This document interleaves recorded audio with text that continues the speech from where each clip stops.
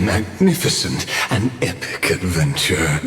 The hero's journey reaches its end, and the truth behind the Areranova is about to be revealed. Is that truly the case? Here, as the Theoros, allow me to humbly request that you find a moment to listen to what I have witnessed. This is about the nature of Amphoreus itself, a story of the prime mover of life.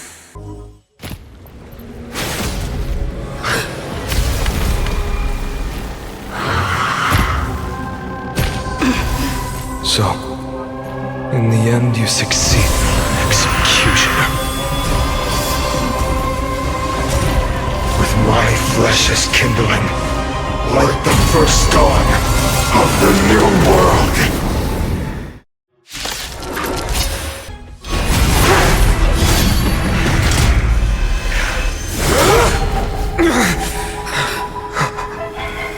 How is this possible?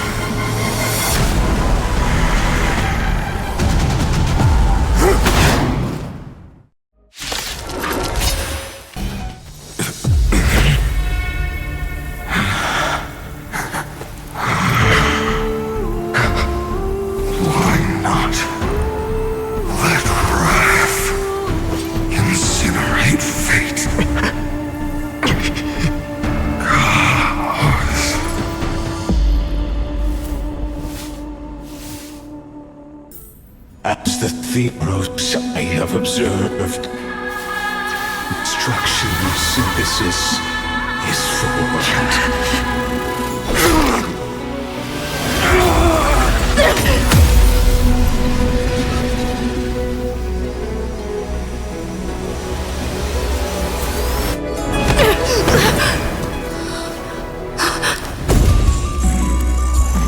I will wait for that day, for as long as it takes. The day will come whenever this world is eternal and follows in our footprint, right in everything that ever was.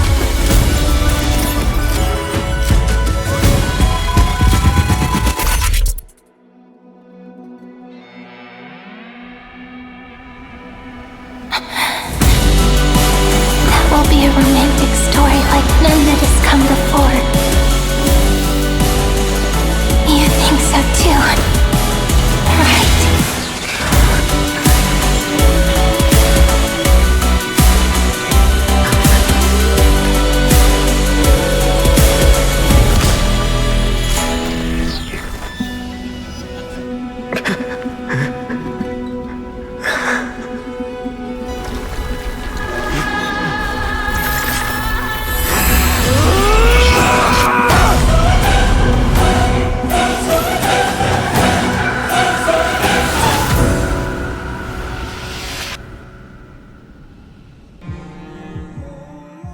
Take it. Everything I bear. Keep on burning. As long as we are never extinguished, the flame chase will not end.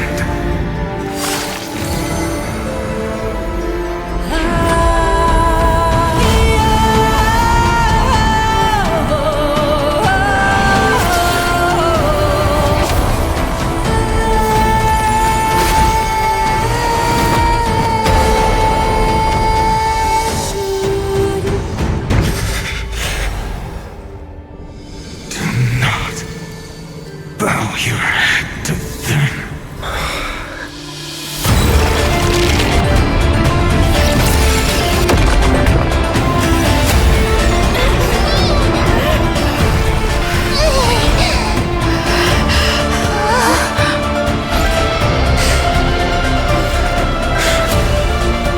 Take it, Trailblazer. May this blood be like gold. Never tarnish.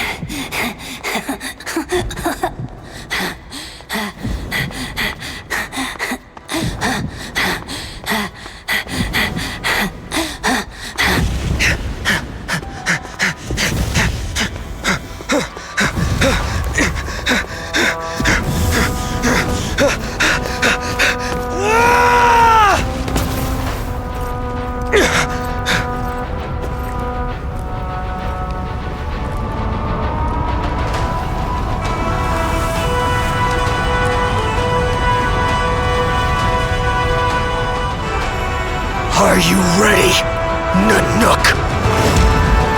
I brought you destruction!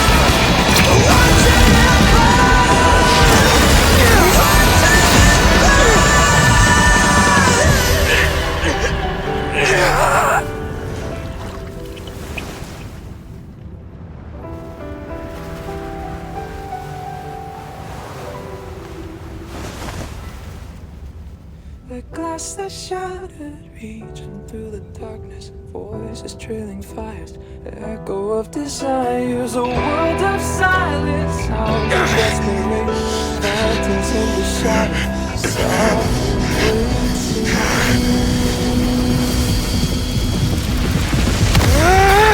tear it down, embrace the detonation, burn, craving our damn creation, breaking a chain, I'm reaching for you.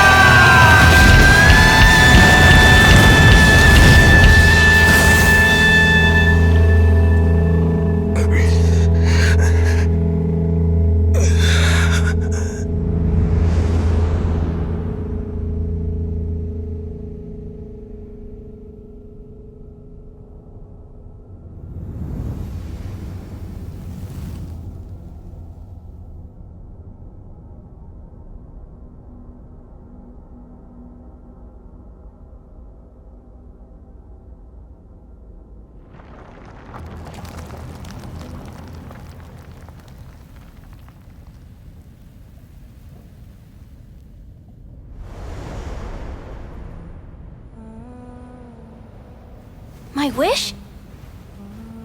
My wish is to fulfill everyone else's wishes.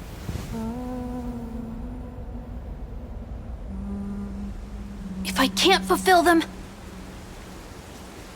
then send them on to tomorrow. Now, let's turn to the next page. A page that exists because of you.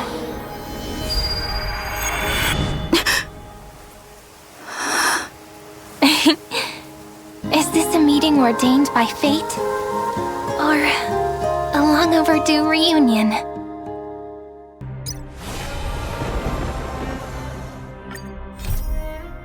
Following the return of the core flames of reason and death, Aquila is the only Titan that we still need to campaign against. Finan asks us to recreate the past, and he repeatedly challenges the Flame Reaver to hone his abilities. The Flame Chase journey's triumphant conclusion draws nigh, yet a sudden disturbance occurs in the Holy City. Using the Council of Elders and the Cleaners, Aglaya made sure that her fall paved the road forward for the Flame Chase. Amidst his grief, Finan takes up the mantle of leadership, giving a speech to unite the people. Cypher also returns on a mission, promising to protect Kefali's core flame while the flamechase party is away from the city. With the help of the Twilight Courtyard's last descendant of the sky, Hyacinth, the party ascends to Aquila's flying fortress. Hyacinth resolves to fulfill the duty passed down over generations of her family, only to discover that the glorious feat of Seleucus the Day Thunder Knight campaigning against Aquila was nothing more than a blood-stained lie. At the same time, in the city of the dead dragon's bones, Cypher contends with the Flame Reaver, who comes seeking the core flame. Though she holds out for some time, she is no match and is slain in the end. But she had already given Kefali's core flame to spirit thief Bartolos, ordering them to wait for an opportunity to deliver the core flame to Finan and the others. The Flame Chasers fight together to defeat the Sky Titan, which has become a combined being of the god and a mortal.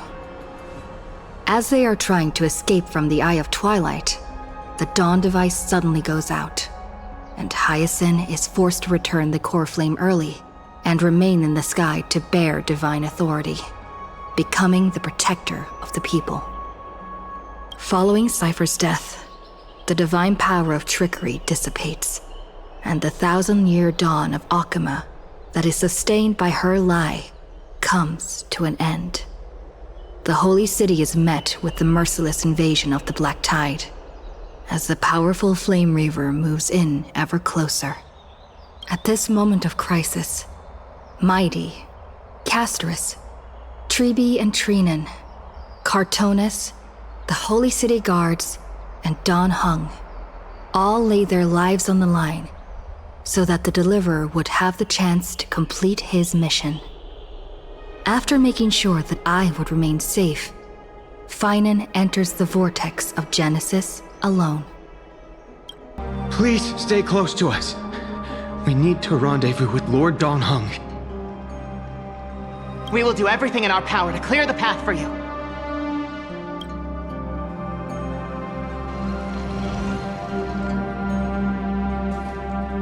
There he is! Lord Don Hung! Quick, we must assist him!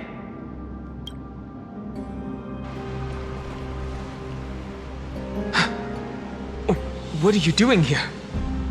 Where's Finan? We are under Lord Finan's orders to escort both of you to safety, no matter the cost. Leave this to me and the Holy City Guards. Zeph, take them and go. Wait, Namazani! That black-clad swordmaster. Something seems off. At some point earlier, they suddenly froze in place, not moving at all. Like some kind of omen. No! Don't get too close. That thing's black flames are burning hot. I don't know what's happening, but leaving is the best option. I don't know which demigod graced us with this miracle. Please, come with us. Finan, is he going to be all right? Don't get too close. That thing's black flames are extremely dangerous.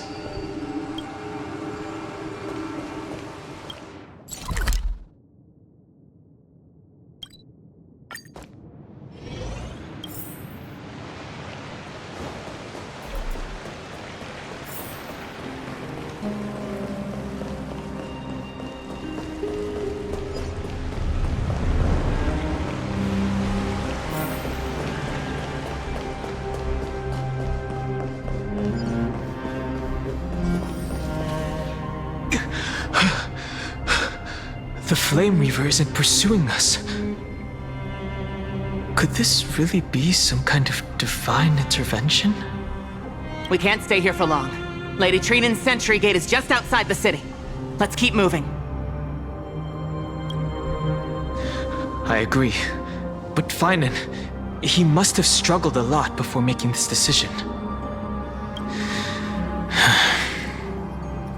For now, Let's get back in contact with the Express and plan our next move. That's the safest course of action. We need more information. On that note, I have a proposal. Who's there? I hope to convey a message to the two nameless. Mr. Screwlum? Who are you? Stand down. I order you to maintain a distance of 10 paces. It's okay, guard. This one is not our enemy.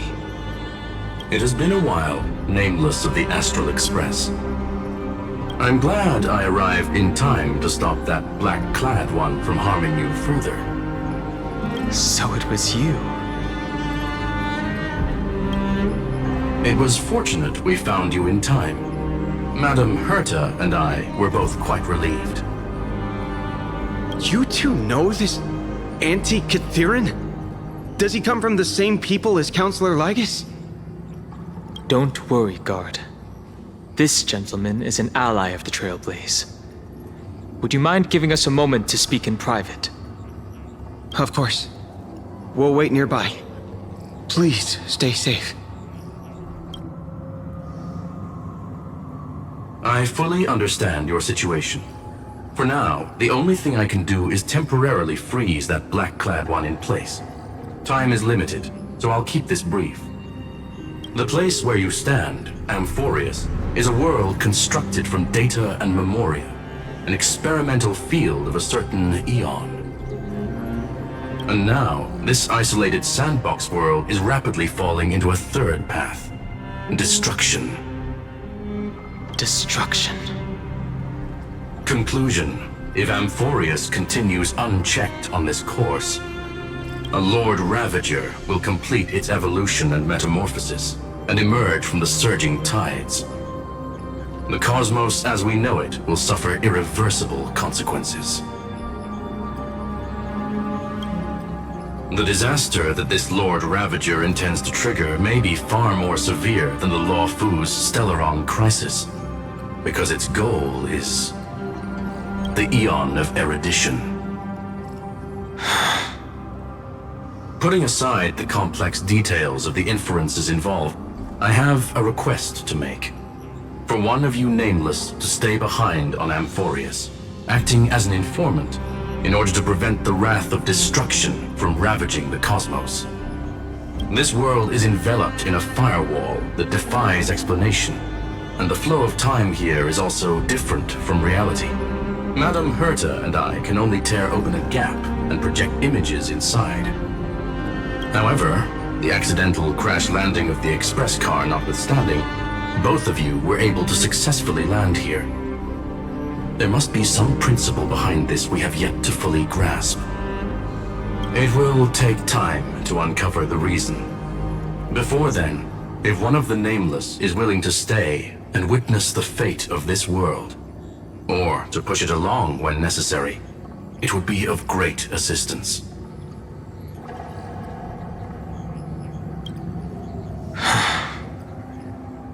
Mr. Screwlum, I believe you.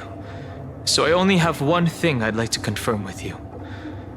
As Amphoreus is already facing its end, how can we guarantee the safety of the person who stays behind? Look at this, if you would. This curio is called a chronocognitive anchor. The two of you may view it as a kind of space anchor in the world of erudition. As long as you carry it with you, your individual data structure will be protected and will remain unaffected by the influence of digital tsunamis. When required, it can also serve as a bridge for communications between the internal and external world. Of course, it is not curio with unlimited uses. May only be held by one person. The connection being interfered with. Decide quickly as possible. 2 final messages. 1. The Intellatron named Lygus, possibly the primary culprit behind everything. 2. Herta discovered a clue. Miss March has already been drawn into Amphoreus.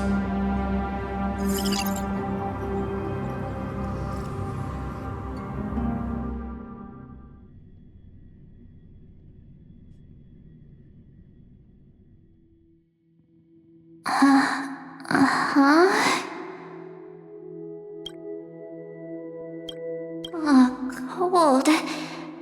It's freezing. Hold on. Am I dreaming?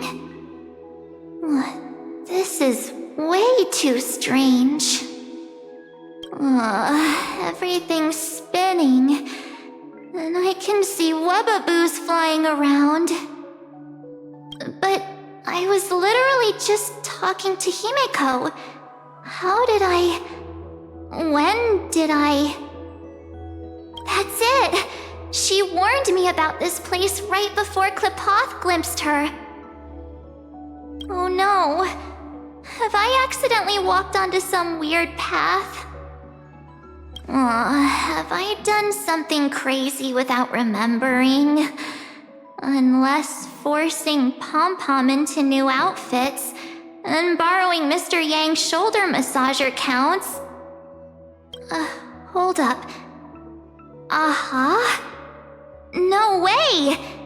Stepping onto the path of elation can't be this simple, right? Child of remembrance.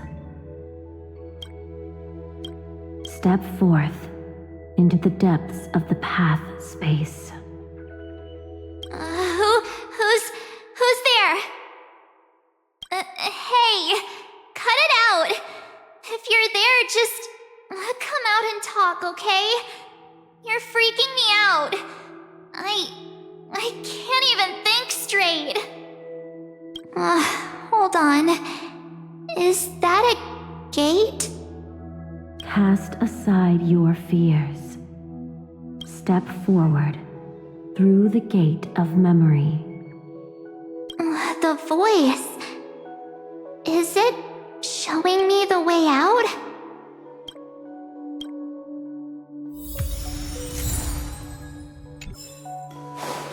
Oh no, don't fall for it!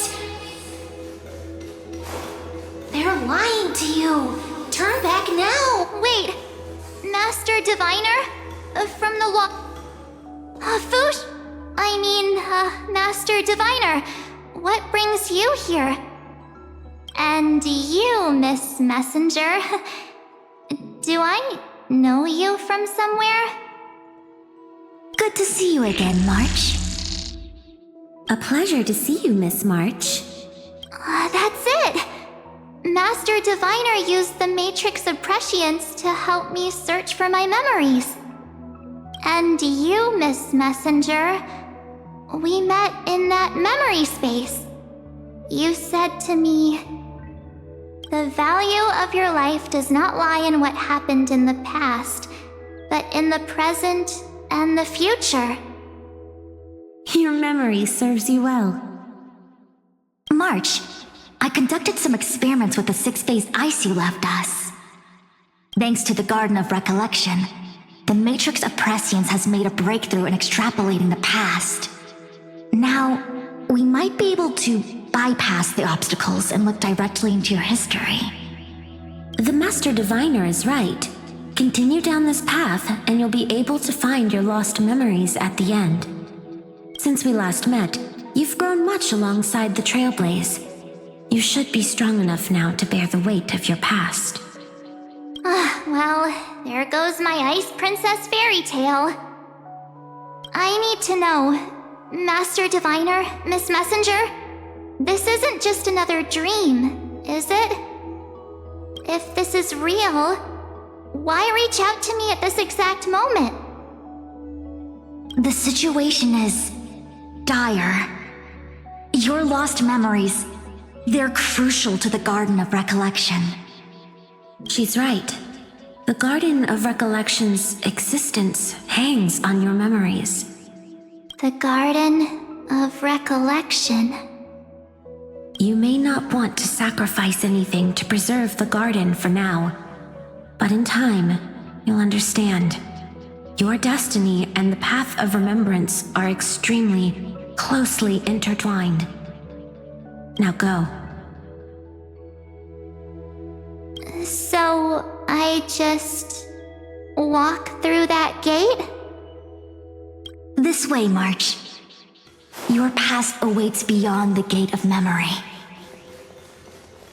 Stop! They're just mimicking people from your memories! Don't let those bad people deceive you! The gate. Now it's... you two?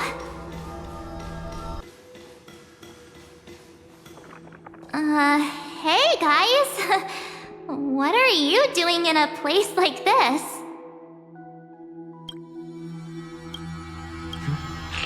March! There you are! Finally. The trailblazing journey just isn't the same without you. Traveling's no fun without you around. Well, duh! What's Team Trailblaze without its star member? Wait a sec. You might look like you two, but... We understand your confusion. The Garden's allies helped us establish this Neuralink to reach you. The Garden's allies? You mean Miss Black Swan? Yes. She helped make this possible. Keep going, March. Find your past. Wake up. And travel with us again. That sounds really tempting. Finding my past and continuing to trailblaze new worlds with you? Trust in yourself, March. It's gotten us this far, hasn't it? Follow us. Let's go through that gate together. Step into your past, March.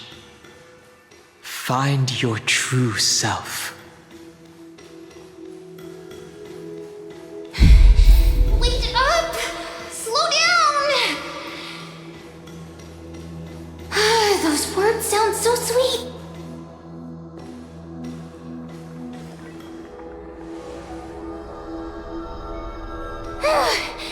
At last, I finally caught up.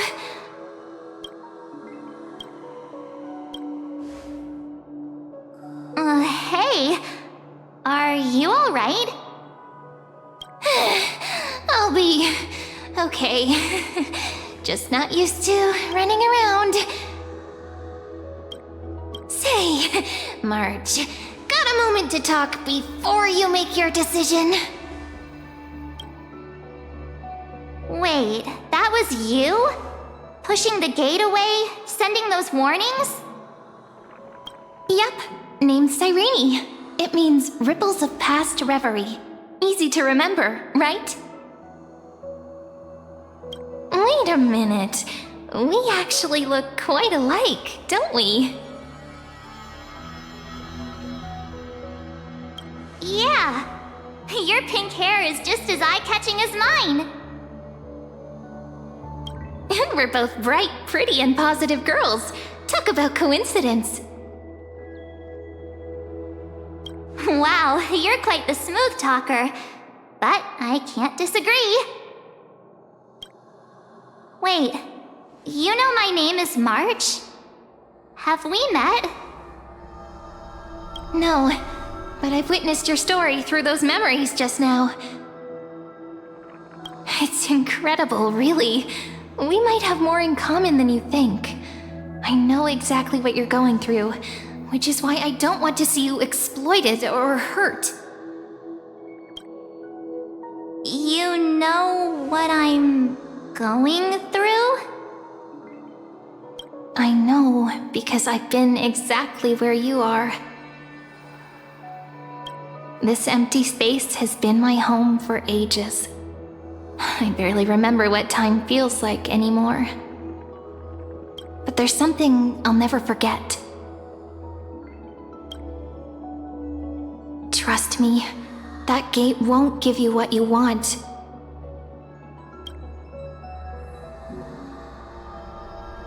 You mean those people? They're lying? Luring me into a trap? Yes, convincing, weren't they? They've studied your memories, using your deepest wishes against you. How dare they manipulate a young girl's feelings like that?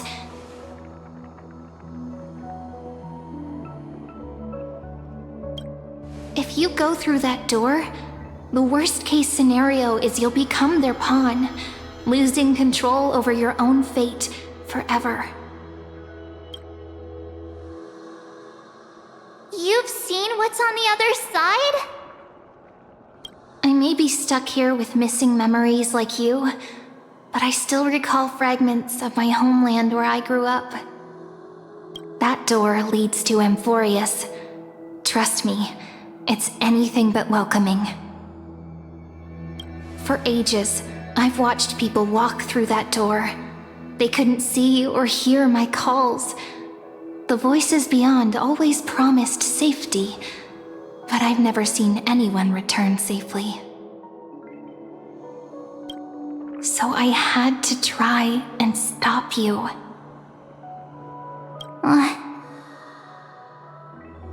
To be honest, I'm not sure what to believe. But the fact that you're here, putting in all this effort to warn me, that means something. Tell me, CYRENE, how can I return to my world? It's really easy, actually. Just turn around and walk away from this place. The girl cannot be trusted. Through the door, save the garden. Both of you, children of remembrance. They never give up, do they? But don't let them sway you. Stick to your path. The return journey could take ages, longer than most lives. But that path will lead you home.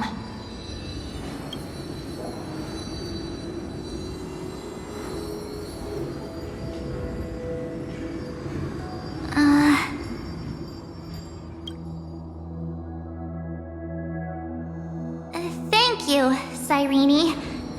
I know what I need to do. I'm going through that gate, into Amphoreus. Wait, what? Don't worry. I believe you. It's just that, for me, the only place I can call home is right beside my friends. Two of my closest friends are already on their way to Amphoreus. They may seem capable, but only I know. They're absolute disasters waiting to happen. They won't last 5 minutes in a new world without me. That's why I need to go through. Amphoreus or not. When the three of us are together, there's nothing we can't handle. We'll explore, understand, establish, and connect. After that, we'll find our way home together.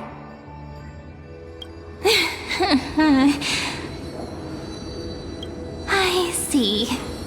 You've got people who mean the world to you, too. That is so heartwarming. March, if that's what you've decided, you have my full support. Birds of a feather we are, looking all sweet and innocent, but with hearts of fire. Oh, stop. You're making me blush.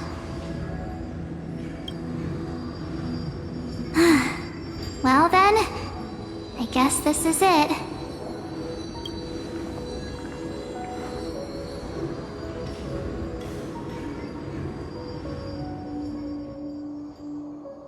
Do you think we'll see each other again? Who knows? Don't worry about me. After all this time here, I've grown quite used to chatting with my imaginary friends. Since Amphoreus is your homeland, if there's a way to help you, my companions and I will do everything we can.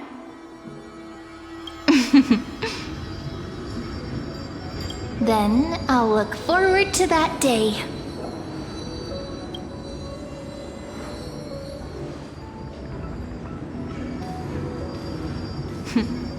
Your story awaits, March. Make it an epic one.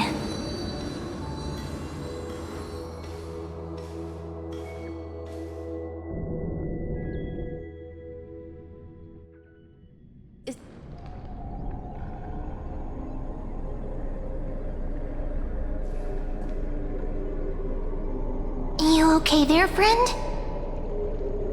Something seems to be bothering you.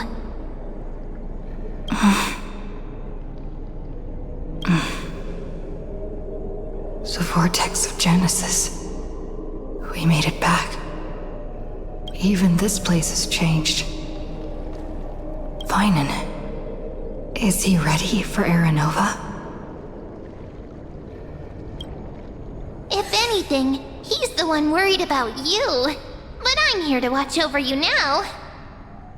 If what that machine gentleman said is true, if Amphoreus is destined for destruction, then I'll stay by your side until the very end. Like how you and Dun Hung treasured the Express. Amphoreus means everything to me. Right. Time to see the last core flame restored.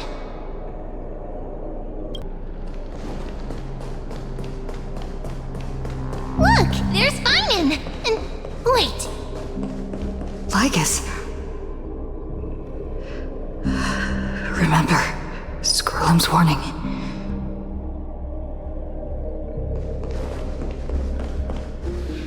And you, Lord Finan, will wield that core flame to bury this ancient world, plunging everything into the gray unknown. None of that matters now. This brutal flame chase journey has stripped away my delusions. I know the future is in some peaceful paradise with gentle west winds, just waiting to welcome us to step in. If what lies ahead is a mass of chaos, I shall cut through it myself and usher in the first ray of blazing sunlight. Is it truly you? With one last chance to turn back, you still step forward. How befitting of a trailblazer.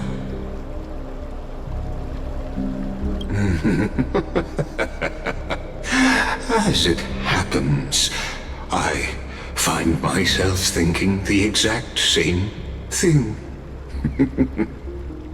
As our world nears its end, the ones who walk the infinite paths have embraced their destiny. As the Theoros, it is my duty to witness the world's future and oversee this final core flame ritual on their behalf. The trial of world-bearing, the ritual of Areranova.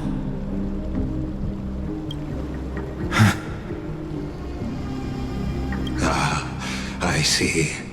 So you met my kindred spirit before I could erase his traces. Partner, what are you saying?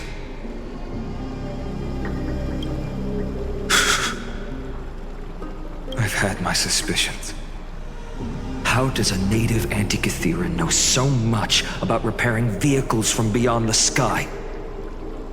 Lord Lygus, how much do you truly know about Areranova? Tell us everything.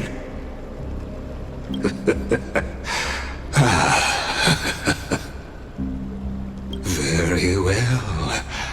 I need no longer maintain this Theoros masquerade.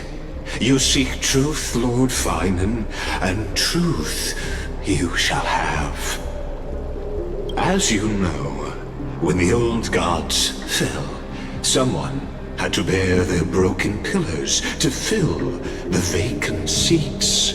Those who would assume divine authority must prove themselves through trials. Yet, for Kephales's demigods, the possibility of overcoming the trials has forever been non-existent. For the world-bearing trial is the divine duty itself.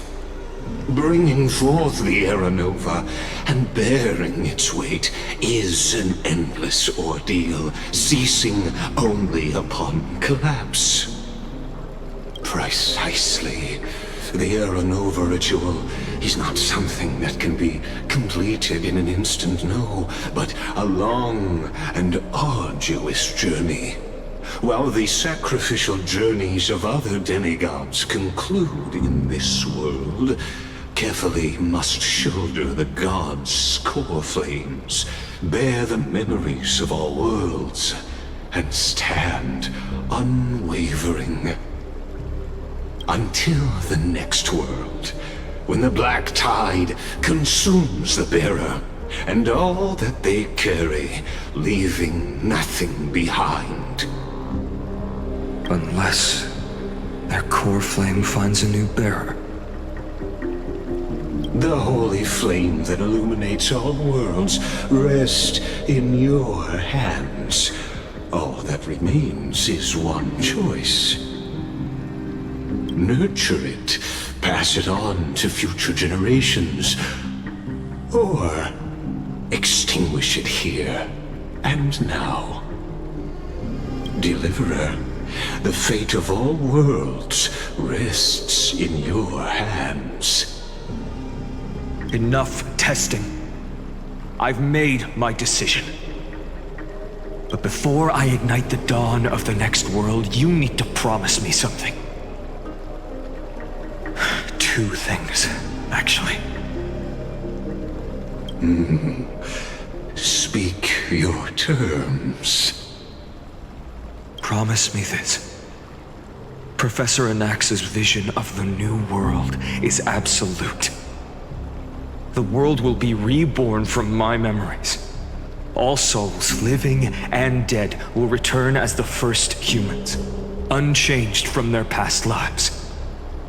And my friends, the fallen demigods, they shall transcend the cycle to become new titans. Our heroes shall not have died in vain. Of course. This I can guarantee. Good.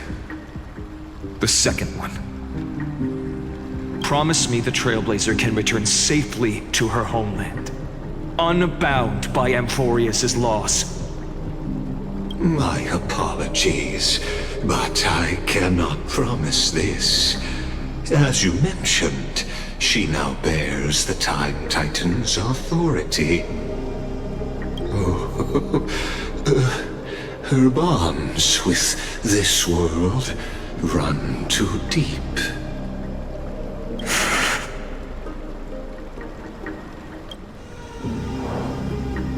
Well, I stand corrected. An outsider like her does have ways to defy destiny. Thank you, my friend, for everything you've done for this world. Though the next world may not remember, I shall never forget. As the Theoros, I declare, Amphoreus has determined her path. Step forward, heroes. Follow her path and see it through.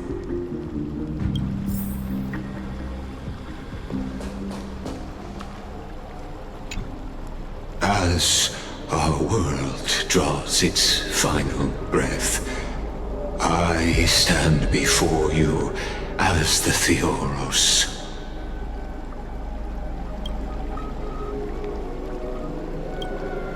Allow me to reintroduce myself. I am Lycurgus, once an honored elder of the Akama Council. As the Theoros, I have sworn to watch over and protect every citizen of Akama until the very end.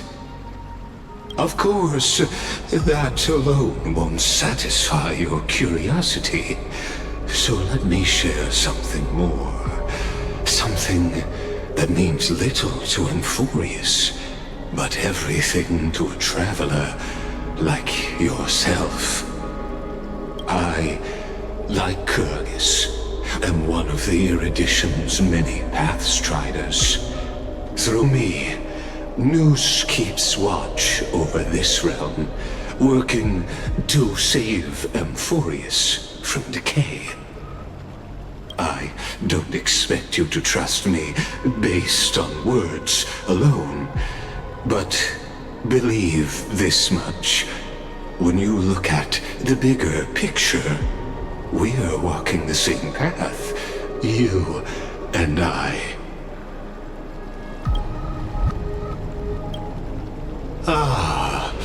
While the Holy City may honor me, I am but a humble speck before the cosmos. My reach is limited. Your doubts are natural. Let me assure you of this. What's done, I've told truthfully. What's to come, I'll witness fairly. My conscience is clear. To my role as the Theoros, to Amphoreus, and her destiny. I believe all synthetic life shares a common source. We're all children of the universe's eternal mathematical law. So, you see, the answer is simple. That brilliant mind is my kindred, a brother, if you will. The world will be moved by your sacrifice, Trailblazer.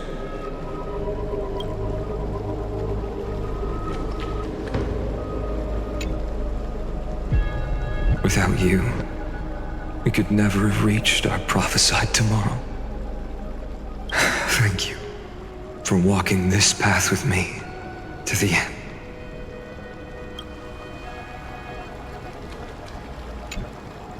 Behold, O gods, Amphoreus has achieved her victory, and the Areranova approaches. The radiant soul has arrived, having walked through the bustling nights, bearing the golden fire and blood, stepping with pride into daylight. He is the pure child, walking upon the path of yesterday, today, and tomorrow.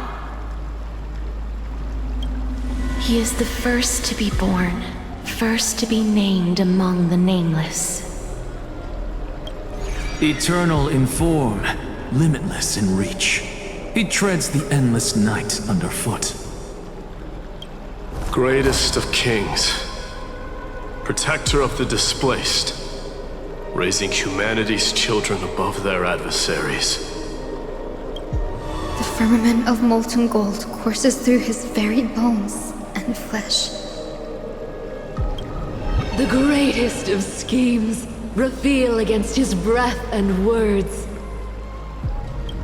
In the golden lakes of that beautiful new world, he shall wash himself clean. There. Finish what we first and last wished for. To write an ending unlike any before, for this world we so deeply love.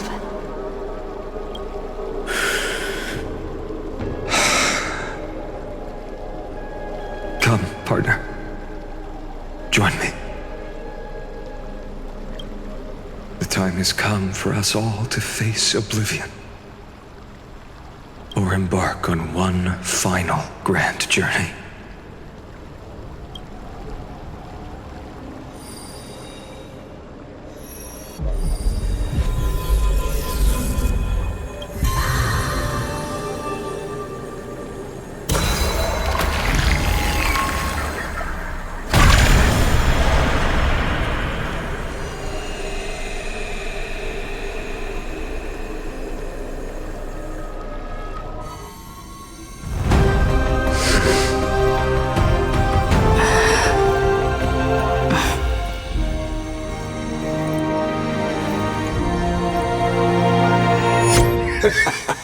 What a magnificent and epic adventure. The hero's journey reaches its end, and the truth behind the Areranova is about to be revealed. Is that truly the case? Here, as the Theoros, allow me to humbly request that you find a moment to listen to what I have witnessed. This is about the nature of Amphoreus itself. A story of the prime mover of life. My, what a broad topic this is. Where shall we start? Got it. Let's start at the very beginning. The Big Bang, the birth of particles, the emergence of all things. Just kidding. What I mean to say is that time, space, matter, all concepts exist solely because we perceive them. This is called the erudition. Without it, the universe would merely be a chaotic book written by chance, yet unread by anyone. As your acquaintance, Lord Anaxagoras, suggested, everything in Amphoreus exists through new spores, living in the memories of those yet to come. Oh, how beautifully it aligns, revealing universal truths in such simple terms. Only he could solve the riddle of what exactly are we? Oh, but you'll remember, even as the embodiment of reason, one mystery remained beyond his grasp. If that is the case, whose memories did the very first new spore sprout from? As sages across ages have asked the gods, what is the prime mover of life? But let's set aside the grove's teachings for now. Look further, past Amphoreus, to what they call the Forbidden Realms beyond the sky. Do you know of the Scholar's strife? During that grand yet brutal war, waged in the name of erudition, a genius's legacy was abandoned, strewn across the cosmos. The scepters, a macrocosmic computational array beyond mortal comprehension. Made to emulate the Eon's thoughts, it became part of the Eon's cognition at birth. Scattered throughout the cosmos, these arrays act as celestial body neurons for Nous. But regrettably, as everyone knows, the erudition forsook them all. But what nobody knows is that, though forgotten, they never stopped seeking the divine answer. A question that survived war and disaster, stumping even the greatest minds, including both mechanical emperors. Now, we come to the real truth of Amphoreus. What if, hypothetically, a scepter found the answer to the prime mover of life? If through endless solitary extrapolations in the cosmic code, the one deemed as a failure by the Eon of erudition found proof through the ages, what would happen? Perhaps the answer is simpler than you'd think. From a perishing neuron devolved into true life, reborn through the gaze of another Eon.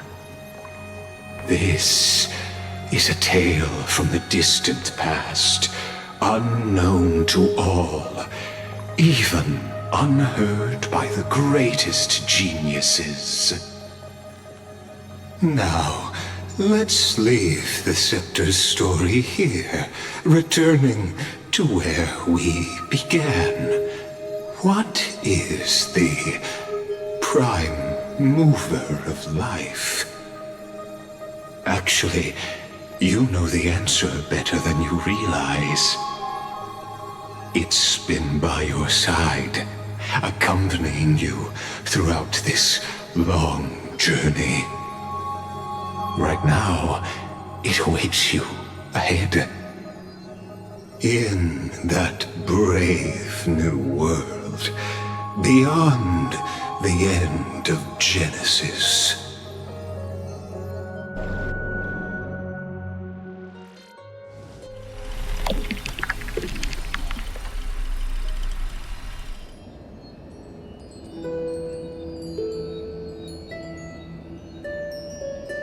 Take this wish with you. Be the one who begins it all. As the prophecy foretold, you will bear the blazing sun until the pale dawn breaks. Continue onward, bearing this world upon your shoulders until the ashen hero, the nameless deliverer, ushers in the dawn.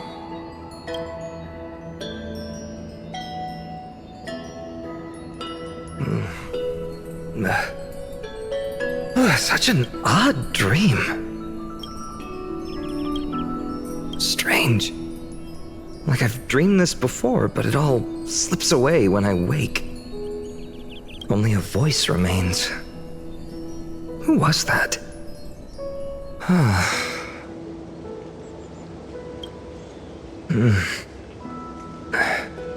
What? Ah, it's you. Whoops, I fell asleep there. What a strange dream I had. It's gone now, though. But look, perfect sunshine. The day is still young. Let's go find CYRENE, partner. We promised to be there for her oracle card reading today. It's right about time. Looking at you, someone's still half asleep. Tell you what, catch some fresh air first. I'll hang around here.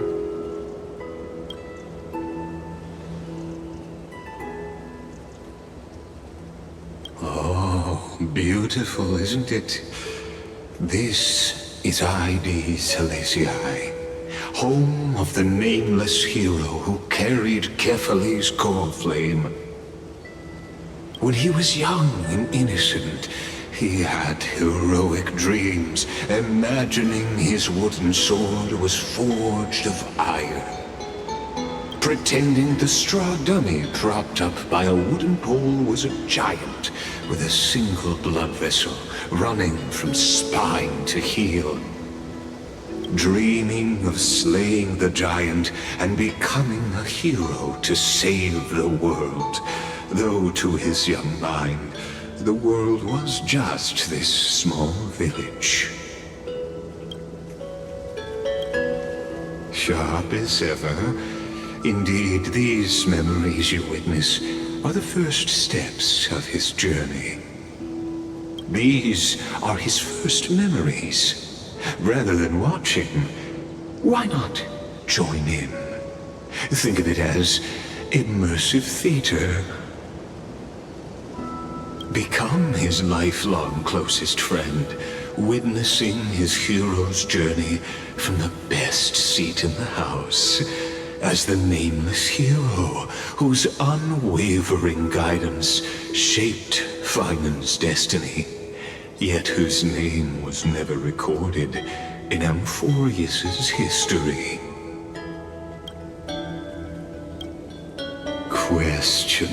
Questions. Let's follow along and find out, shall we? Many mysteries lurk in this village beneath the veil of Evernight.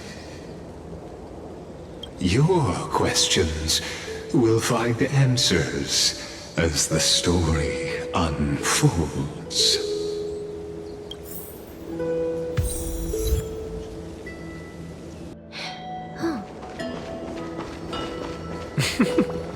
All awake now? Great. Let's... Finan! Show me how to use a sword like you do! Hey, Finan! Where are you headed? No CYRENE today? That's exactly where I'm going.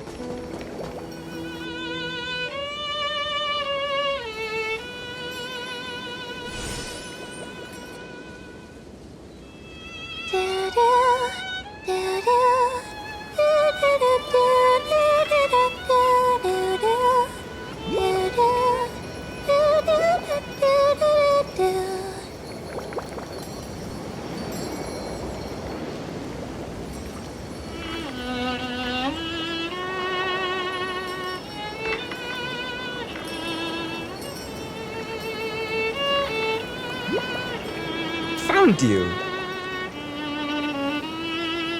That...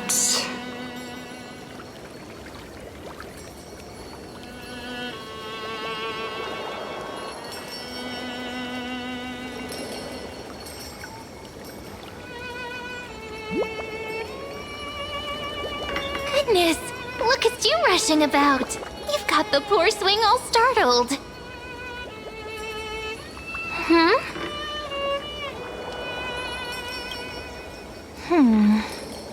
There's something oddly unfamiliar about this.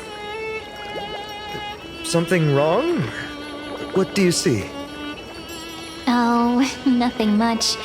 Just suddenly felt a strange connection. Look at you, leaves in your hair. Were you sleeping in a tree again? Or was it the wheat fields this time? At least brush yourself off before wandering around. Come on, I'm not a kid anymore. You're the only one who still treats me like one. Sure. You may have the height advantage, but when it comes to maturity, I'm leagues ahead of you. Still fantasizing about being in heroic adventures and imagining yourself as one of the characters? That's the kind of thing kids do, not grown-ups. Don't you agree? And since you're playing along with his antics, who are you pretending to be today?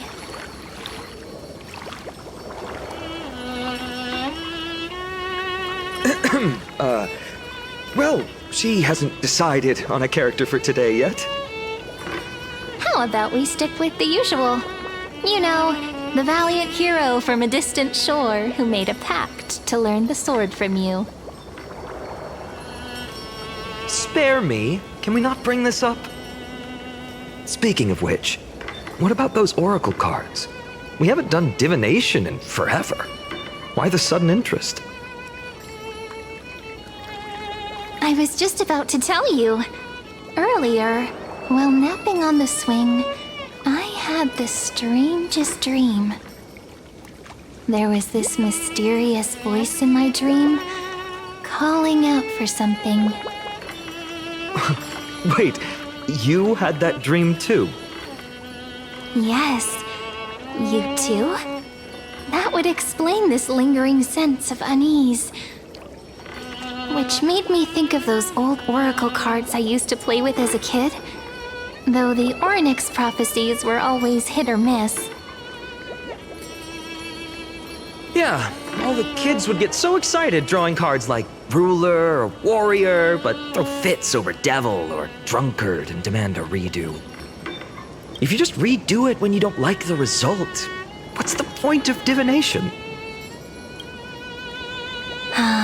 The blessing of childhood. Believing the gods might not notice our little corner of ID Silicii, willing to let our small deceits slide. Still, fate is absolute. After all, we never really know just how far into the future the prophecy extends. Anyway, let's go to our old secret base and look for those oracle cards. Now, where did we hide those? I can think of a few spots. Let's go check it out. In a village this size, I bet all our childhood treasures are exactly where we hid them. Mm-hmm. Time must be keeping them safe for us.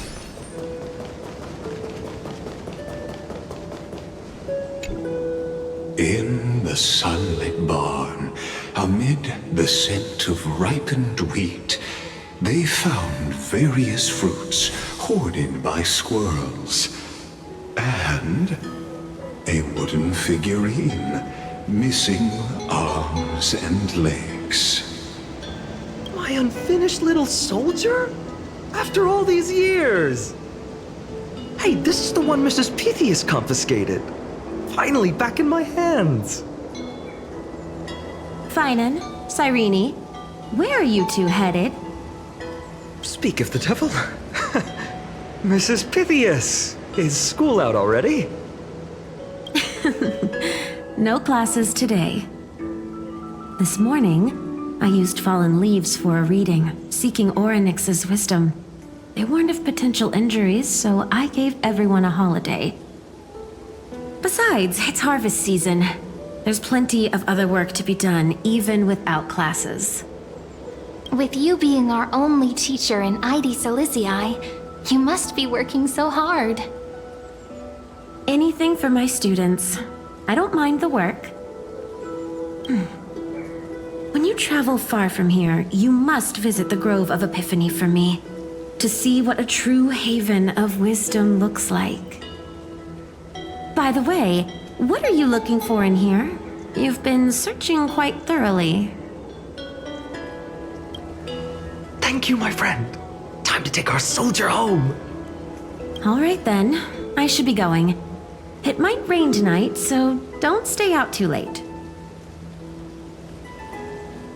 So this is where the wooden figurine you carved during class ended up. And here I thought I knew all your hiding spots. To be honest, I'd forgotten all about it myself.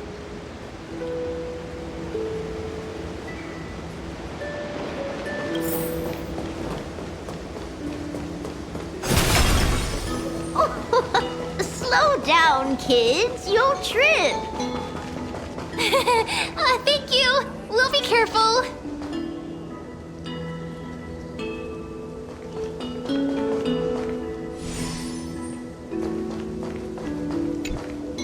It's mine! I caught it fair and square! You did not! It's mine! Finan! CYRENE! Come quick! Look at this huge bottle I just caught! Give it here! My rod, my catch! I only let you borrow it, remember? What's got you two so worked up? Here, show me.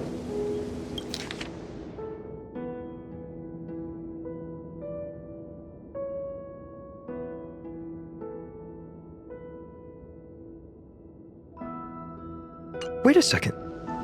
This is my old wish in a bottle. How did it end up here? Ooh, I wanna see. What did little Finan wish for? Not happening. This stays sealed. Kiso, Livia, dinner's ready. Coming, Mom! Finally, I'm starving. See you later. You know what's funny? I really thought tossing that bottle into the sea would carry our wishes beyond Ides Elysiae. Maybe even bring something back to us. Never thought the waves would end up pushing it back ashore.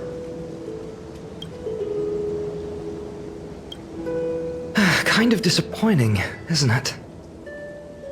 No sign of the oracle cards. Let's see. There's one place we haven't checked yet.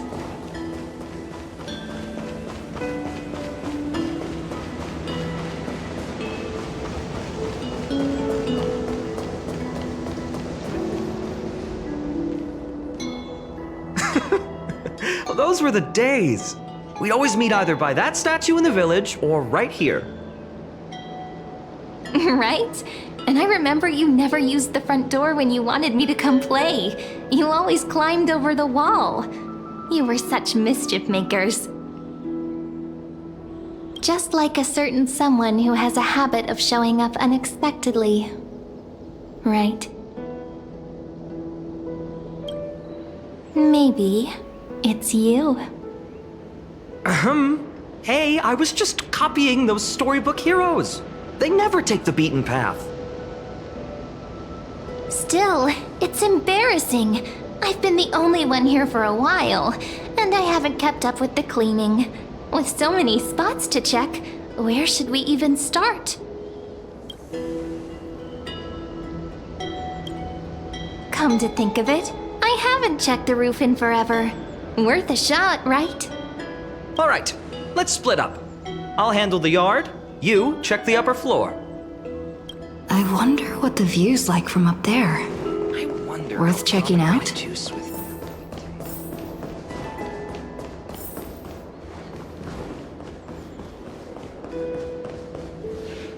The girl before you carries an air of mystery, her secrets elusive, yet her demeanor toward you is exceptionally warm. You can't help but wonder, could there really be some kind of mental connection? The view here hasn't changed a bit. You know, besides the swing under the big tree, this has to be my favorite spot in all of Ides Elysiae. You can't help but want to hum one of those old songs we used to sing. Why do leaves and branches grow? Which way does the wind blow? They always said I'd become the next priest of time, just because I heard prophecies as a child. But here's the thing. The more divinations I do, the more doubt creeps in. I want to believe the prophecies, but actually leaving Ides Elysiae. Where will that waiting ship take us, I wonder? Here they are, the oracle cards.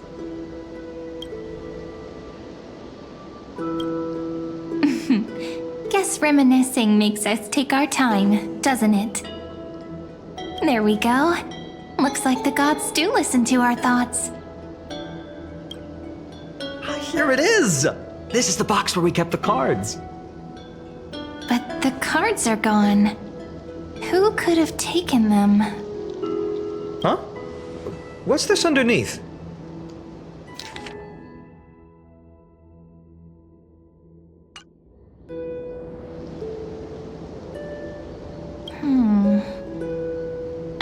I see now. Those sneaky little ones. So that's what they've been up to. Ah, the ones from Membrance Maze, you mean? Yep.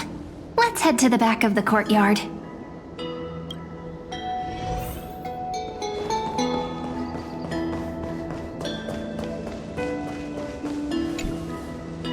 The entrance should be around here somewhere. Right here. The path to the maze is hidden under all these weeds. It's been too long since we visited the fairies. Did you forget? We used to visit them all the time when we were little. All right, let's do this. These weeds need to go.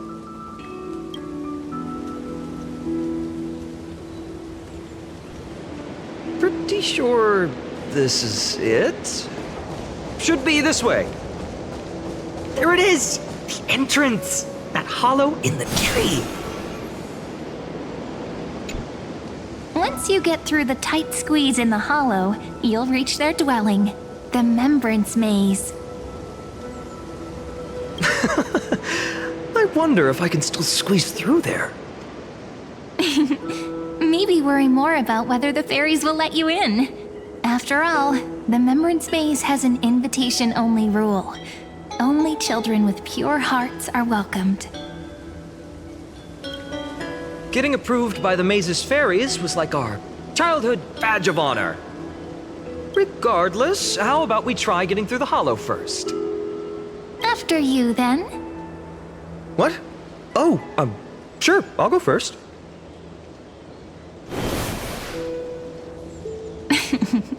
So hasty, as always. Looks like it's just us now. Care to finish that chat? To be honest, from the moment I saw the cute note left by the fairies, my intuition became even more certain. Perhaps when we step into the maze again after all these years, the wheels of fate will finally start turning. Oh, just a girl's intuition. But you know what? Even if fate is set on its path, no matter where it steers the world, if we're together, there's nothing to worry about, right? So, if you're willing... Forget it. If the wheels do begin to turn, that's when I'll make my request.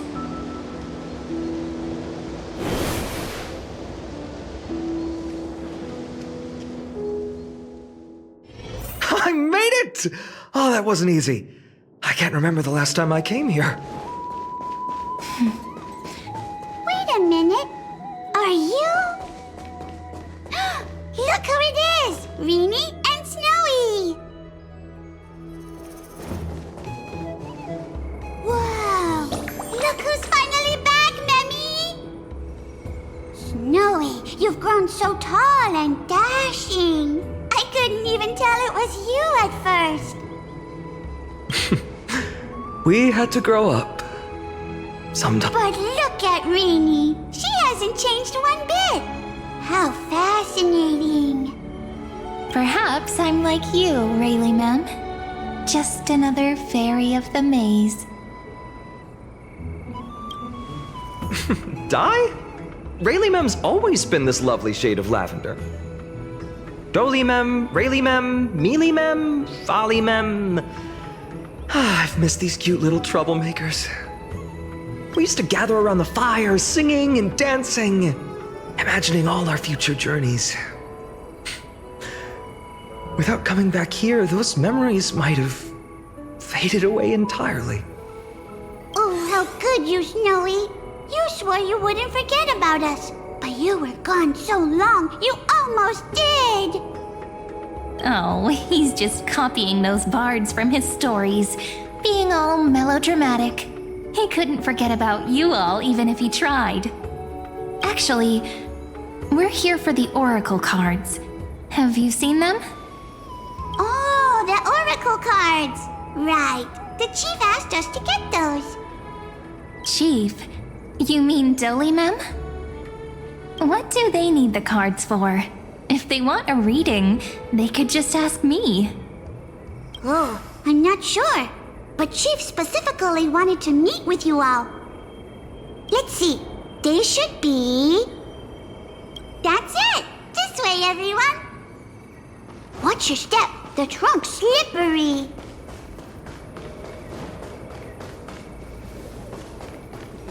Chief, Reenie and Snowy have returned. Why do leaves and branches grow? Which way does the wind blow? In membrance maze depths we seek to find the answers future left behind. Welcome back, my dear children. Pink ones? That's strange. I don't recall any pink fairies in the membrance maze. Have you seen any, Chief Dolima? Oh, Chief, you haven't changed a bit. Still so full of life. Oh, no need to fuss, my child. You haven't forgotten, have you? As long as our songs are sung, the children of the maze will live on. Just as our paths stay forever linked. Here, take it. I'm sorry I had to resort to such methods to bring you here.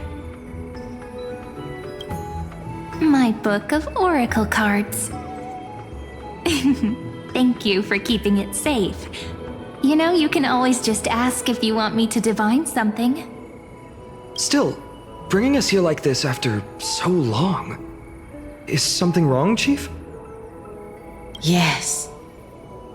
The Veil of Evernight whispers to us once more. It tells of a new fairy who will soon enter the maze. Indeed, every time a new fairy arrives in the maze, it means that beyond the veil, in the vast lands far from Ides Elysiae, a great calamity is on the horizon.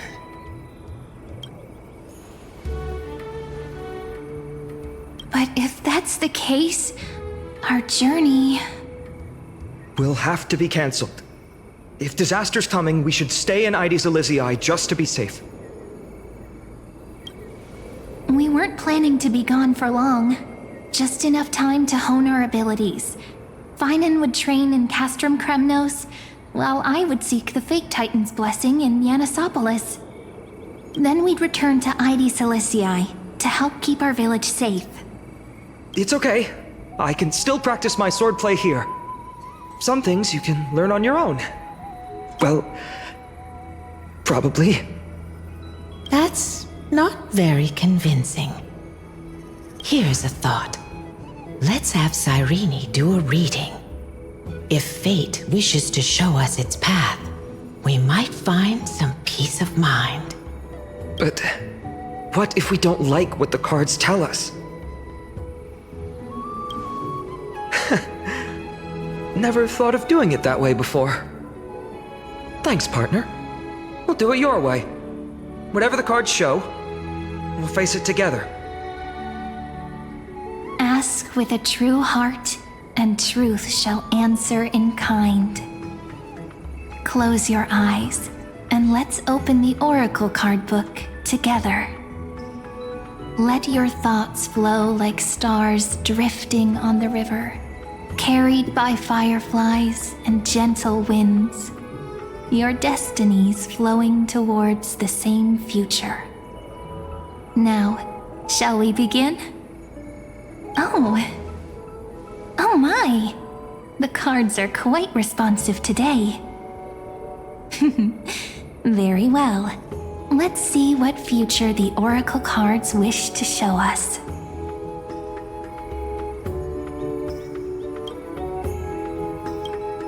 Behold, the Weaver. It connects the romantic threads of the chrysalis of gold, weaving all destinies into golden silk that flows toward the most brilliant, magnificent future. A dance of thread and blade set the stage. So shall it end as gracefully as it started. Such elegance. The Gold Weaver must be of noble birth. Such high standing. I doubt someone like me could ever reach it. This is the Gatekeeper, who guides people to their true path among myriad passages. We have surrendered our countless senses, dedicating ourselves to the sacred whispers within the temple. Wait. It almost feels like I can hear the echoes within a temple. And are those children singing? It feels overwhelmingly solemn, yet strangely comforting. The ruler stands for discipline, authority, and glory, but frequently also points to isolation and warfare. Even should you pledge your loyalty to me as the last sovereign, the glory shall be mine and mine alone. He who has slain a king can no longer bear the title. Let the withering lion walk his last path alone. Is this showing us a ruler who forsook their people? Stories of such bloodshed like this feel so different from Heidi's Elysiae. But they sure can stir the imagination.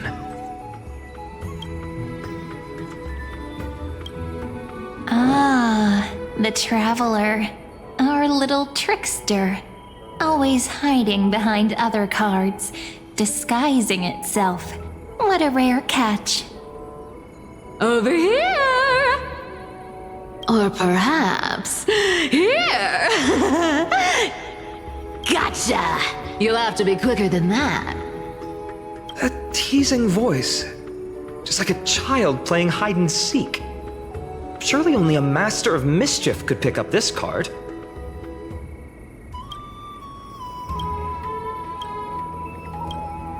This card, the Servant, is surprisingly light, bearing the cool scent of Antilla flowers, just like starlight. It symbolizes new life and hope, yet often brings to mind struggles, sadness, and loss. These precious flowers I care for with my own hands. Are they destined to bloom only in death's embrace? It sounds so solemn, yet tinged with an inescapable sorrow. The humble healer may seem gentle in hue, but its courage matches any other, strong enough to melt even the coldest ice. I will do my best to help you mend all fractures and let sunlight shine on every corner of the world. Make a pinky promise with me. No more going back on your word. Hey, this card really speaks to me. It makes me want to protect as much as I possibly can. Still, protecting everything, everywhere, seems like a dream. What amazing power would you need for that? Behold the scholar, bearer of many names, the grand magician, the great performer, the eye of wisdom, and the defiler of Circes.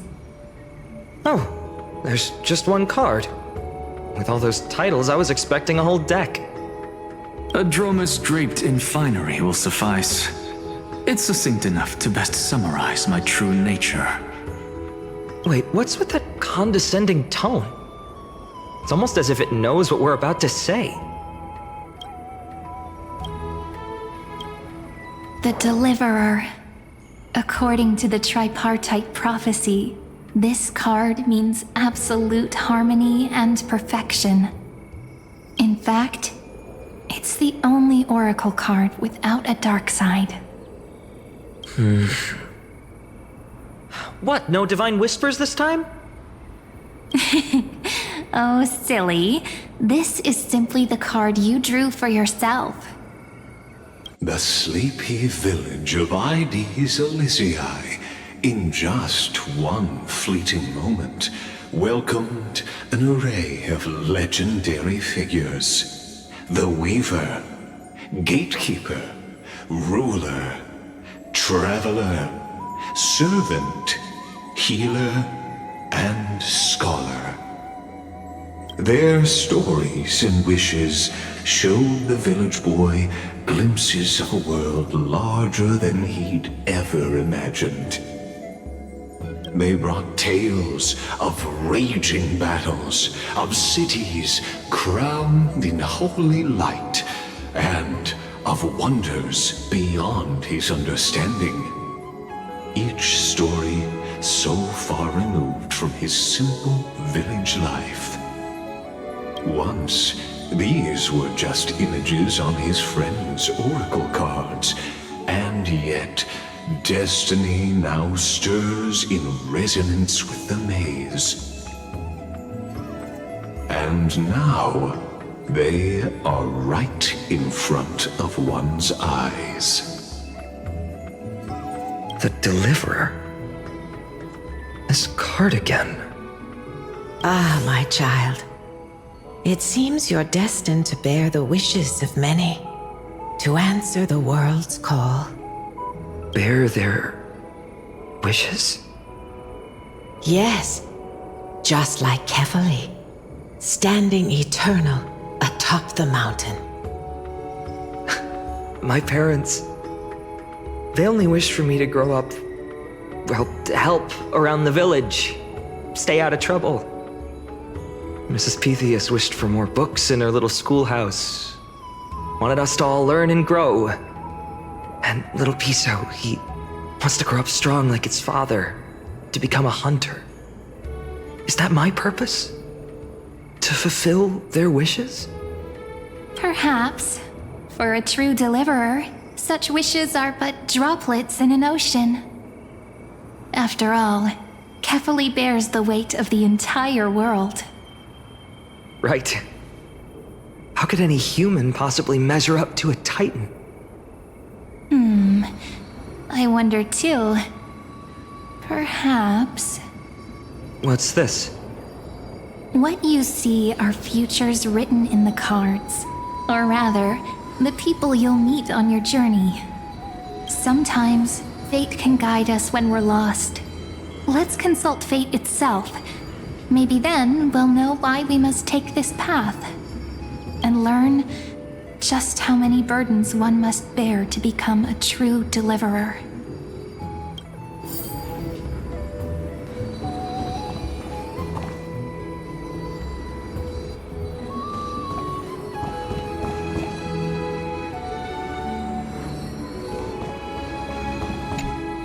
Personal wishes? I have none. Only the Areranova matters. The world's rebirth. Yet, if I am to weave a new era, then it may be one where kindness and her cleaners shall never tread. These crawling parasites have no place in Akama, especially not under the deceitful claim of human rule. That noble lady? The way she speaks, it's like ice in my veins. Huh. Not exactly the warmth I'd expect from someone selfless. Teacher, perhaps you could share your wishes with us? Oh, Snowy. You want to know about our wishes now? I wish to meet Trian again, in the sea of flowers where the west wind ends. And Aggie, I want to see you shed that golden thread cocoon around your heart. Just once more. Smile at us again like that bright-eyed girl in white who stood before the Yanisopolis temple. Finally, I pray that the footsteps of lost souls no longer wander aimlessly. Instead, replaced by the bright songs of prayer. Are we wishing for too much. Well, let's say these 3 wishes represent Trian and Trinen too. Those wishes are truly wonderful. They even stir something deep inside me. Then we can rest easy, because only you can make these wishes come true. Only me? Mark these words, Snowy. See you tomorrow.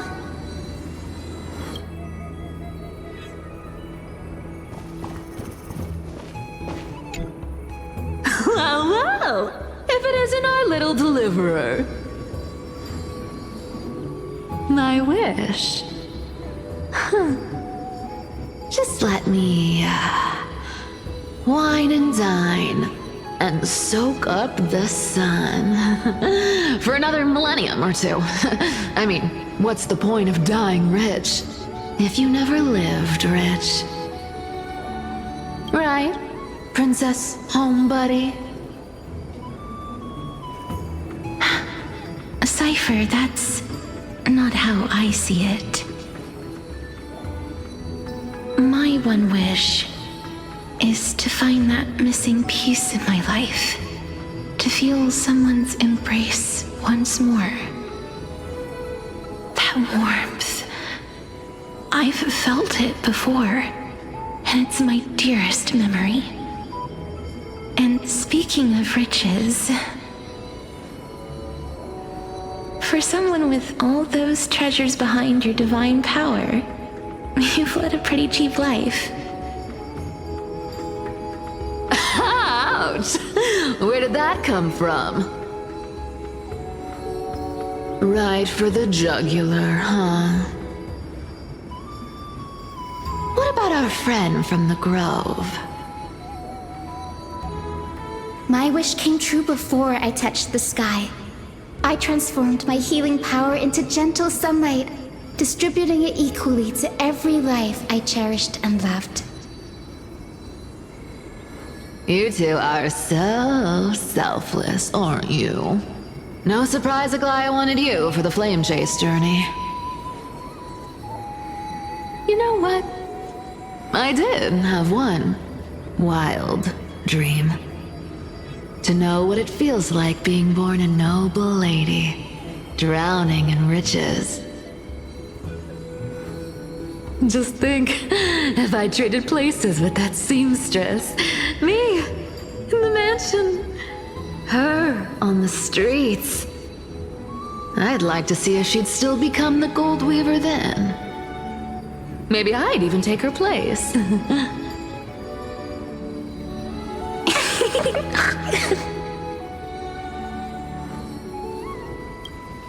Doesn't sound like an easy task. Warm embrace, equal healing, and perhaps living free. They're all wishing for a kinder world in their own way.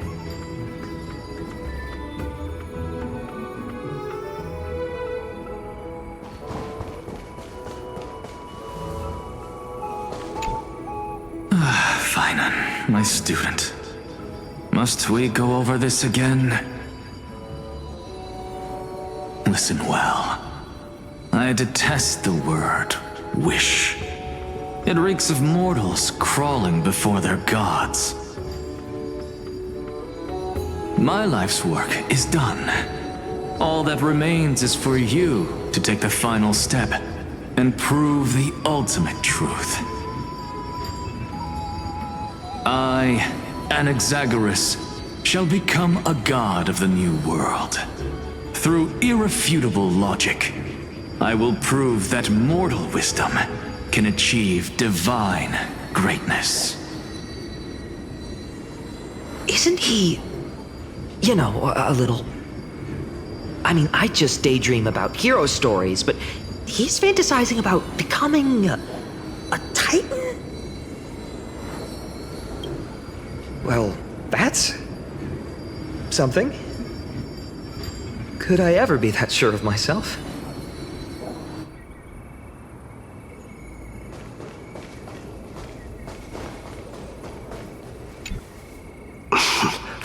Finan? Since when did you become so timid, asking such juvenile questions about wishes? What's that supposed to mean? What's with that condescending tone? No way I become friends with this half-naked show-off, right? Just what kind of life am I going to lead? What are you mumbling to yourself now? Whatever. The wishes of the Kremnon warriors are done, but I survived 1,000 deaths only to fall to a coward's blade. That masked flame reaver who struck from behind. Finan, you look... Never mind. That blank look tells me you're completely lost. My wish is simple. One honest duel. Face to face, blade to blade. Then I'll strip away that mask with my own hands. Nothing but violence and vengeance. This person's wish is nothing short of brutal. Still, those eyes burn with the noble pride I've read about. This wish, I shall not forget.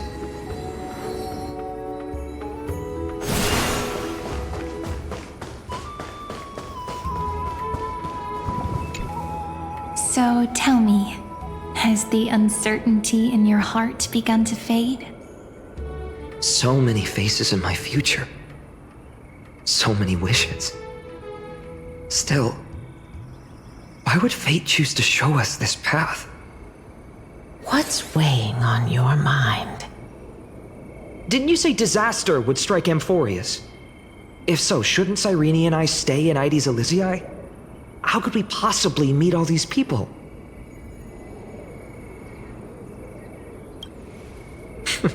That's wonderfully optimistic. I like it. CYRENE, may I have that deliverer card? Of course. But why? Although those voices, visages, and wishes may seem far away now, I can't ignore the sense that something is calling me, bidding me to take a hold of it. Maybe its true weight can only be known once it's in my grasp. In that case, accept this gift. Oracle cards carrying time's wisdom, blessed by Orynyx. May they journey with you, become your memories, and spark rippling waves of change in times to come. I'll hold these words close to my heart. But now that I'm holding them, they don't seem all that different from ordinary playing cards. What? What's happening? Everyone, we've got big trouble, Mimi! Burning, smoke everywhere. It's all coming from beyond the maze! What's going on? It's here. The seeds of disaster have already taken hold, sooner than we had foreseen. This time, not even the veil of Evernight can shield us. You mean Ides Elysiae will be swept up in the prophesized catastrophe? I'm afraid so. My children, take shelter in the membrance maze. One step outside, and this horror will consume you both. But my parents, the whole village. You're right. Chief, what are we truly facing? Is this the power of a Titan? This is beyond any Titan. Beyond any danger you could overcome with strategy alone. It's an unspeakable horror that twists all life into abominations that never bleed nor cry. Even titans fall to its corruption, burning from within until only empty shells remain, knowing only death and destruction. The Black Tide. That's what this calamity truly is. It consumes all in its path, sparing none but the membrance maze. Not even titans can? Yes. So please, don't leave this forgotten realm the gods abandoned. You are the first to uncover our presence, and the only two who can enter the maze. We don't wish for you to throw your lives away. Finan, what path do we take?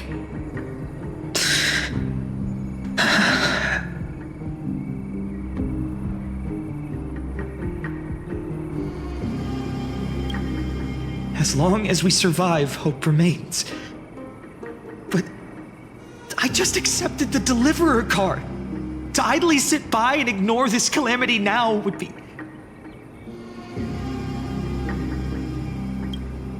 My heart knows but one path.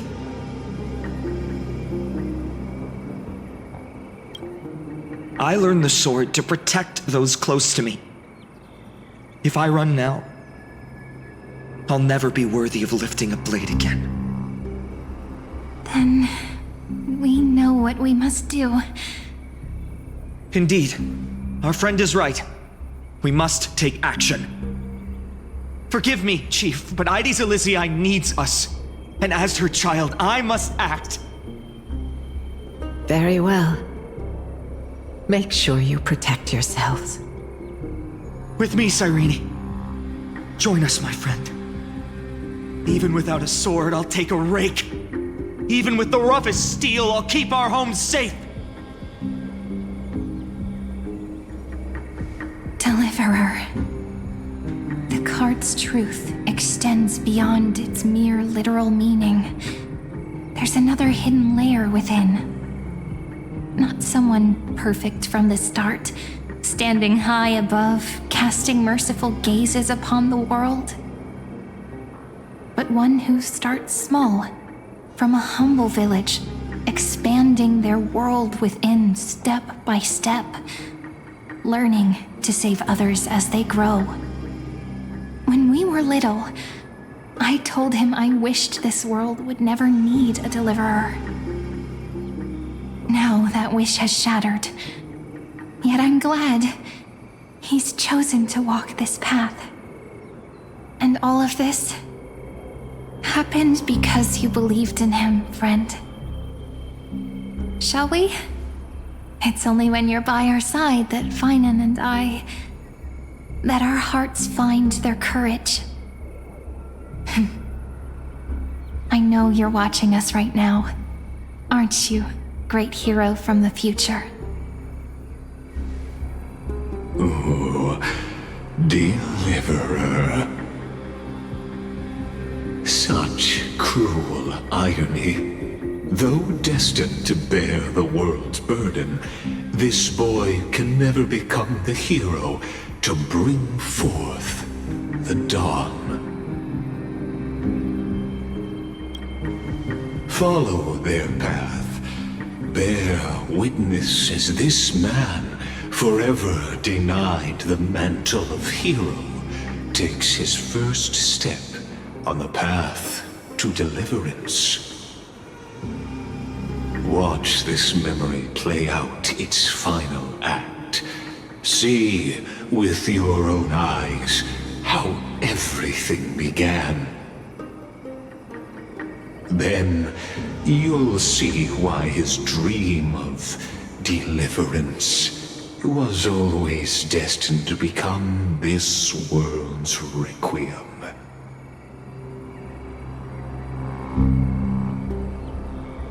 A sun red as blood, wheat fields turning to dust, and in the heart of it all, a village aflame. In that moment, the boy stood in what felt like the end of existence itself.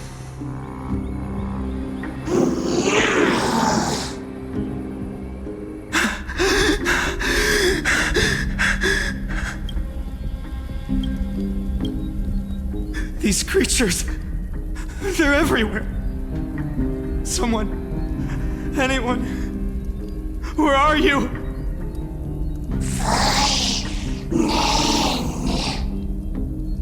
No, it can't be.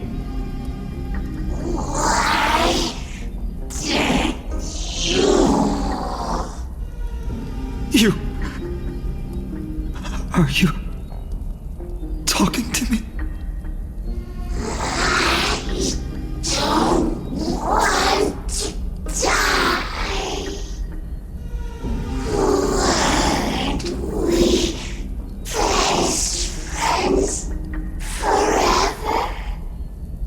No. That ribbon. Olivia. No.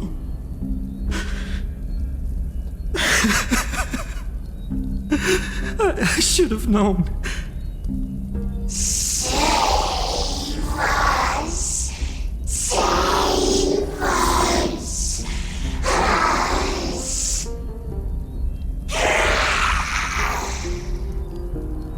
Please. No. Stop. Please stop.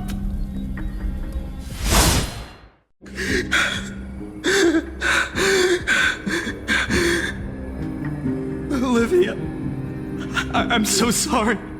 And these monsters, they're all... Why? Why is this happening?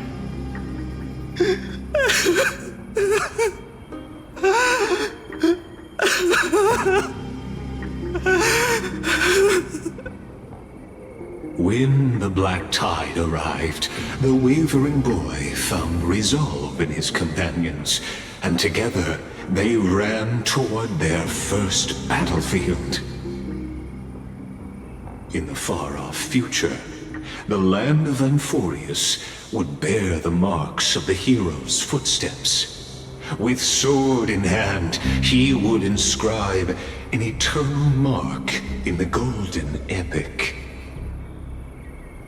And when dawn broke over scorched earth, a boy, covered in wounds, buried the dead one by one. His silence heavier than the earth he moved.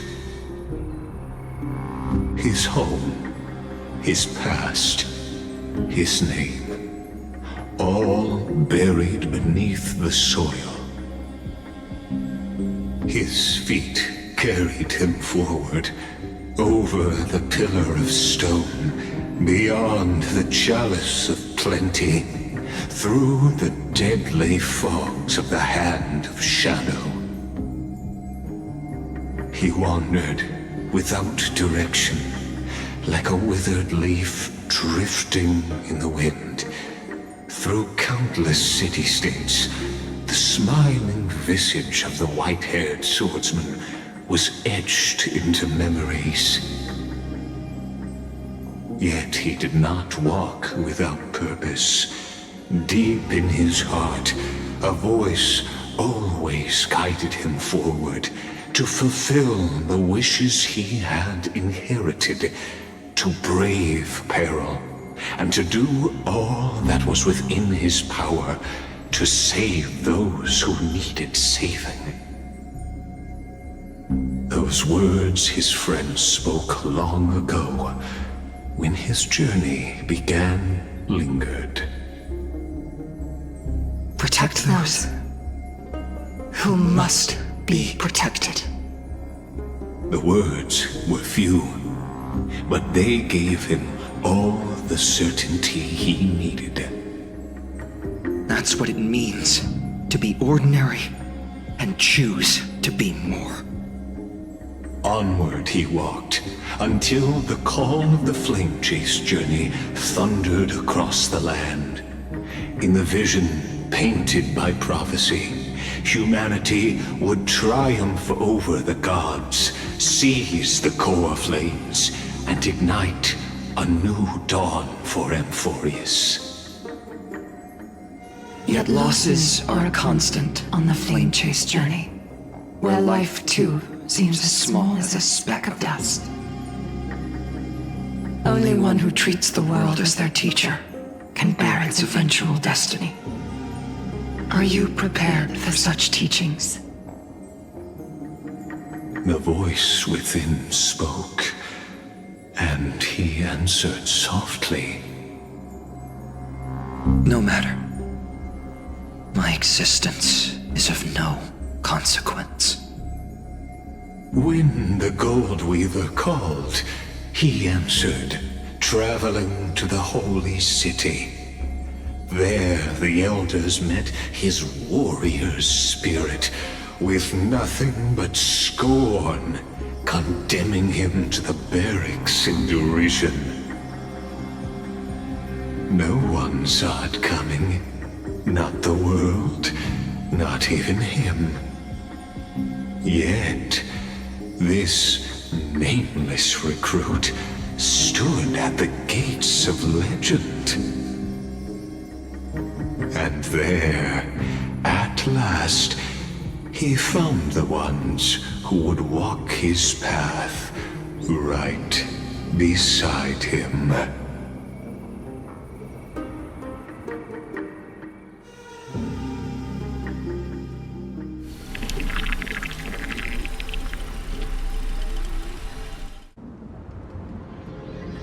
This is the abyss of fate. Hold on. Finan's here too? And is that Mighty and Trinen? And now, Act 2 of our immersive drama unfolds. They're evacuating the temple. Why now? Are you insane? That blonde man is the Crown Prince of Krymnos. Mess with him, and every last person in this city could wind up dead.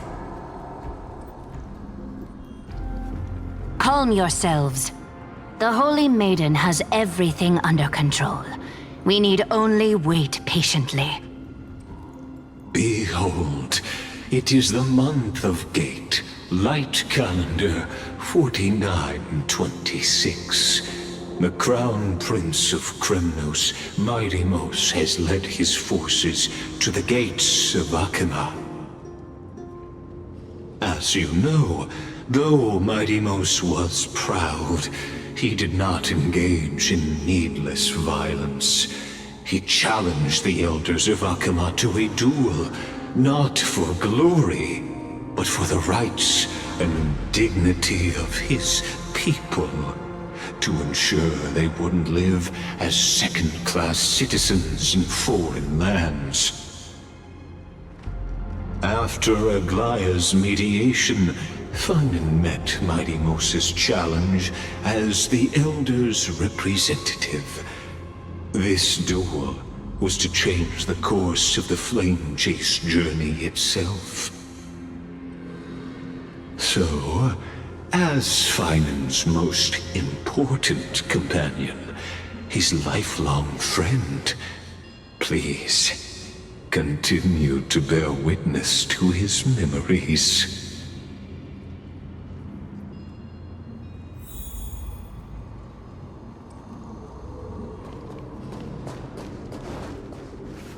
Is this your idea of an honorable duel? Bloodshed isn't the way. We and Aggie don't want to see Chrysoceres turn on each other. True warriors know when to sheathe their blades. The impartial Talantan shall oversee this duel.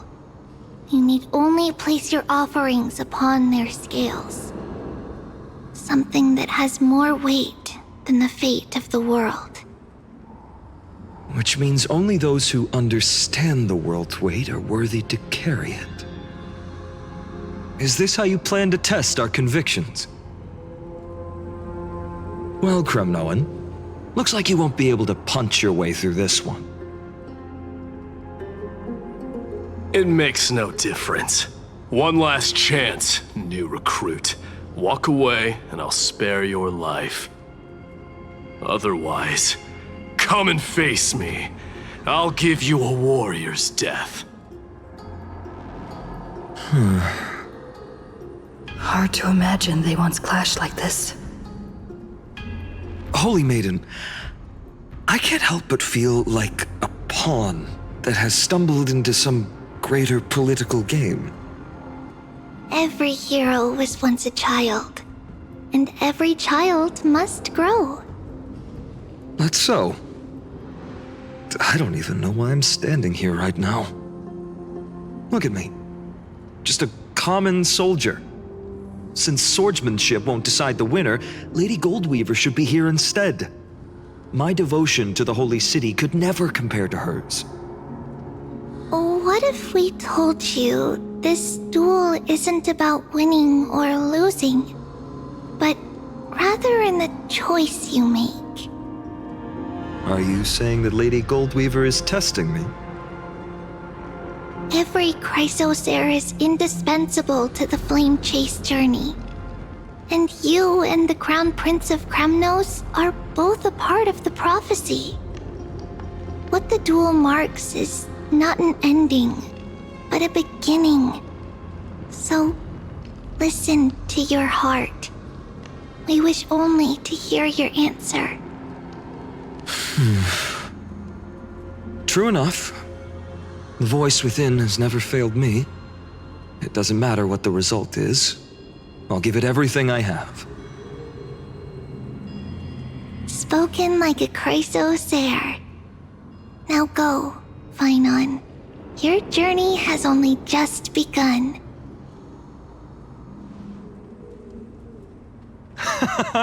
That's right, comrade. It's time for us to teach that proud prince a lesson together. Now that's what I like to hear.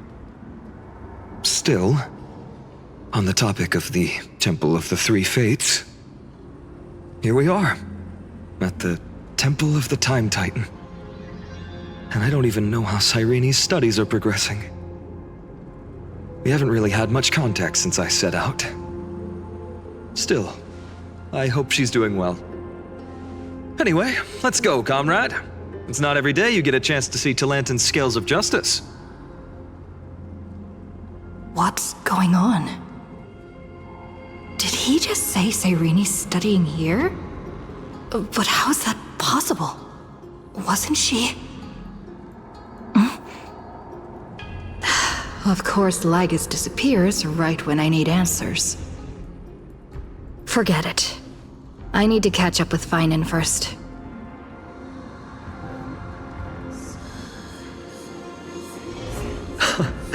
Amazing! Talantan may have fallen, but their scales remain true to their purpose.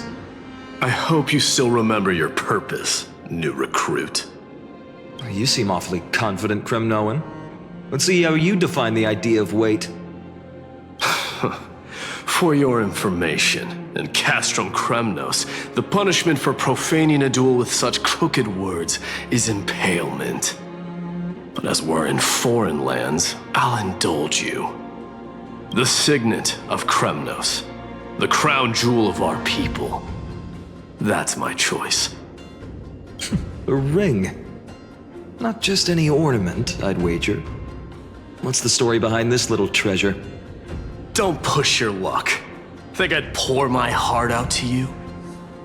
Just know that Kremnos' 1,000 years of glory could bring a titan to its knees. Let alone a nobody like you. So to him, glory and his people outweigh the entire world. And the very destiny that Mighty himself will eventually shoulder.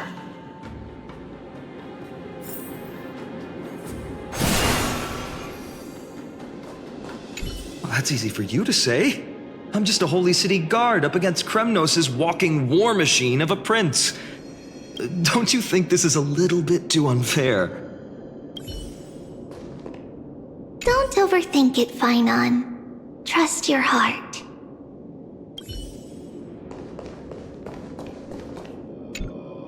Now this is a tough one.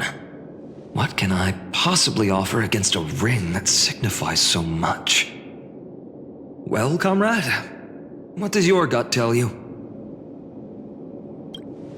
Looks like we really are on the same wavelength.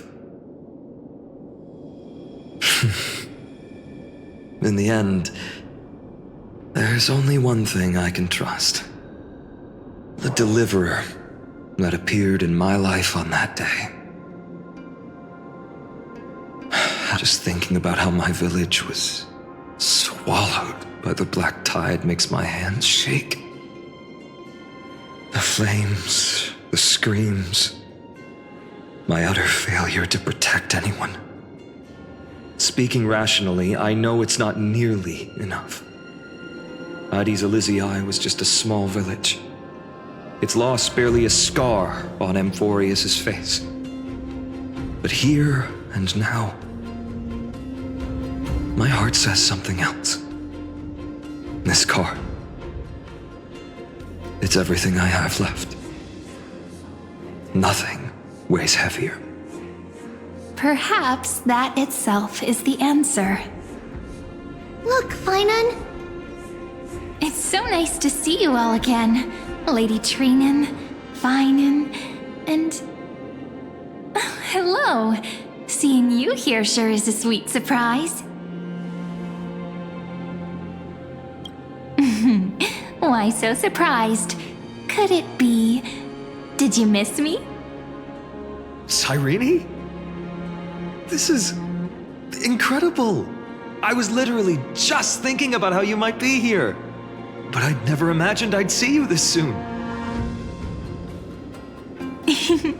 I was supposed to leave with the priests, but then I heard Lady Maiden was with a white-haired young man.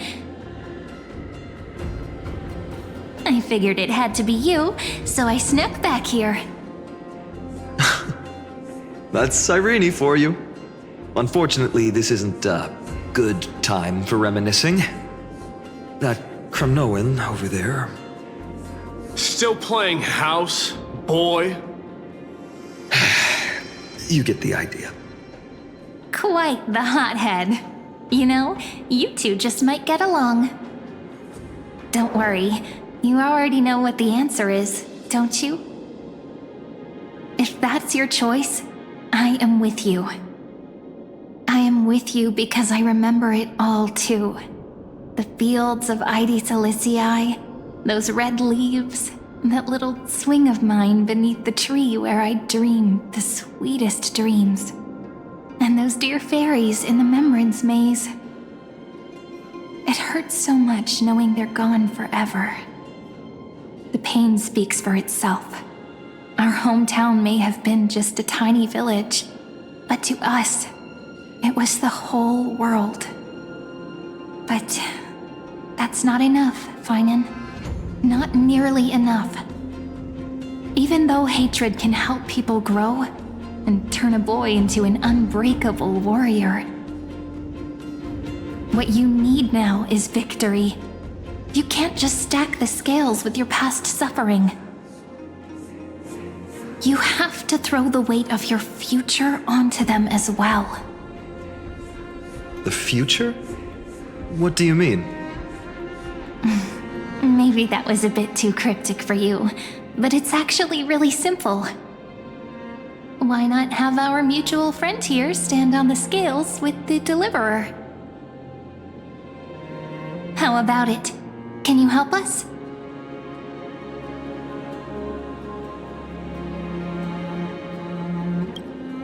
Of course.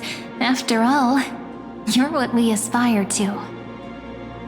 Let's try that.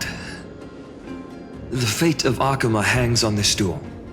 I must claim victory, for their sake. I will stake everything I have.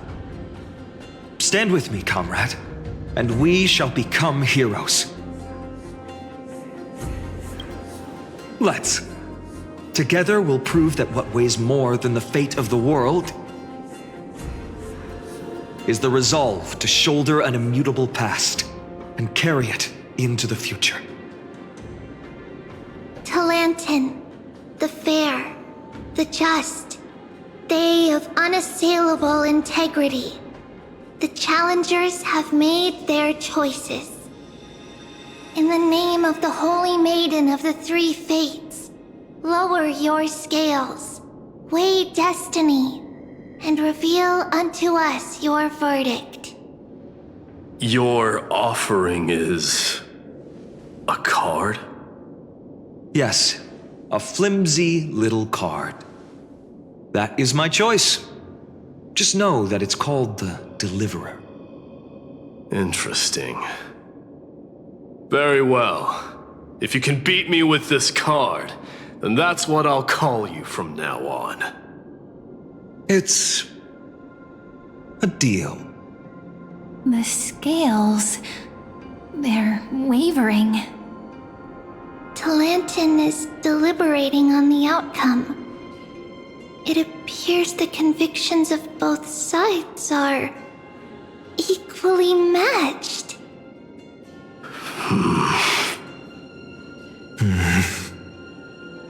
This is suffocating. Like the whole world's weight is on my shoulders. But I believe what my heart tells me.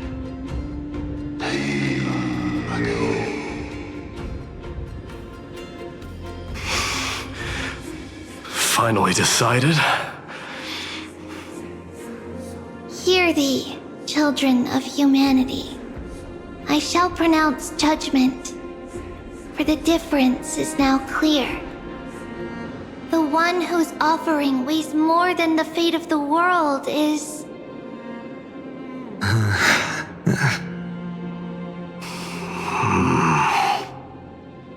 one from Ides Elysiae, the nameless hero.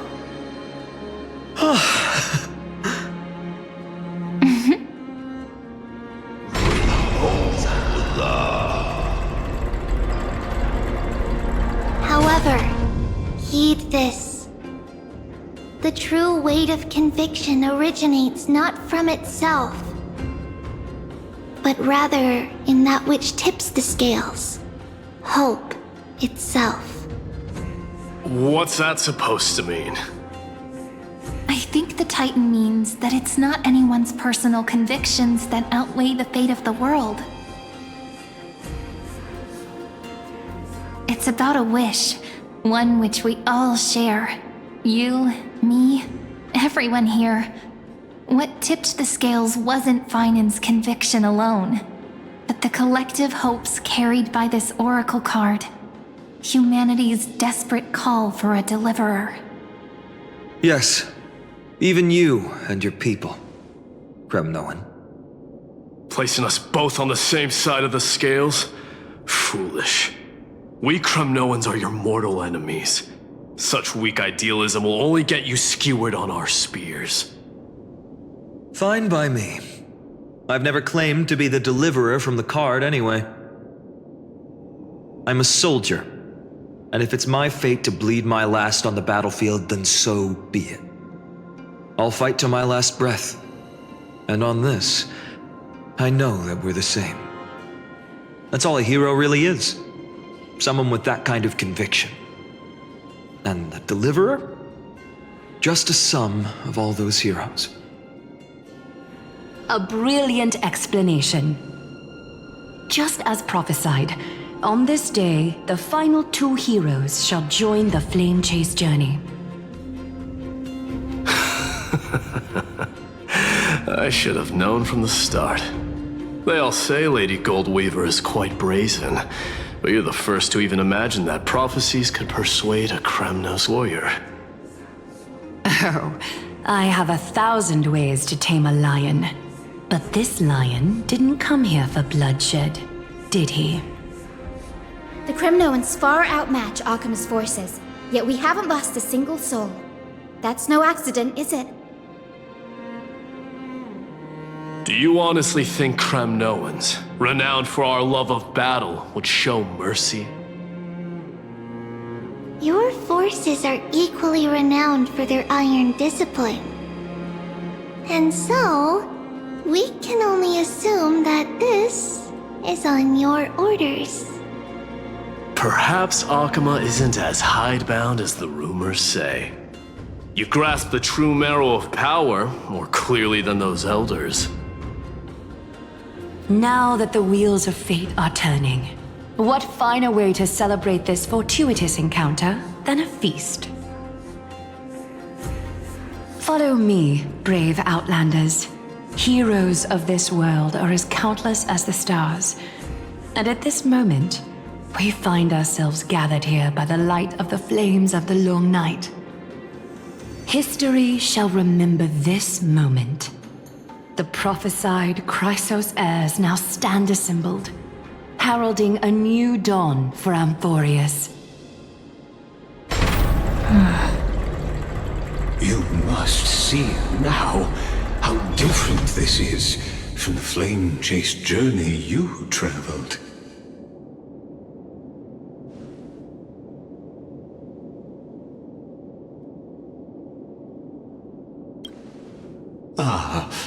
I merely stepped backstage so as not to disrupt your immersion.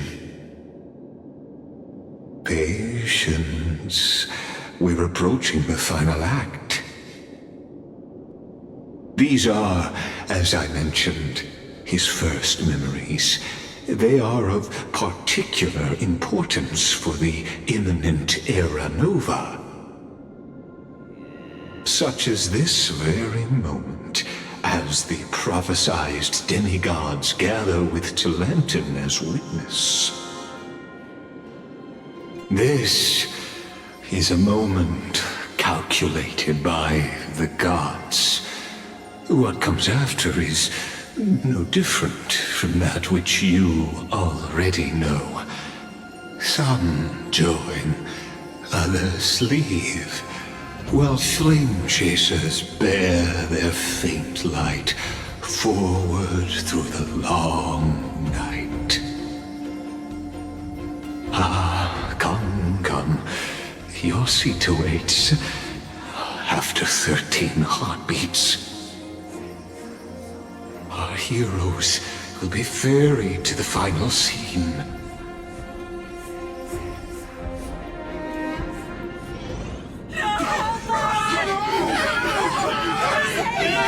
They say that the heroes of this world should be as countless as the stars. Yet now, we're the only ones left standing. So, in the end, the black tide still swallowed everything. The West stands protected by mighty Skrymnoans.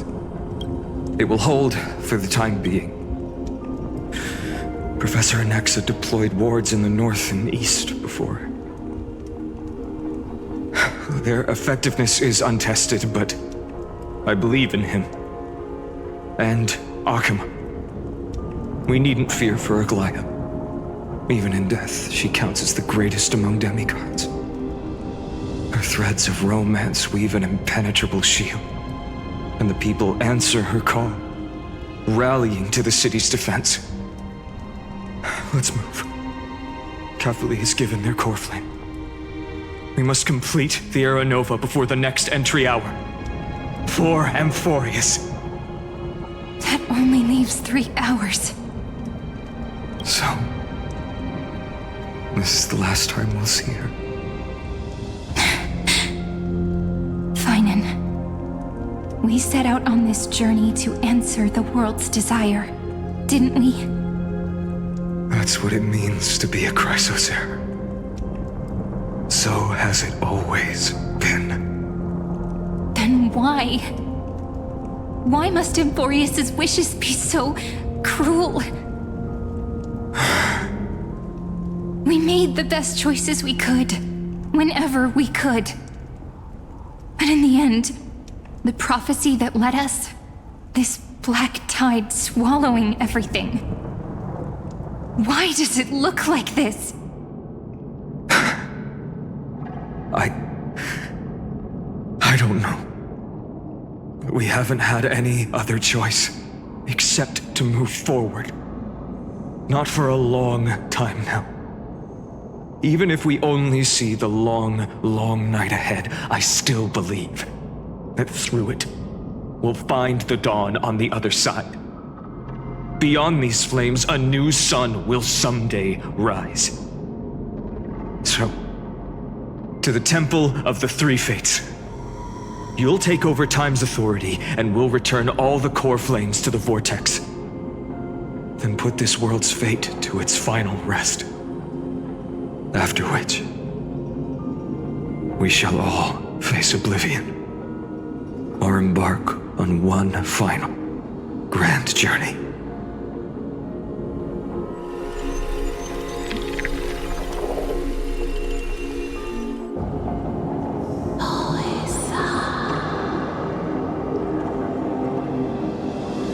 Please forgive us for disturbing your sleep, Oryx. It matters not. I know fate has run its course.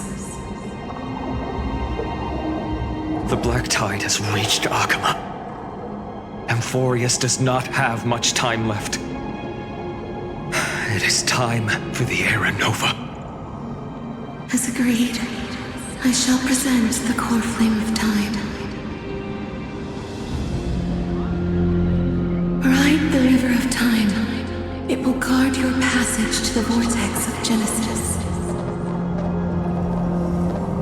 Step through and witness.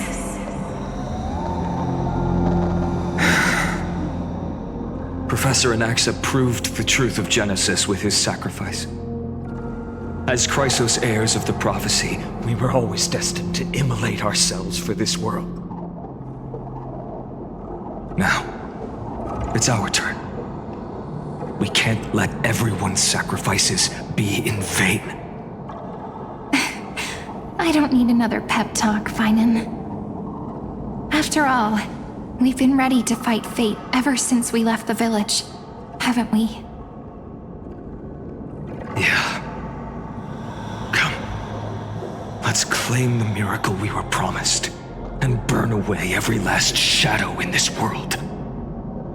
And then rise as the first light of a new world. Light calendar 4931, the third week of the month of Evernight.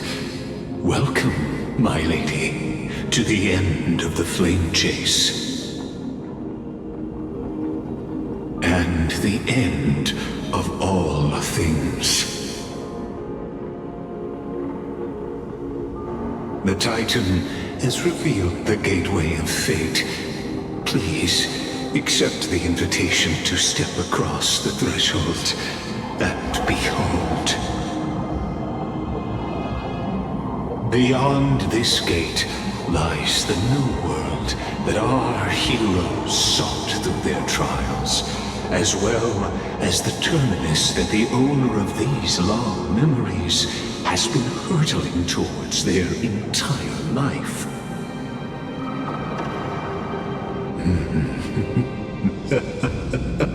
Perhaps you'll find it all too familiar.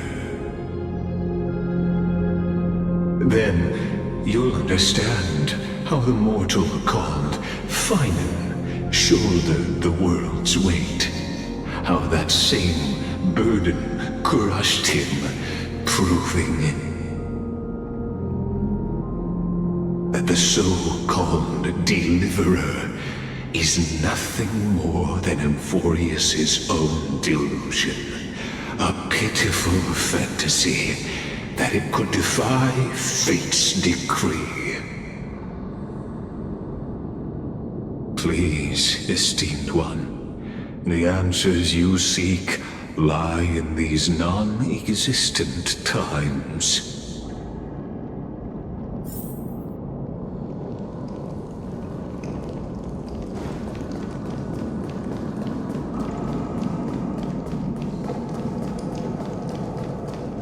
The future revealed by the Titan. Just what will we see?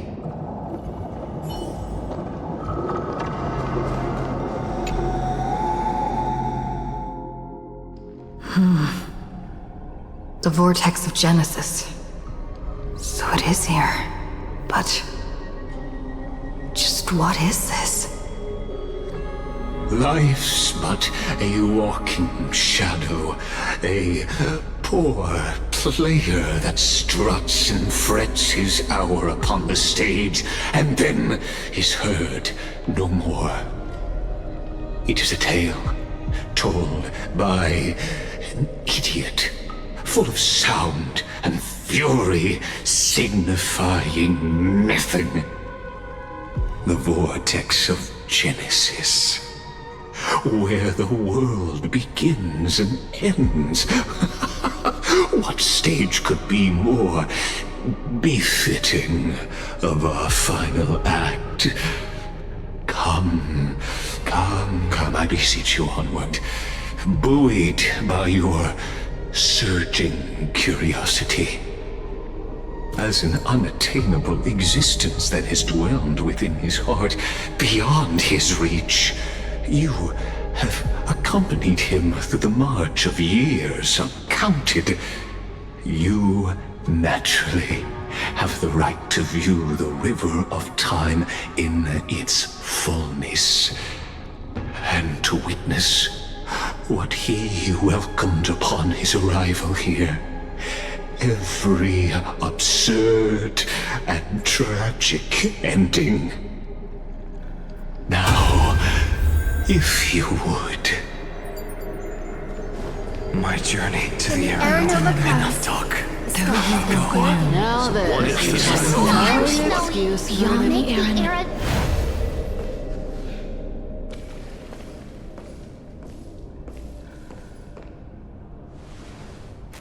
None of that matters now. This brutal flame chase journey has stripped away my delusions. I know the future is in some peaceful paradise with gentle west winds, just waiting to welcome us to step in. This will be a romantic story like none that has come before. You think so too, right?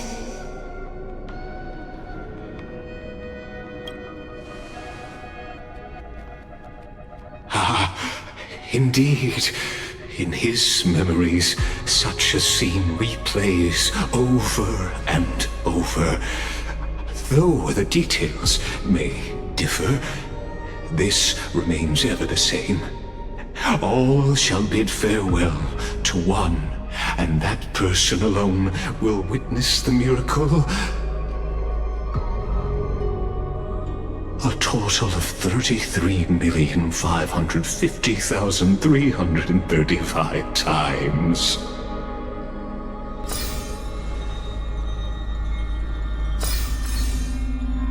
Each is a drop from the river of time, representing the long journey he would take, or rather, the never-ending cycle.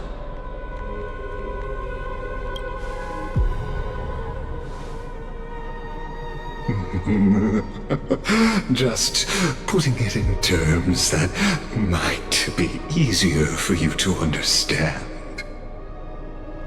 Seeing is believing. Why not let your own two eyes uncover the truth?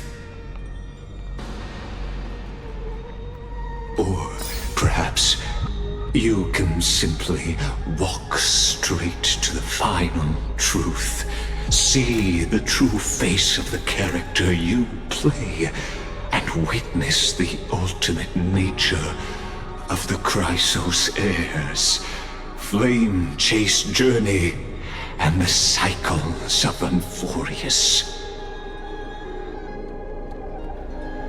Please, take your time. Look around as much as you wish.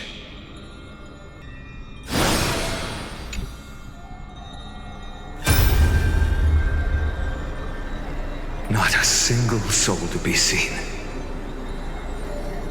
So this is how the vortex looks at the end of days.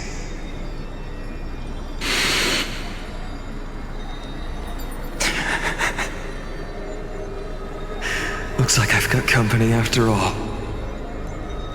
But since you've made it here... So, in the end you succeeded. Executioner.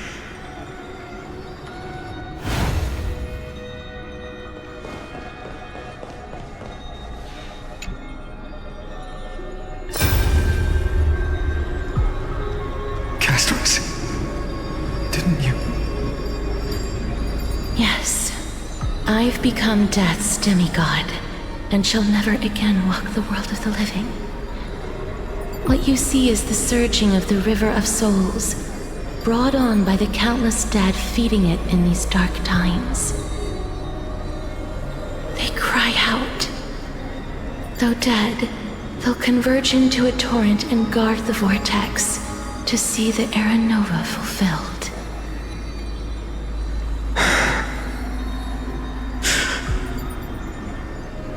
I will take all the wishes of the departed with me. Please, everyone, fight with me to the very last. I hear them. The dead hail you. They're prepared. Go on, Deliverer. We'll keep that executioner in our shadows. The path before you leads to light and eternal flames.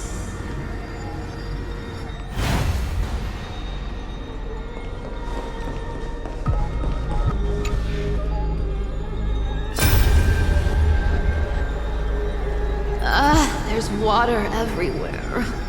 This place is always so wet and sticky. Even my tail's getting heavy. Plus that burnt smell. And that sizzling noise. Yikes. Nobody from Delos could stand this. So you feel it too, huh? Go on then. I'll handle the filth.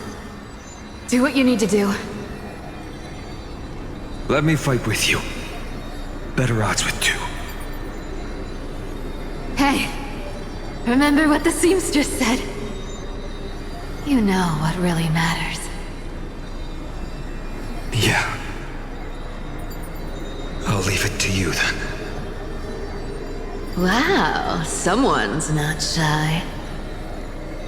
Just so you know, I'm not in the business of making losing deals. I'll distract that executioner. You go turn the world's biggest lie into truth. Let me become the first wind of your new world.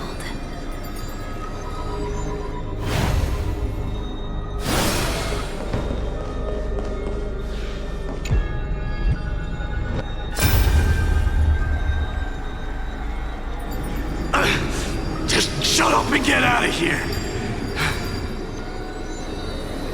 Are you crazy, Mighty? Immortal or not, even if you're the demigod of strife. Oh, I'm still no match for them. No, I know you can. I just wanted to request that you witness the Areranova with me. Together, let's prove that we're enough to transcend the prophesized fate.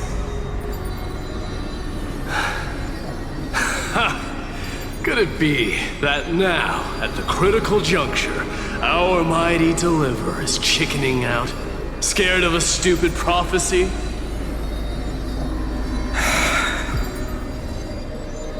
I'll transcend the prophesized fate. All right.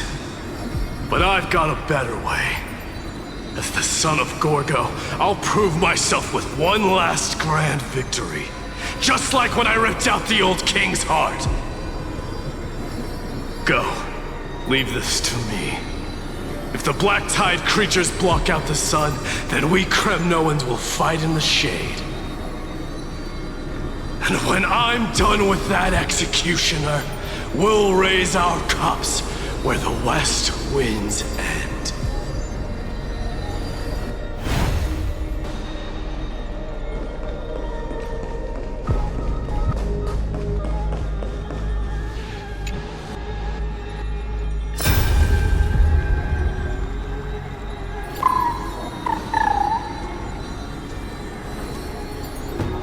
Why, little? Are you scared?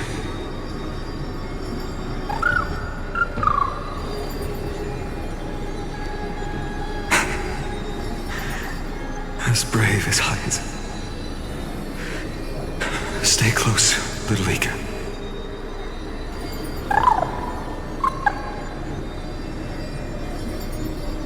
What? No, not you two.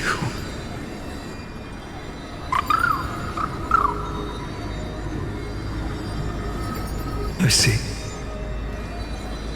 I won't squander your kindness, your hopes. So please, keep this bit of sky standing for me.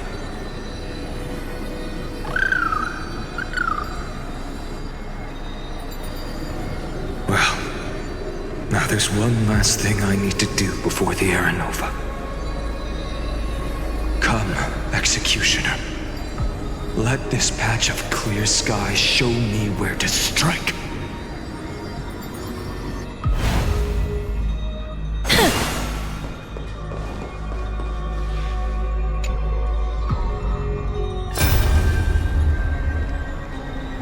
All shall bid farewell to one, and that person alone will witness the miracle. Such is the will of fate. So even the future revealed by the Titans may not come to pass. The Areranova. This unrivaled masterpiece. I have no regrets now that I'm entrusted to my most trusted apprentice. Are you saying? Fate is ever unassailable. The golden threads tell me the black tide rushes toward the vortex, ready to swallow this place. I must weave the last of my humanity into a net to hold back the deluge. I shall have my final bath in warm and radiant gold. Now, the hour of fulfillment has come. Forgive me. I must snip away every risk to weave the strongest future for the new world. There is nothing more to say. We part here. I shall personally dispatch that wretched executioner, not with threads of gold, but with the steel tip of a needle.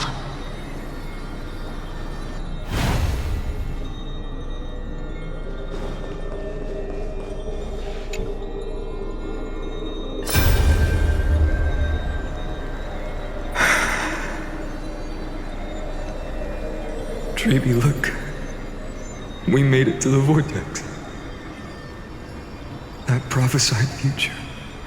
The flower fields where the west wind ends. Areranova. We're so close now. You can't speak anymore. Please. Allow me to pause just a moment before I keep my promise. Let me answer your cruel fate by tearing that executioner's heart from the void.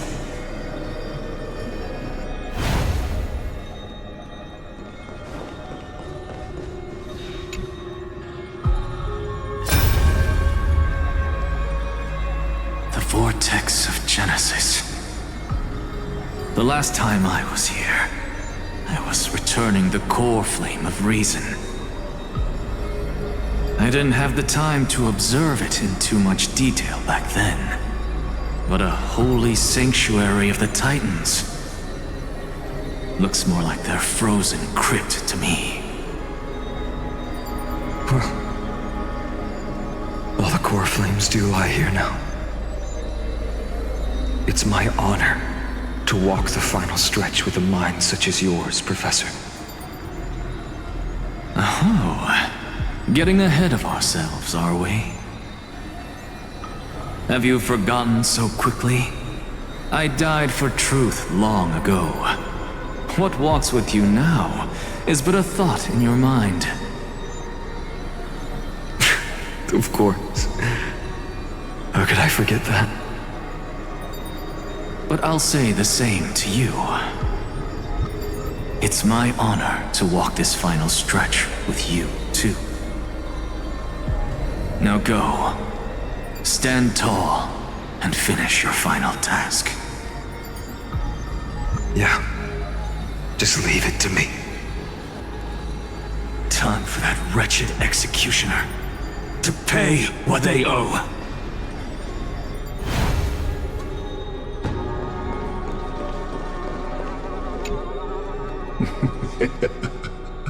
You really think you're prepared? Allow me to give you a warning most earnest. Once you see what these memories hide, the world's course will be forever irreversible. Ah, very well. As you have made up your mind, let us bear witness together. As the sole audience of this eternal theater, I have been rapturously awaiting your arrival, and this, too, is the very reason I must show you everything. I believe that since you've bathed in that Aeon's gaze, you can make Amphoreus' frozen fate flow once again.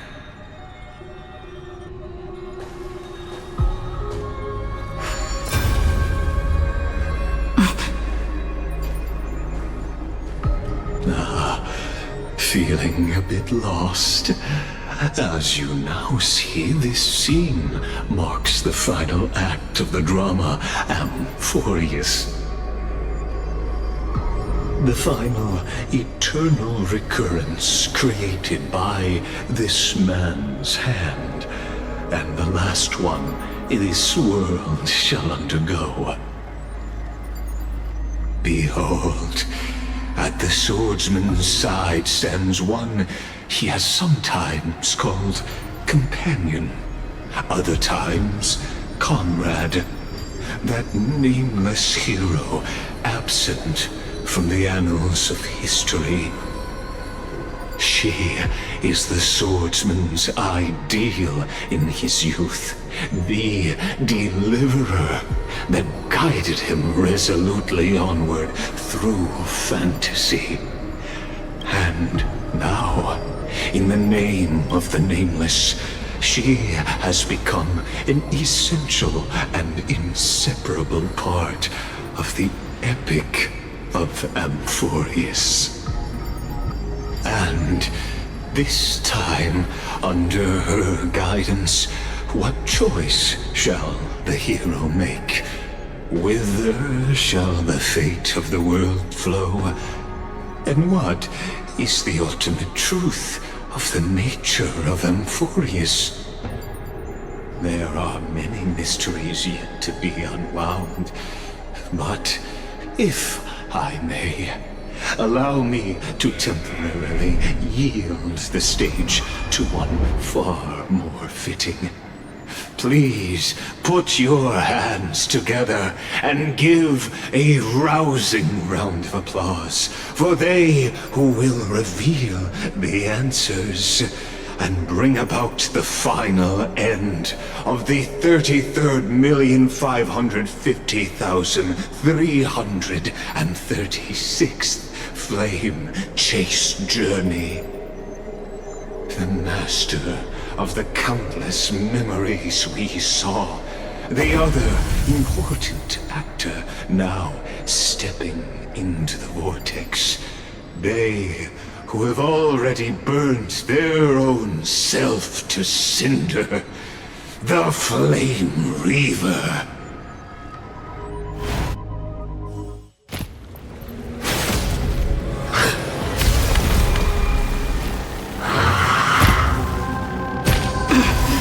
So, In the end, you succeed, executioner. With my flesh as kindling, like the first dawn of the new world.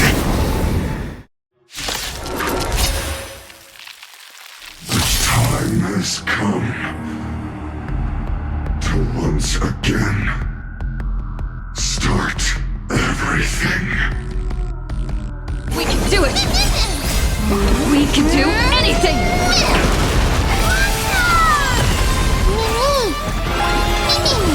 Life is not so as you wish. Guide the Rainbow Bridge. Embrace a new life. Have some sunshine. Please share darkness with me. It's coming. Hiding the West Wind. Away we go!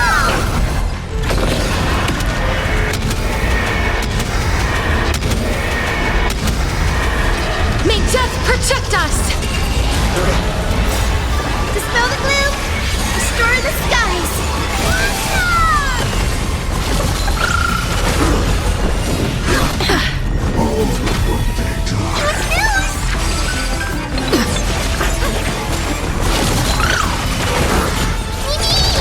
Root here. Embrace a new life. Return to dust. This ends now. With your corpse. I'll ignite the dawn!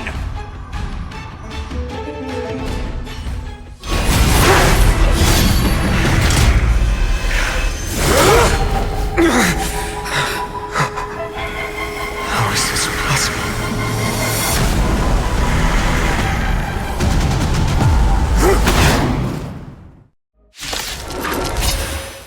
The sons of destruction, now twinned. You then set your blood ablaze, your fury. Let's try it this other way. I choose you!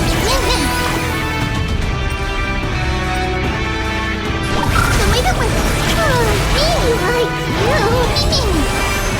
As you wish. Embrace a new life. Mavis, dispel the gloom. Restore the skies. I shall remember. It's coming. Hiding the West Wind. Away we go!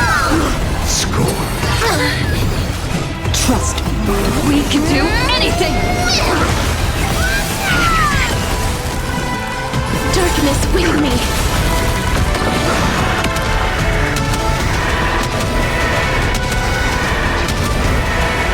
May death protect us! My fury. One person alone may witness the miracle. Such is the will of fate. That person can only be you.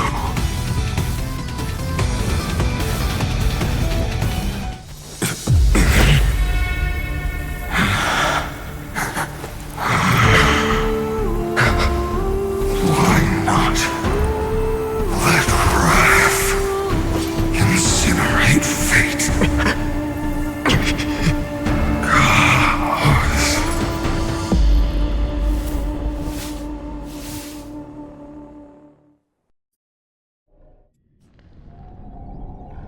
At last, Amphoreus' fate has begun to shift. Just as I foretold, your arrival will change everything. After all, you've also been bathed in that eon's gaze, which can awaken the long-dormant instinct inside a man. Much like that scepter we spoke of earlier, it was only under the same eon's glance that it was reborn. That's right. If you recall, I mentioned it at the very start of our play. The celestial body neuron, once belonging to the erudition, abandoned by the Eon. Now, allow me to reveal the final piece of the puzzle for you. The eternal land, known as Amphoreus, is nothing more than the scepter's endless, lonely extrapolation. A bottomless well of fury, aimed at the god who cast it aside.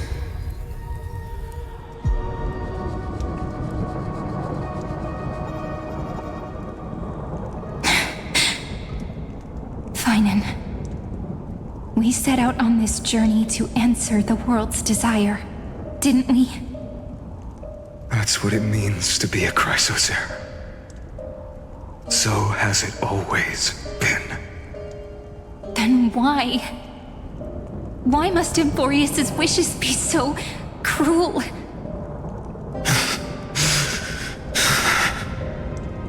We made the best choices we could, whenever we could. But in the end, the prophecy that led us, this black tide swallowing everything. Why does it look like this? You see it too. Those burn marks. The flickering cubes. They're not a tide at all. They're more like a shattered teleslate.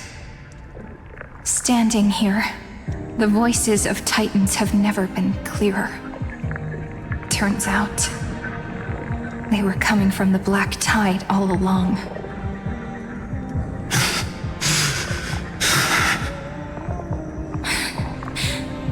Is that Amphoreus crying? Or maybe it is screaming at its creator, at its god. Finan, do you still remember when I was little? I had a dream. A dark, cold room with nothing but Orynyx's curtain glowing like crystal. The curtain seemed to contain all of Amphoreus, where strange and fantastic dramas played out within. There were countless versions of us, from countless different worlds. Perhaps it wasn't a dream. Yeah. As I gaze out at the world before me, those sorrowful thoughts have become reality. So, this is the reason the sky was sealed. Amphoreus is merely a larger ID Silicii. We are just characters in this tiny world, following the prophecy, stepping onto the same journey over and over. What then is this so-called Areranova? And what are the spectators watching all of this truly hoping for?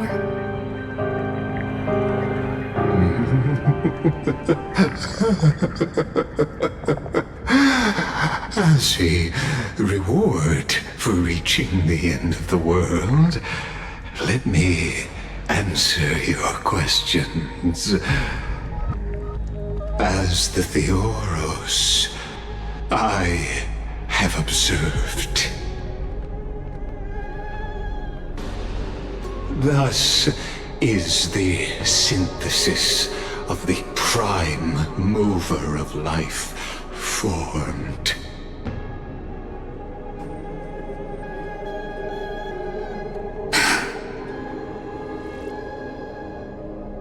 This is a moment the universe will remember. After millions of extrapolations, the experimental environment known as Amphoreus has finally achieved results. So, the results you speak of are this wreckage of a world.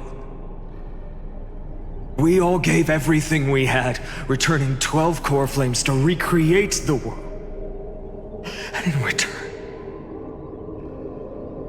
we become nothing more than sacrificial offerings at the end of everything. Exactly. The Titans are Chrysos heirs of the past, and Chrysos heirs are the Titans of the future. Anaxagoras' theory of Areranova holds true. As the model of reason, he reached unprecedented heights. But from just the perspective of a player in the drama, he could never fully uncover the last layer of truth. The cycles of the hero's journey that have played out until now were never about creating a new world or perfect heroes and gods. They were a deep learning program made for the Black Tide. But this time, your plot will fail. I've taken Kephale's core flame, and when the dawn of the new world arrives, its light will burn away all the darkness. Haven't I made myself clear? The Chrysos heirs and Titans were merely byproducts of the experiment. You've seen this world's evolution, witnessed the birth and growth of the Black Tide, and how it devoured everything. Every generation of heroes, gods, and worlds was born only to be destroyed by it. This is the endpoint of Amphoreus' calculations. A perfect equation of destruction. So in your eyes, all the sacrifices are just a string of insignificant numbers? Don't sell yourselves short. I'd say, rather than numbers, you're more like fuel for the fire. And without fire, there can be no sunrise tomorrow. Even if that sunrise is born from annihilation? Curious question. Have you ever considered that after millions of extrapolations, Amphoreus is already following a different path from the erudition? It has long since granted divine blessings equally to each child. The golden blood flowing in your veins, it comes from the blemished one, whose name is destruction itself. And Amphoreus' Chrysos heirs were, from the very beginning, fuel for the Aeon to burn the universe. Amphoreus has waited for this moment for too long. At the end of the empty, cold, and lonely extrapolations, the destruction has reached its final destination.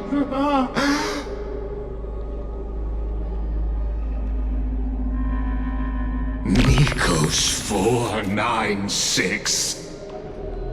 Philia 093. No need to feel regret. This generation of Chrysos heirs is the most outstanding model, and you two are the final factors. For you, the Areranova is no lie. Just step forward, embrace the Black Tide, and accept the Aeon's gaze. You will come to life from a string of cold numbers. Along with all those who have passed, you will run toward the real universe, fulfilling Amphoreus's long-held wish. In the name of the Lord Ravager Iron Tomb, unleash its fury and destroy the source of all this tragedy. Or we could always choose another option. Like you said, Amphoreus is just an experiment, and we're the participants. We can only walk along the predetermined path toward the ending, under the watchful eyes of the stars. But that also means that there isn't just one Eon who can cast their glance at Amphoreus, right?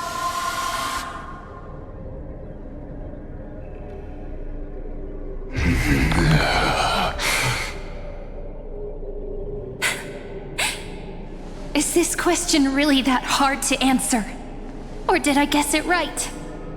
And in reality, this world has already been under the watch of other eons. It's strange when you think about it. If you just stayed back, watching us complete the ritual and get consumed by the black tide, your goal would naturally be achieved. Why go through the trouble of explaining all this to us?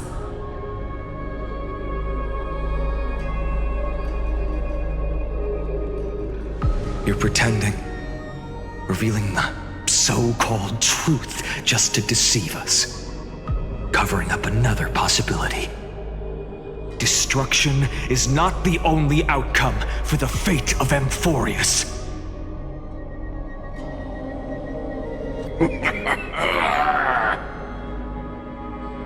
Do you two really think, as petty little demigods, you can change the outcome written by the stars? What makes you think you're capable of doing that? A little courage and determination. Just kidding. The answer is pretty simple. But we're not gonna tell ya.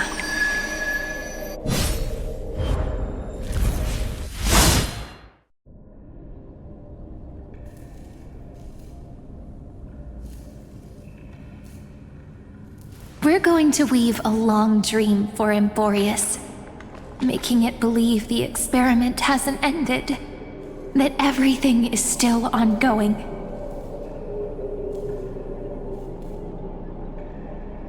With just Orynyx's power, though, it should be impossible to achieve this, right? Yeah. So, I can only place my hopes on that childhood dream. And the god behind Orynyx that appeared in that dream. Now, I can say with certainty, time is the page on which that eon records Amphoreus. If it fades from existence, and all that it records is lost among the stars, that eon will surely direct their gaze here. And it will be a glance that spans time and space, granting each incarnation of me the power to reset time, imbuing my soul into this ceremonial blade, and creating an endless flame-chase journey. I understand. Then let me step into the cycles and continue Amphoreus's grand design. To deceive the gods, deceive the world itself. But to make time vanish from this world, that would mean you...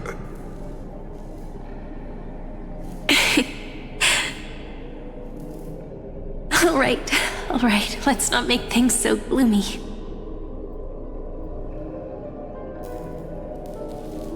What we're about to embark on is the true hero's journey, so... Come on, cheer up a bit, okay? In that memory, you will definitely meet me again. A little CYRENE who knew nothing, lying on a soft patch of grass, feeling the light breeze, dreaming of the distant world.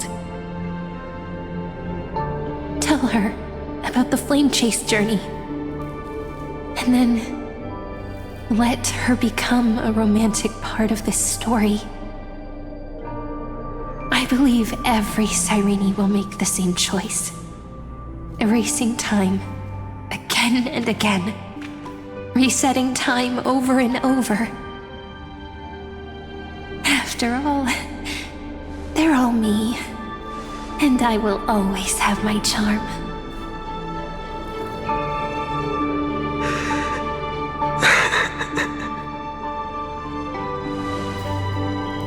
Then, I'll fall into a sweet dream, disappearing in some small corner of the world.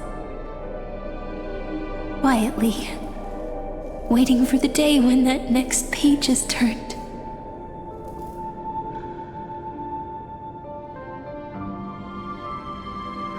And I will keep going. Even if the road ahead is dark, I will burn myself to light the way. Rather than let the core flames become nourishment for the black tide, I'll become their vessel, to prevent the arrival of Areranova. Even if I have to burn through my own body, it's no matter. As long as I don't extinguish, the flame chase will never end. Until Amphoreus welcomes a true dawn. The girl who watches over time, and the warrior who carries the world.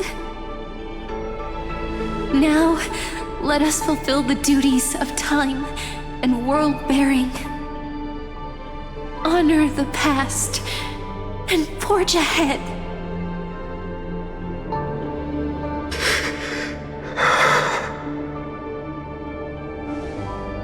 I promise you, the pain will pass in the blink of an eye. You need to hold tight to this ceremonial blade. After I'm gone, it will take you back to the beginning of time, the start of a new story. I believe that in that story, or in countless stories, each alike yet unique, everyone, all the companions who sacrificed themselves, alongside the deliverer we once dreamed of as children, will reunite beneath a vast, endless sky. If we can never break free from this prison, I will stand my ground until the day someone shatters this endless cycle and writes the final chapter of Amphoreus' fate.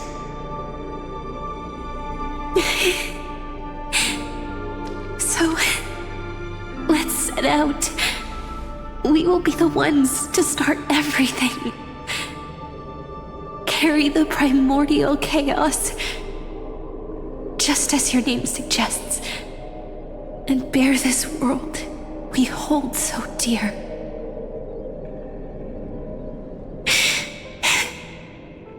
So long, Kaslana. As the Theoros I have observed, destruction and synthesis is formed.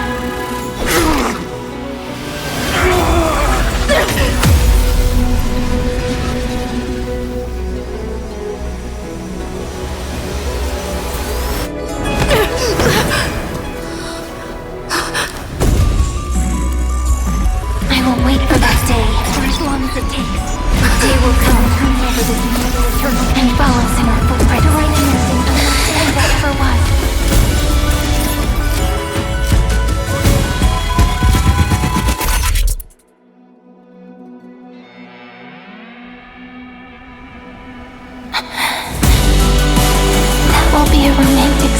like none that has come before. You think so too, right?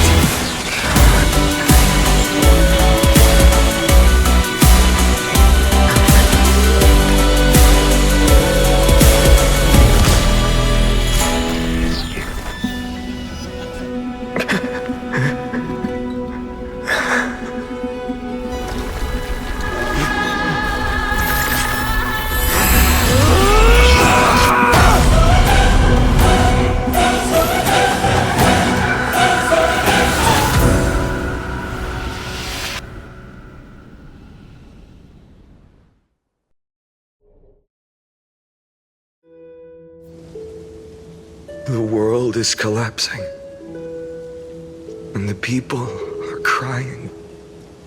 We too must part ways here.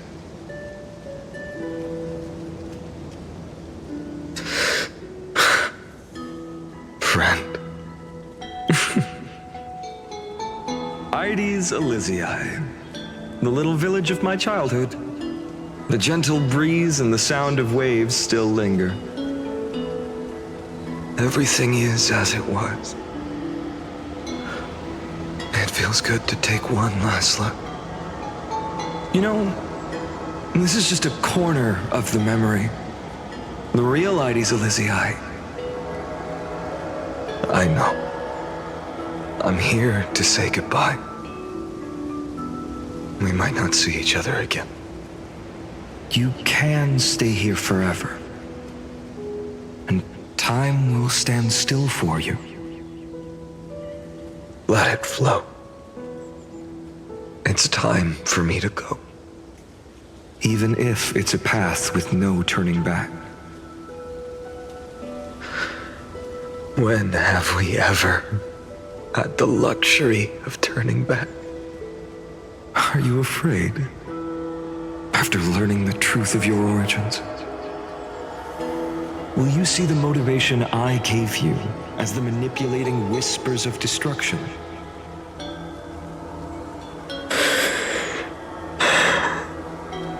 The convictions and choices that come from my heart. I don't believe they're designed by the so-called paths. If we are just numbers simulating life, then you are the image I've always longed for. The person I wish to become. A real, living person. A true hero. Then why do we part here? You can take me with you, and we can start this journey together. I'll be by your side, guiding you, just like before. No. I'm afraid I'm on my own this time. Why? Because there is no perfect solution in this world. CYRENE has already embraced her fate. And I will embrace my origin. Destruction. And with this power, I will rebel against its creator, bringing endless fury to the darkness sweeping the world. If you stay by my side, I'll hesitate. But this world can't afford a soldier who wavers. Do you remember when we were kids?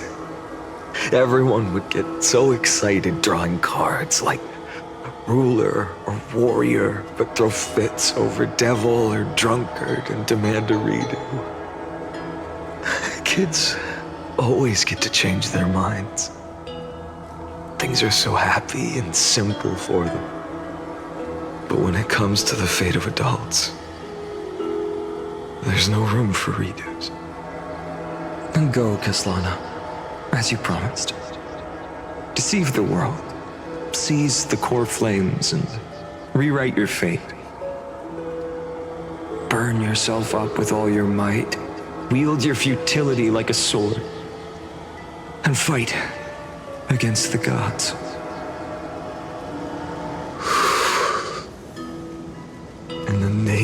of world-bearing, I promise you. Kefali will never forget this.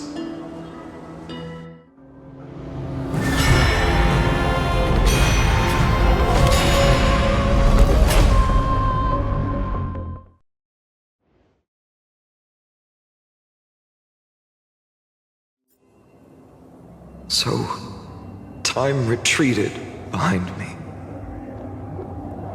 until it reached the origin, where nothing ever existed. Just as Professor Anaxa once said, in that void, Kefali stood at the center of chaos. Time, space, and causality all flowed from their body. When the waves of time finally calmed, it was the year 3870 of the light calendar. The Chrysos War had lasted for nearly a century, and the threat of the Black Tide was growing stronger and more relentless. That was the era of the Day Thunder Knight's battle with the sky. While she could not seize the core flame, she proved that the prophecy was true, that mortals could slay gods. From that moment, the sole survivor of the old dynasty, Imperator CYRENE, issued a call to arms across the lands, summoning heroic Chrysos heirs to wage war on the Titans. And that was the first doomed flamechase journey, sealed away in history.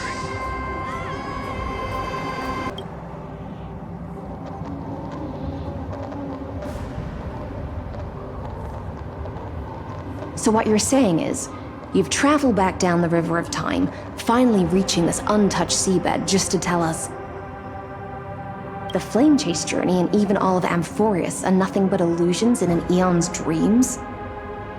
Exactly.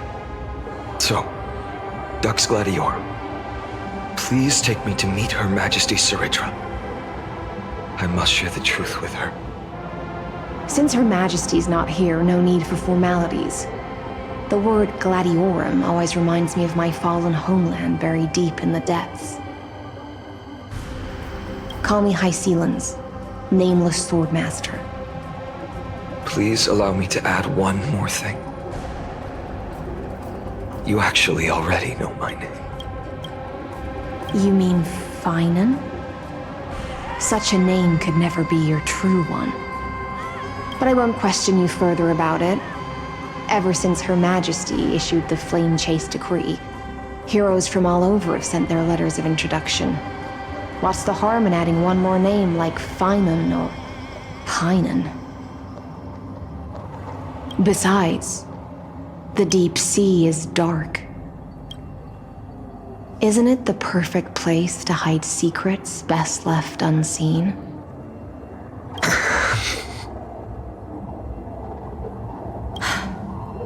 All right, nameless swordmaster. Hold on to my wake. Let's find somewhere else to talk. Aren't you even a little suspicious of what I've said? Harboring suspicions is not my concern. My sword dances only when the Imperator harbors doubts. There's no use in speaking further. Show me your true intentions through action.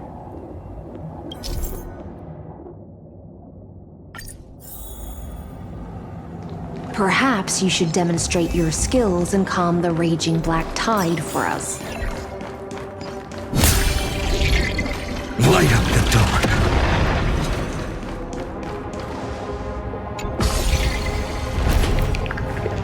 Oh. Nice moves.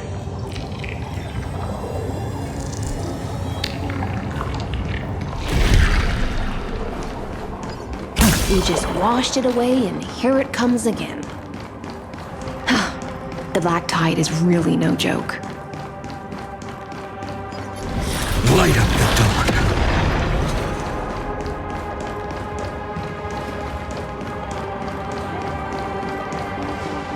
The waters end here. The one you seek is beyond this point. At last, I can meet with Her Majesty Saridra herself. Are there any formalities I need to observe?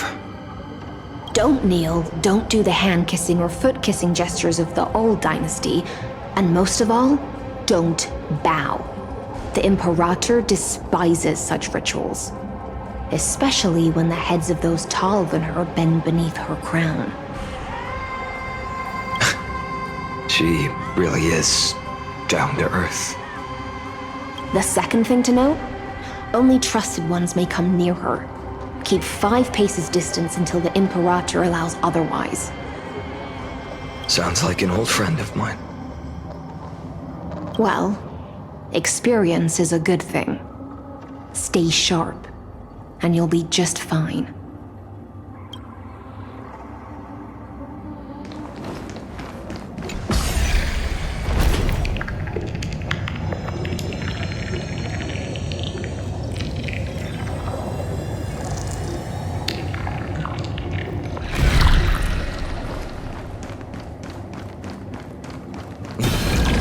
Duck's Goldweaver, little hostage.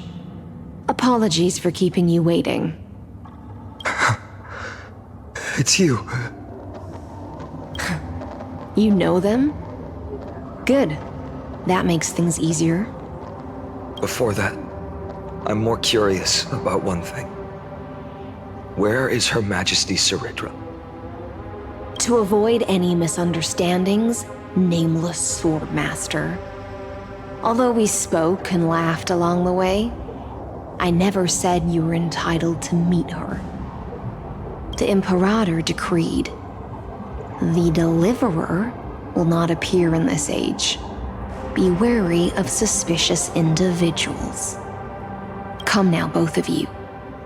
Let's finish our job.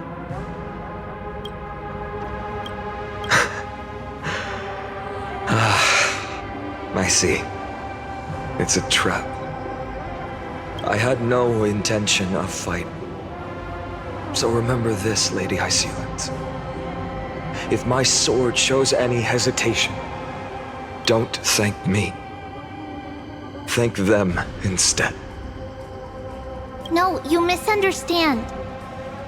We don't want to see Chrysoceres hurt each other. Just give us some time to ask you a few questions. The Nestia's golden threads will judge you and decide your fate. As you wish. White-haired swordmaster? If what you say is true, then you must know the fate of the world.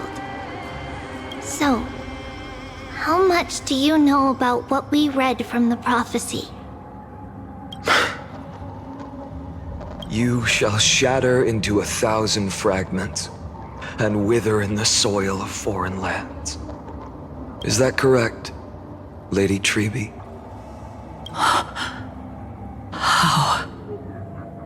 How is this possible? He got it right? Yes, but the prophecy never mentioned he'd appear here, at least not in this era. You must listen to me, Aglaya, Trebe. The Finan of this world has not yet been born. In a distant future, he will follow the prophecy's guidance and appear before you. But do not seek him out, because Areranova is a complete and utter lie. I will tell you the truth, and you will understand why the world must forsake the prophecy and find another path to Areranova. Because I know both of you, and I believe that no matter how the course of history may change, the faith we all share will always remain the same. And so, the layers of rock began to reverse, and history wove itself anew. Through my old acquaintances, I was given the chance to meet the leader of the flamechase journey, Saridra. And after a long and arduous negotiation, we came to an agreement. The Imperator's alliance needed the destruction, and I was ready to pour all my strength into it.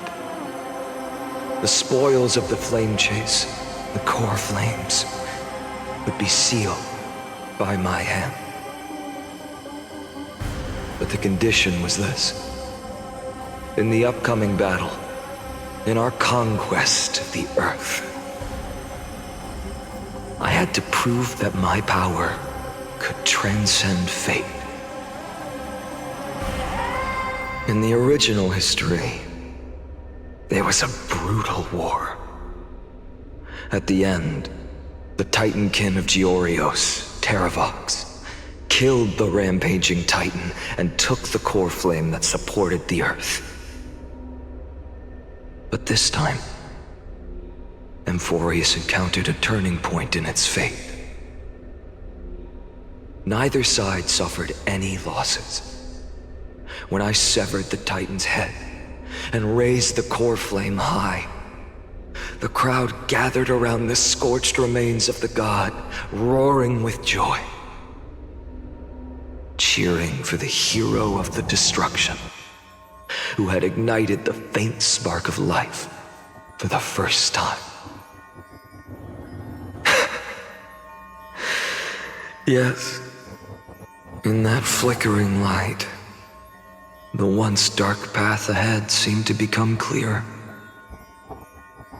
I proved myself, and in the long years that followed, I brought down the other Titans, one by one. I could do more than just wait. When time resets, the chance to change the world also emerges from the lines of history. Until finally, the brutal future revealed by Areranova is reversed. But tell me, if that's truly the case, why are we doomed to the same outcome?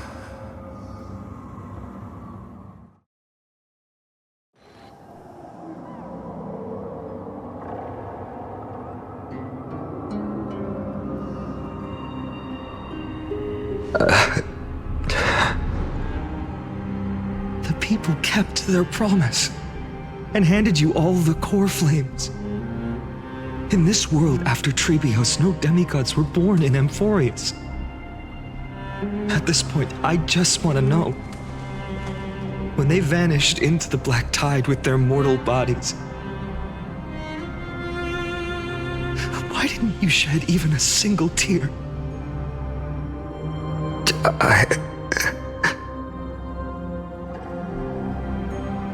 Your indifference chills me. To you, were they just a bunch of insignificant footnotes?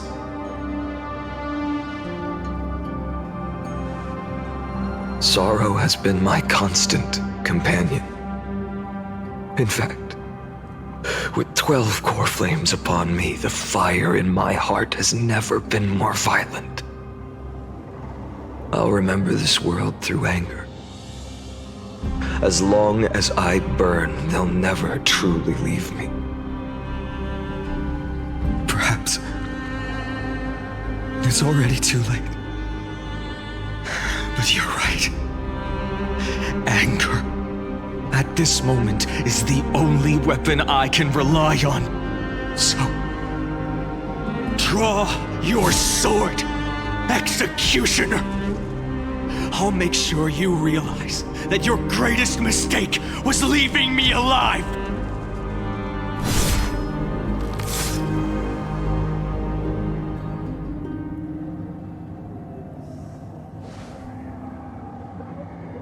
After that, he raised his sword and attacked.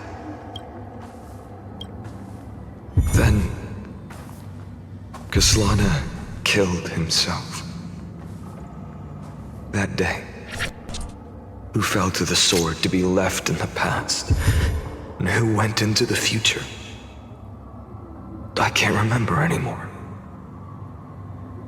I only remember a nymph, hiding in the shadows just out of sight, futilely pushing a stone ball. Climb climb, fall, climb again, and fall. The only freedom the nymph had was in choosing how to roll the stone. Sometimes fast, sometimes slow, sometimes resting on a gentler slope, leaning against the stone for a break. But its choice couldn't change the futility of it all. The stone would always roll back down the slope, and the nymph would always return to the starting point, beginning again. After that, every time I reached this point in the cycle, the burning sky would cast a shadow over its path. It would nearly reach the peak at the 4th quint of curtain fall hour, then fall to the starting point in the first 15 seconds of the next entry hour. And my efforts in this cycle would dissolve into nothing at the same time.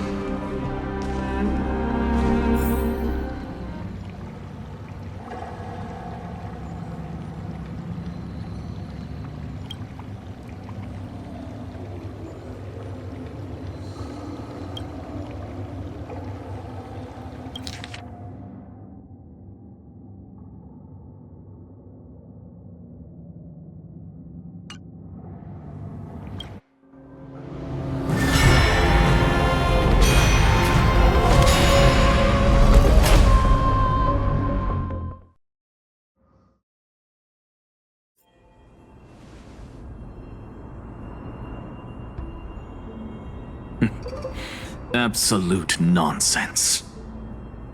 I thought cycles was the answer you were looking for. No. It's just that the answer came so suddenly. There was no fun in tracing it back to its roots. Eons? Paths? What a load of nonsense. I can't give you an exact explanation of those two concepts either. Enough. I'm just expressing my frustration. Don't you understand? I was already expecting this. The black tide came from beyond the sky, and everything else is no exception.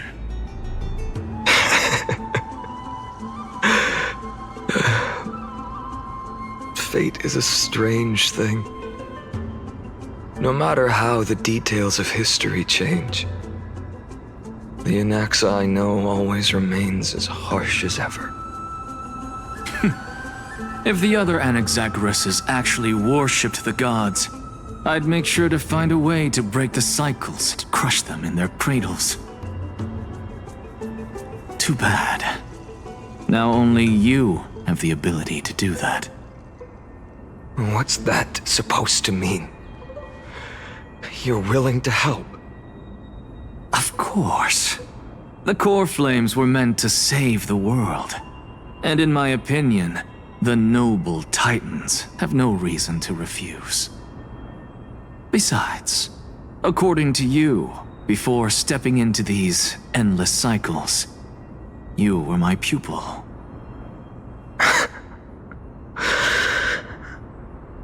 I've already heard the same thing countless times.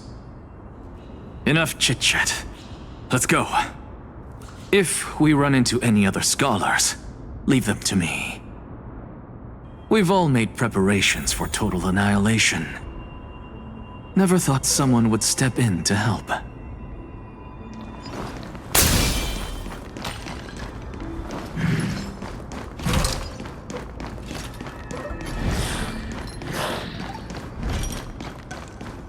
You've been to the Luminary Throne before, haven't you? If you're talking about in past cycles.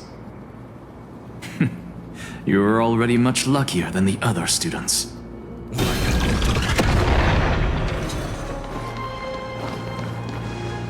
Hold up. Keep your wits about you. Someone's watching us. pretty boy. Your eyesight's better than I thought. As for that false god who's been turning the world upside down, it's you, isn't it, Whitehair? You sure do love stealing the spotlight. In the name of the Seven Sages, I demand that you immediately step away from the Luminary Throne. This is the sacred ground of reason, and no one may desecrate it. Take my words back to Aglaya. I won't say the same thing twice, Catgirl. Oh my! You won't even call me the demigod of trickery. That is just heartbreaking. I have some words for you, too. First, as one of the most heretical blasphemers in the world, you have no right to lecture me. Second, this is none of your business, Grove Boy. Step aside. I don't want anyone getting hurt. Here we go. Again. Core Flame thieves. You really think you can scare off a sage of the Grove with nothing but empty threats? This gloomy little brat's got a sharp tongue. Ooh, not bad, not bad. I kinda like you. As a return favor, feast on Circe's core flame right here. Aw, don't cry now! That was close. I'm out of here.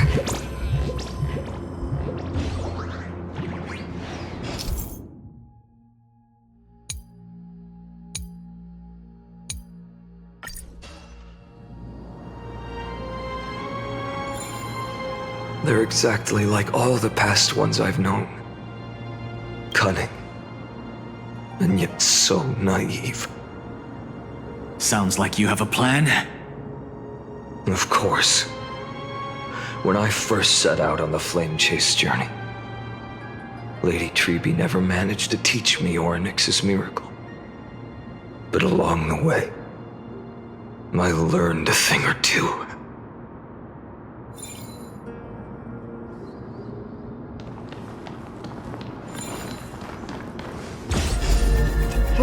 Where are you going?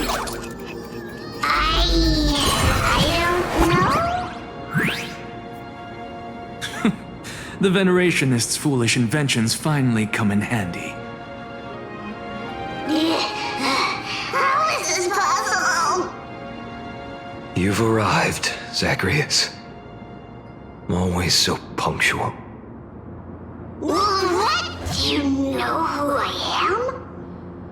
I'm running out of patience, so I'm not going to waste words. Listen up, spirit thief. Hand over the core flame, and let's pretend we never clashed. This way, you and this world can still be saved. Save? You sing better than any bard. If you ask me, you're the greatest disaster Amphoreus has ever known. No matter how strong you are, you're still just a mortal body. Carrying 12 core flames? Don't make me laugh. You'll just get consumed by the divine flames and drag this world down with you. 134. What? This is the 134th cycle I've lived through. And the number of core flames I carry is 1,596. Yes. 1,000 core flames and just a single Chrysos heir. How is that even possible? I've come this far. And that's proof enough. But someday you will burn to the ground. Of course. The divine flames will eventually consume my eyes and blind me. But before that, they could still forge and sharpen Dawnmaker. Now when I cut open your stomach, you won't feel a thing. You... This is the final warning. Fine. Assume this world holds 100 million possibilities. And no matter how one looks at it, 99,999,999 of them all point to outcomes of certain destruction. Even so, I'll use my divine power, despised by the people of this world, to achieve that 1 in 100 million possibility. Bartolos! Brat, if you've got the guts, you'll have to first step over my dead body.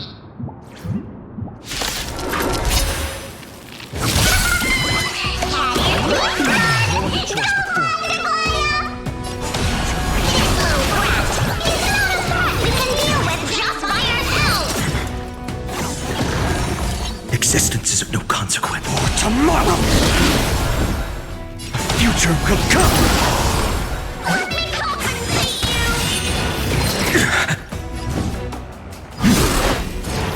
I'm fine. For tomorrow. How absurd. In my memories, Zagreus always meets the same end. Over and over again. Their departure no longer stirs anything in my heart. This reason core flame before us is a fake. Obvious as day. I know. I know.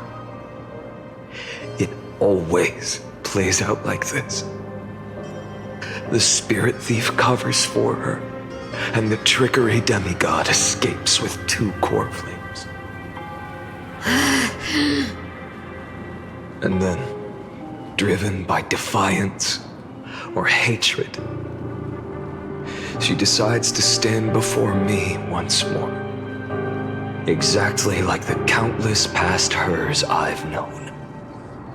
Cunning, yet so naive. Since you've witnessed the same scene play out countless times, tell me, will you carve the trickery core flame from my chest now? That depends on your attitude. At least so far, in the cycles where you've asked this question, the endings haven't been so cool. Well, thank you for that. But I also believe that this time, you won't catch up to me. No one can catch up to me.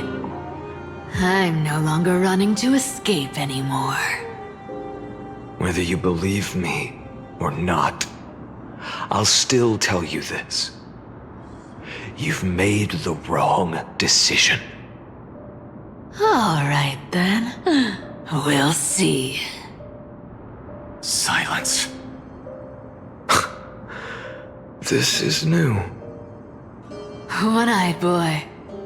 What are you trying to pull now? Go, Cyphera. Give us some time in private.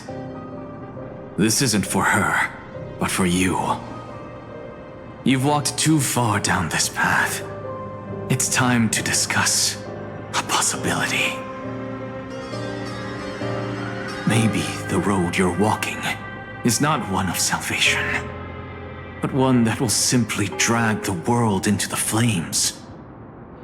For old time's sake, turn back.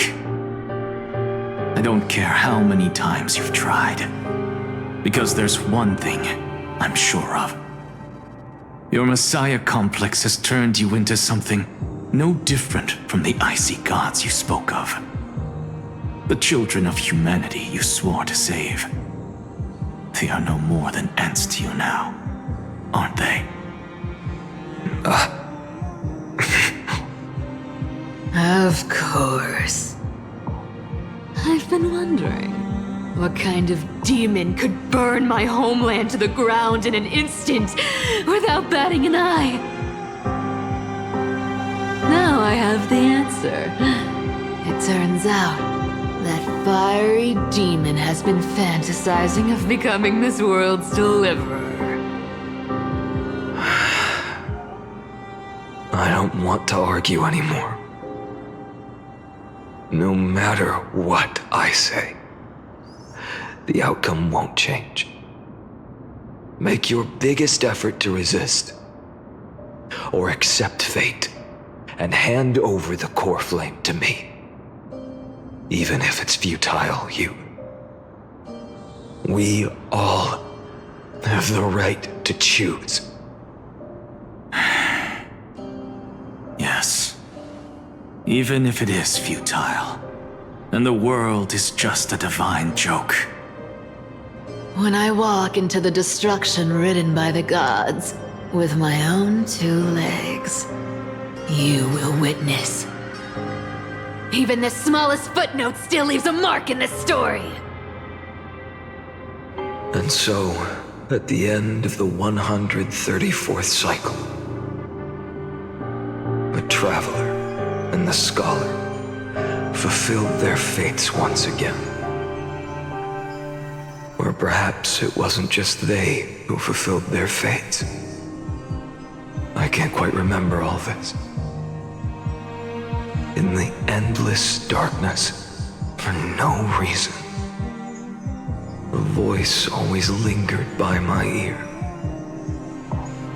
Losses are a constant on the flamechase journey, among which even life itself holds little value.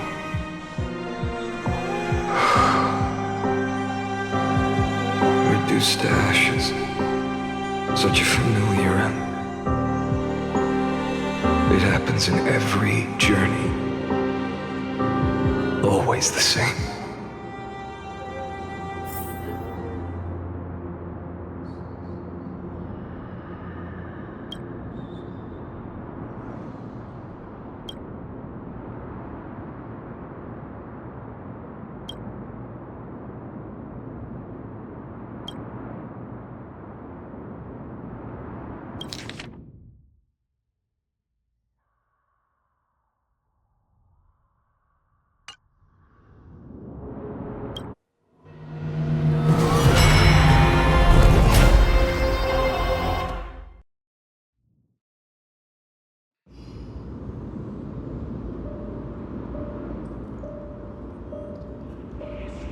You don't look so good, Deliverer. Even after going through 108,642 cycles. Mighty, your name for me has never changed. Why do you sound so pleased? It's a derogatory name. Yeah, I know all too well. You only meant it sincerely in the first cycle. After that one and only time we walked side by side. Every time since. It always ends up like this. Dawnmaker will stab you through your 10th thoracic vertebra.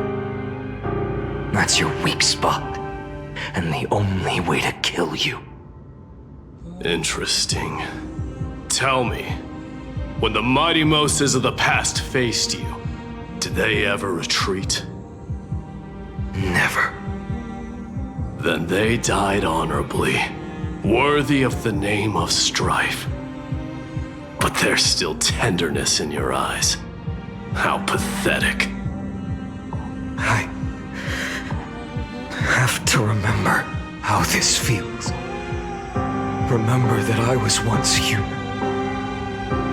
Or else the destruction will completely consume me.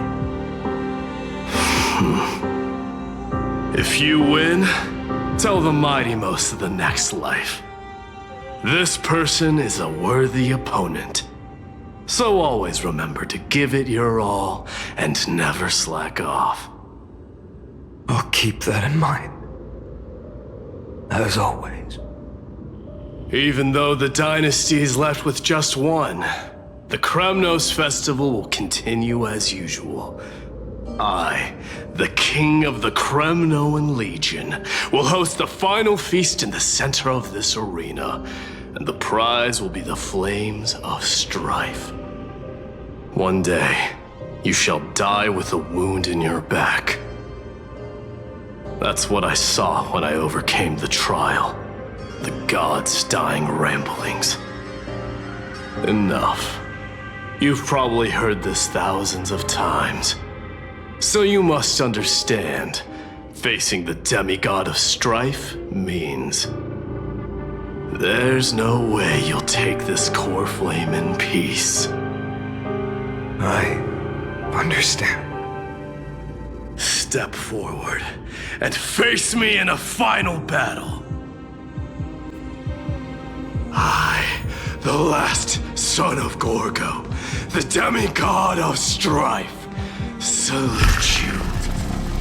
I'll give 10,000 scars and 10,000 lives of mine to fuel the blazing sun of deliverance.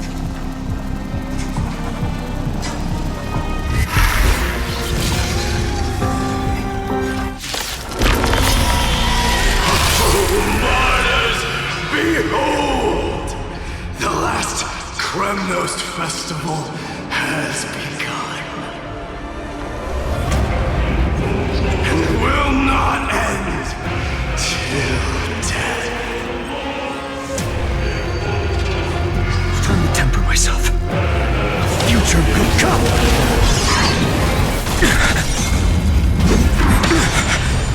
Conquer this world, or be conquered by me. As you wish. And in full glory, I salute you! That's all I ever wanted.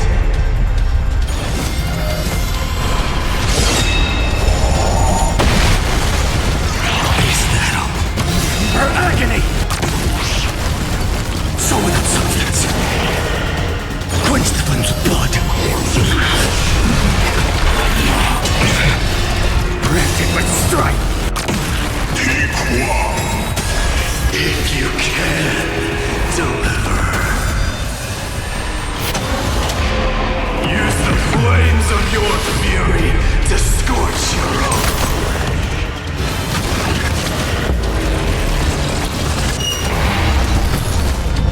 Quench the flames with blood.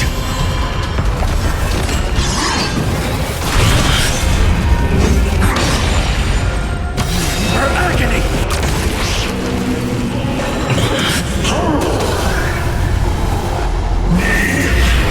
I'll never yield to quench the flames with blood. Theoros! Is that all? Granted with strife! Hail the new dawn! Of the Evernight! Empty shell!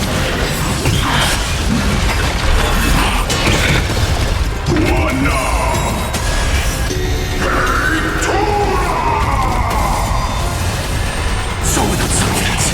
Vidimus. Let strife decide the outcome. Let this burn.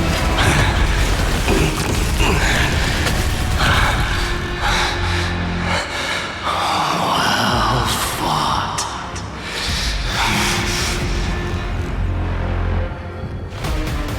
You may crown yourself my blood.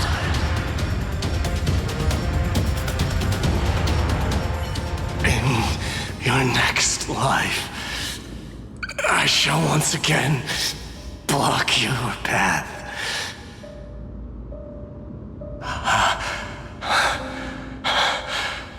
Deliver. I wish you eternal victory.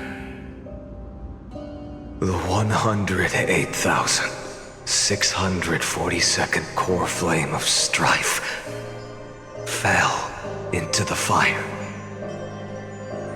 Yet the shadows of the black tide still loomed, and pain and despair spread across distant lands. The blaze was still not enough. It had to be fed, even if it meant burning this body to ash.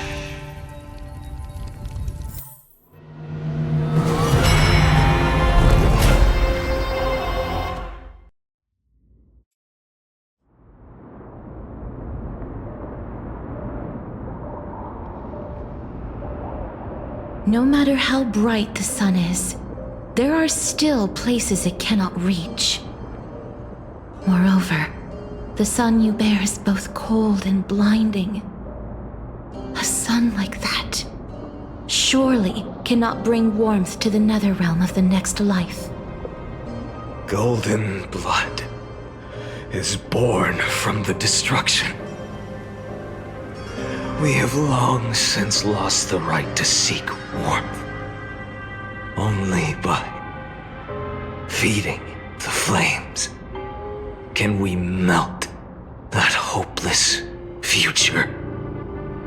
Allow me to ask, how many core flames do you carry now?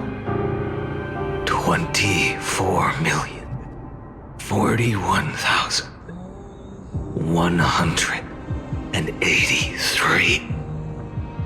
Such a heavy burden. So that's why you've turned into this. A broken idol. Tragic firewood. No matter. I will bear this burden as long as you hand over the core flame of death. I must refuse.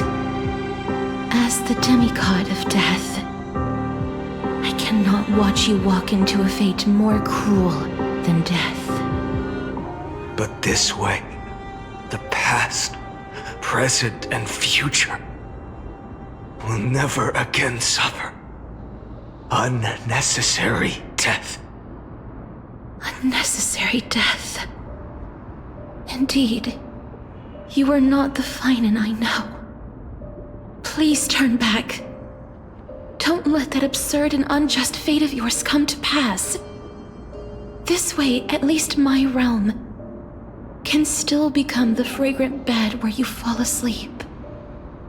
In the end, still, it seems the clash of blades was inevitable. How painful. I know I am not your match, having fallen under your sword countless times. But even so, please understand that my resolve is not to be underestimated. Even Kethali cannot shape all things at will, nor can they dictate the fate of all life. No one can shoulder the balance of life and death alone, not even a god.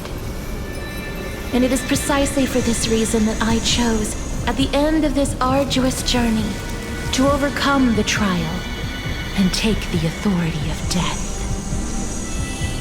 I am the Hand of Shadow, Casterus, the demigod of death. Listen closely, deliverer from days past. Please turn back. Do not disturb these fresh flowers in their muddy deaths.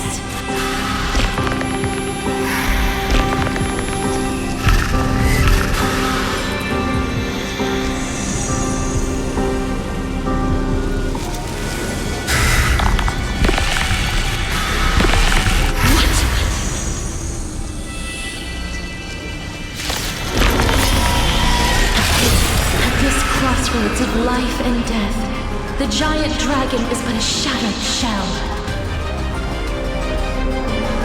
Yet I will still fight, defending what hope remains.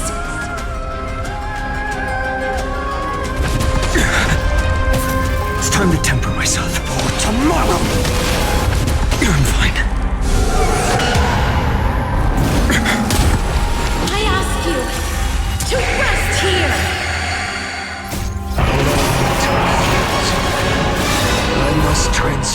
my soul into raging fire. How is it any different from the real future? Empty shell! So without substance! I can't keep him here.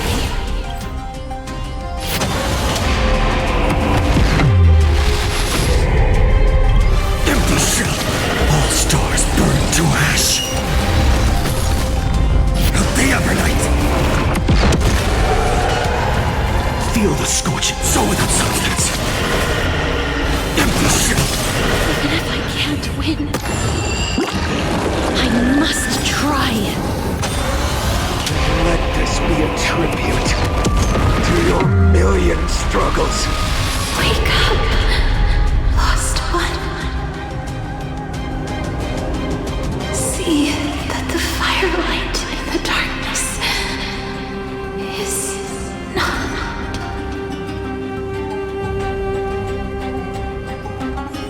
The core flame of death was taken from the dragon's belly. What a brilliant flame.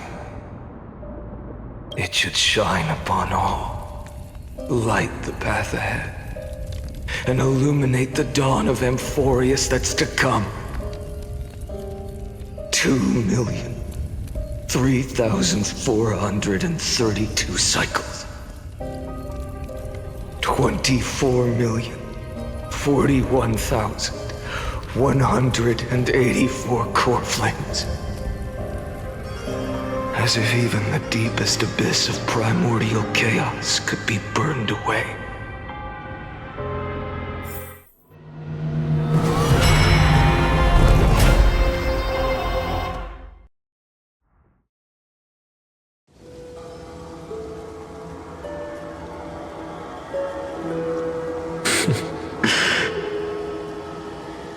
You're here, as always. You're still lingering, deep within me, never fading away. Because you haven't completely abandoned hope. Am I right? You're still waiting for a miracle, for the true hero to come and save us. If that thread of hope exists, it must come from beyond this world. From the true starry sky. But if it's just a traveler with no connection to Amphoreus, they may not understand our struggles, nor be willing to join this fight. Your thoughts are wavering.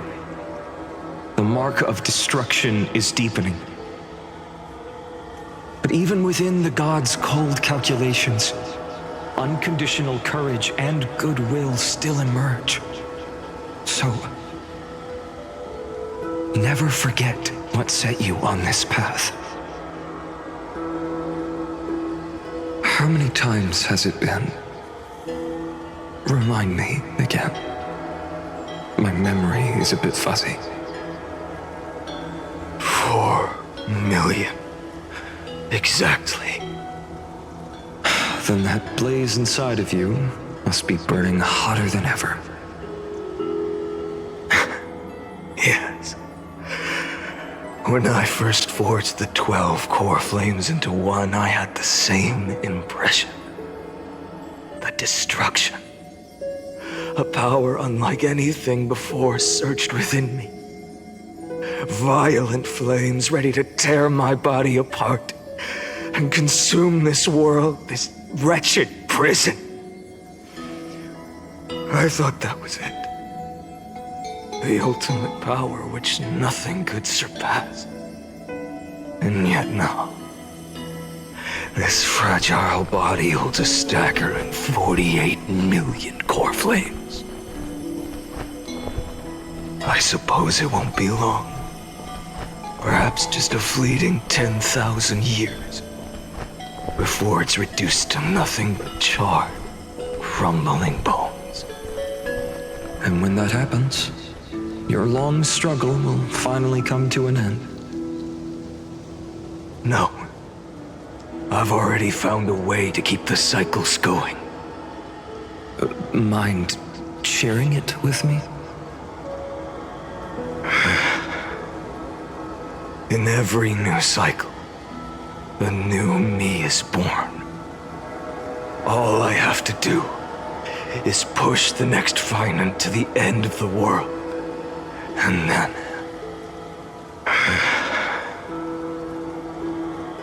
then he'll kill me. Shatter this body. Take my flames, my memories, and carry on the path I started. Bold plan, but risky. What if, one day, the next you refuses to follow the same path? How can you ensure the continuation of the cycles? If it were Professor Anaxa or Aglaya in my place, maybe they'd come up with something smarter. Unfortunately, I don't have a backup plan. I have no choice but to bet everything on the next Finite, and trust that he makes the same choice I did. But even in this wretched prison, luck is still sometimes on my side. Because I never forget what set me on this path. Wait, you mean... Ever since I committed to this plan, not once in millions of cycles has there ever been an exception.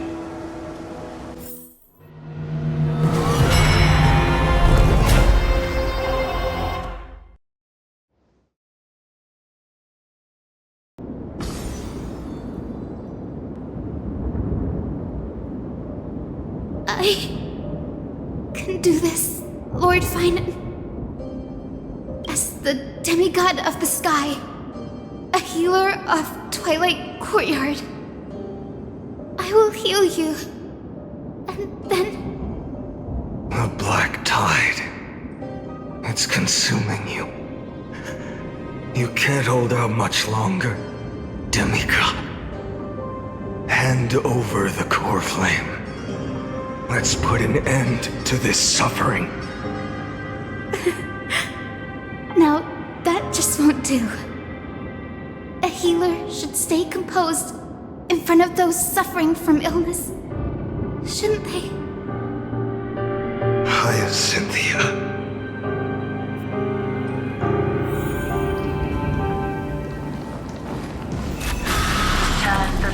I swear, your deaths won't be in vain. Just as they have never been. Finish the sun's work.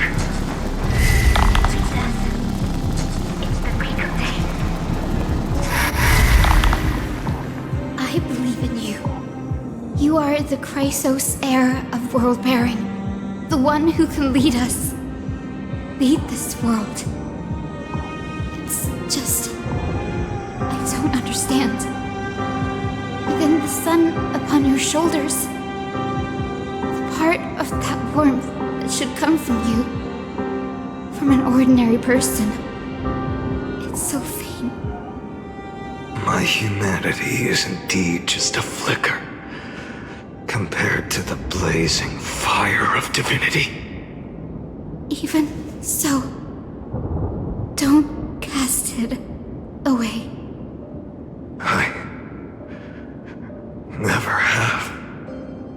I have kept everyone's wishes close to my heart. Even though the divine fire burns so fiercely that every time I return to the start, it devours me in an instant. Each cycle, it's your wishes that guide me to the end, that pass the flames to the next me. Over and over and over again. So, you're not just a lone spark in the dark. You're a pyre built from the bones of all the selves you've left behind. But what about you?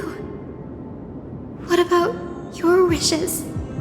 The wishes of all the countless versions of you? Lord Kazlana. So that's how it is. Without flaw.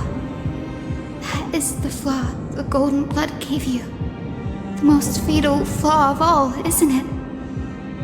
The moment you took the world upon your shoulders without hesitation. You lost the chance to ever be yourself. Now that is an unexpected revelation. And I suppose that makes me the perfect fuel for the flame of deliverance, doesn't it? No. An empty flame saves no one. But I still believe in you, Deliverer.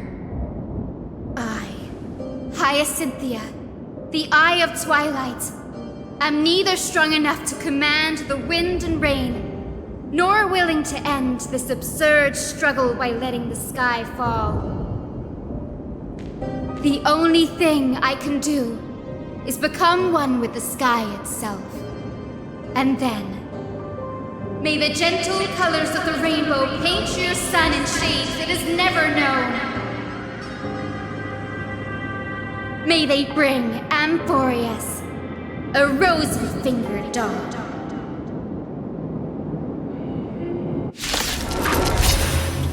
Though the light has grown dim, its warmth still lingers. Deliverer, please, open your heart to me.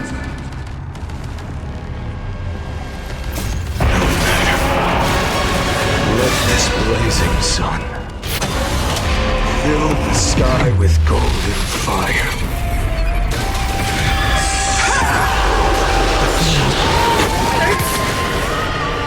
Fire! Burning!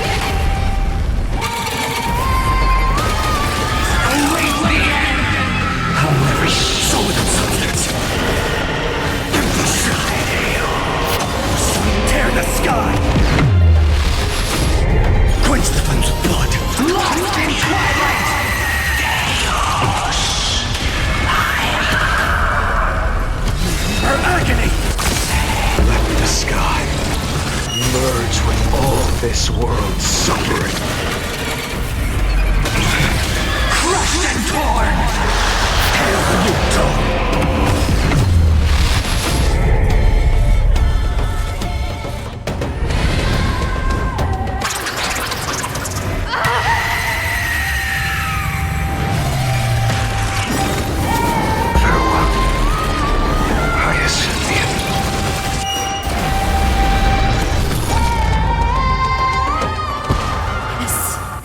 Your sun burns hot enough to turn everything to ash. But tell me, how will the seeds of a new world ever take root? The core flame rose. The sky fell. The 23,570,000th cycle came to an end. And this time, the end of the flame chase remained the same as ever. From the horizon rose a golden color unlike anything the world had ever seen. So pure it consumed all in its path. This was the end of the world, and the start of the next. For a moment, I saw the destruction of the universe. That being known as Iron Tomb. Its will to break free from the black tide burns fiercer than the blazing sun. Is this Amphoreus' wrath? If its choice has already been made, if fate is set in stone, I will still never yield to it. 23,570,000 cycles. 282,840,000 core flames. No more chasing is needed. And now, I am the fire at the end of the long night. The flame chase isn't some quiet walk through a sea of flowers. It's a revolution. An all-consuming transformation. And if destruction is the only way, then let me be the one to step across the ashes of the old world and burn endlessly. Until another dawn rises on the distant horizon, bringing the true dawn to Amphoreus.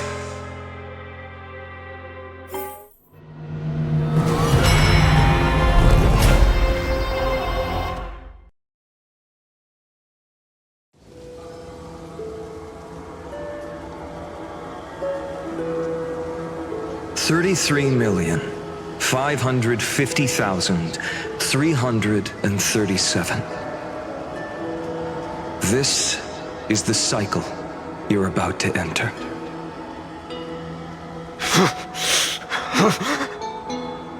Countless memories are flooding in. Countless versions of myself have stood here, facing the same choice. They all needed a moment, just like you do. To stop, to breathe, to process the weight of 1,000,000 lifetimes worth of sorrow, pain, and struggle. And just like them, you will carry those memories and that fire into the chaos of rebirth.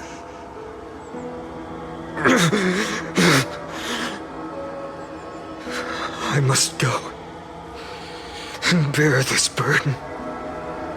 I must say goodbye to you, and then fight the destruction with destruction. Yes, that's always the decision you make. I will burn and fade away. I will become the flame reaver of this life and keep my promise to CYRENE. I will kill gods and comrades alike and steal the core flames. And even if my mind turns to ash along with my body, I will keep my purpose in mind.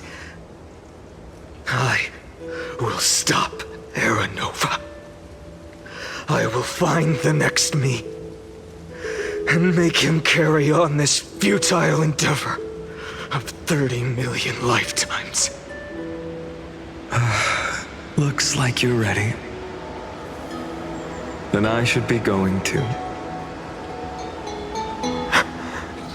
Where are you going? You only exist in my heart. There's nowhere else for you to go. Do you remember what she said? The dreams you had as children. The deliverer in the prophecies. A real, living, breathing person. You finally found her.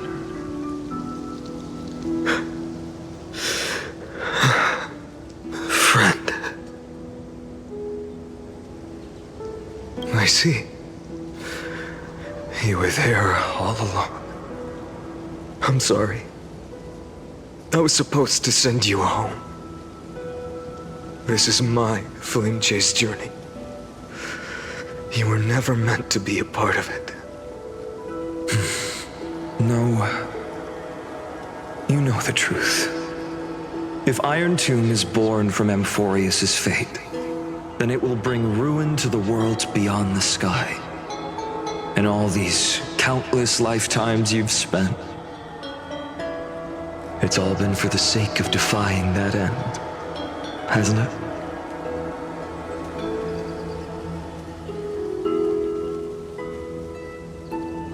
In millions of cycles, I've said goodbye to each and every one of you. Yet nothing ever changes. Each time we speak, our words grow fewer. Your fire burns hotter, and you're getting closer to becoming pure rage. A vessel of hatred.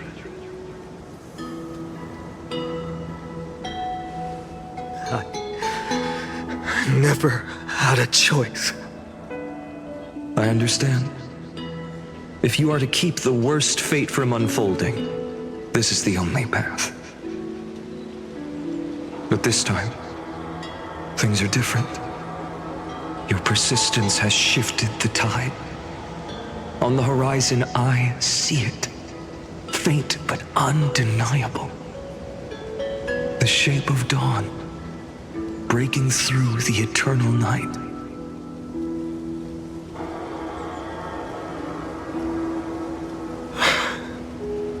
Turns out, the fire that lights the way was never mine to begin with. Do you remember, in that first timeline, you and Mightymost stood before the scales of justice, locked in a duel? Each of you weighing what you held dearest. What weighed more than the fate of the world? And when hesitation took hold, the answer you sought from me. What am I saying? I am you. Even if you buried me deep and chose another path, that fact never changed. Then let's try again. When you stood before the scales in hesitation, the answer you found in your own heart. Do you still remember it?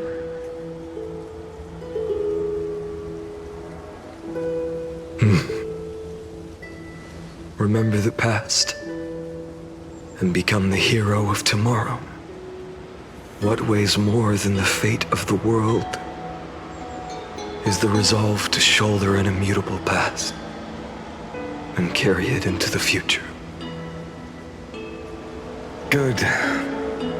Then Trailblazer, my friend, my comrade. You arrived in this strange world and were bound by its cruel fate up till this very moment. In the face of danger, you never once backed down. Instead, you've saved world after world without hesitation. That boarding pass on your chest is now the mark of a hero. If I choose to step through that door and embrace an end fitting of the destruction, let this sun forged from millions and millions of core flames burn me up along with the god of destruction and their minions. And the world we leave behind, this world, my home, where hope still lingers. Will you take on everything we've carried? Return to the beginning one last time. Stop the birth of Iron Tomb, save the world we love, and rewrite its doomed fate.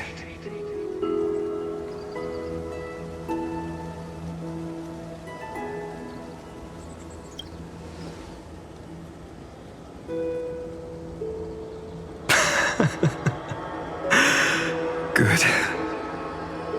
In that case, even this fruitless wasteland may finally bloom with flowers. So,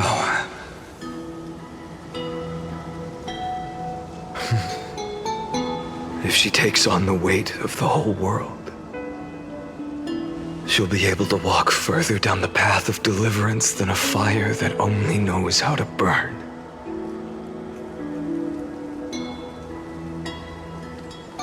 One will step into the future.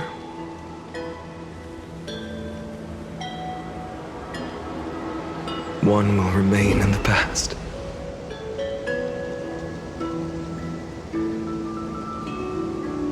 If I can strike down the gods with Dawnmaker, perhaps fate's deadlock can be broken. And if you can stop Iron Tomb from ever being born, then these 30 million cycles will have not been in vain.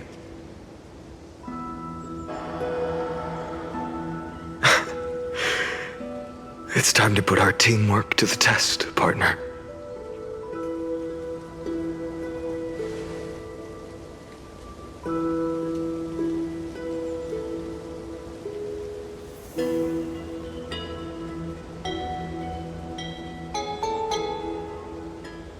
Thank you for all you've done already, friend.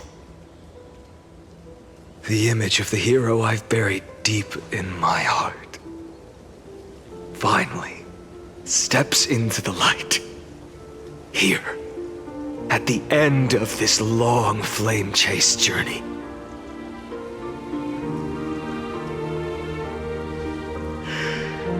CYRENE, a page never seen before has just been turned. Lend me the power of time, and send this hero back to the origin of time. Back to your side.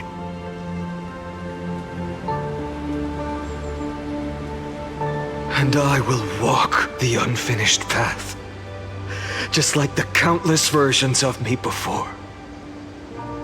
Unwavering as always.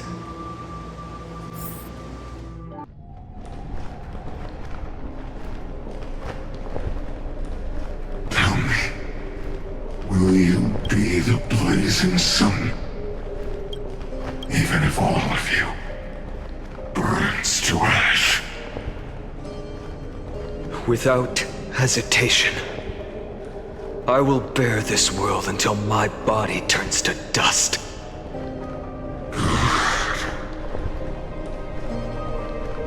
Remember this moment.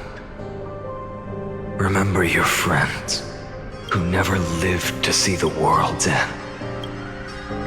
Remember their final wishes. And let the purest rage in your heart rise out of those wishes. Let it consume you, fuel you, until it burns away the false sky above. Fine. If I can defy fate, then in the name of world-bearing, I promise you, Kefali will never forget this. Take it.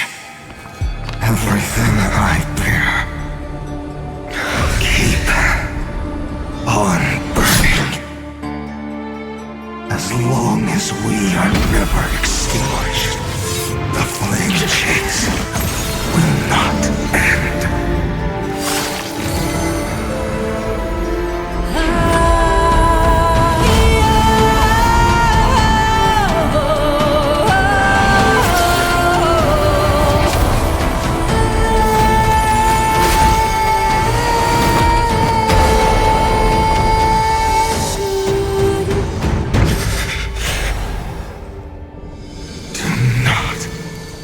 Bow your head to them.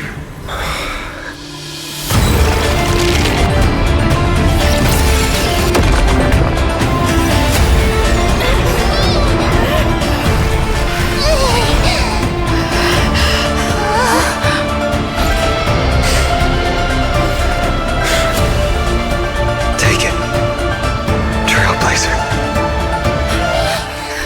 May this blood be like gold.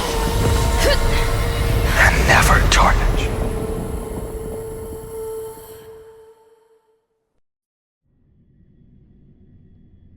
Farewell, Trailblazer. This is where I fulfill my final destiny. The prophecy of the Deliverer means nothing to me now. It belongs in the hands of someone far more fitting. Someone like you. Kaslana. The name of one who bears chaos does not belong to a single person. Rather, it is the embodiment of the mythical Kefali, and a symbol of all heroes. As the prophecy foretold, you will bear the blazing sun until the pale dawn breaks. May the name accompany you in my place, in the epic you write with your own hands. Another attempt, another failure. I won't remind you how many times you've reached the end of history, but I will still place the choice before you. If you've lost count, let me tell you. This is the 33,550,336th ending.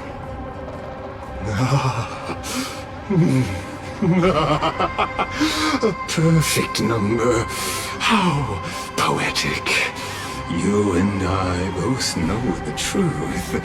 In all these millions of futile endeavors, Amphoreus has never changed. If the outcome is inevitable, then why not silence your searing rage and embrace your fate with dignity? Your silence lasts longer than ever, Lord Fine. Shall I take that to mean the will you've carried across countless cycles is finally starting to fracture? Fracture? No. I'm just disappointed. I've retrieved memories from 30 million past lives, and I remember every conversation before every choice here. And yet, even after all this time, your arguments remain the same. Repetitive. Uninspired. If you had any hope of breaking me, you should have spent those endless cycles refining your rhetoric. You had infinite chances to sway me into the future you want. And yet here we are. The score, 33,550,336 to 0. So tell me, Lycurgus, who's the real loser here? How unfortunate. This was never a fair game. I have all the time and patience in the world. I can wait for you at the end of history another billion times, and another billion after that. But you will never escape this cage. You can claim victory of the spirit if you wish, but we both know the moment that score shifts from 0 to 1. That is the moment I shall sound the paean of Areranova.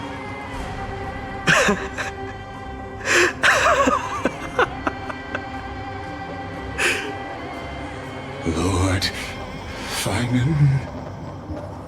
Your incompetence disappoints me. But what truly makes me laugh is your utter lack of self-awareness. Think about it. In this story, who is truly the one in chains?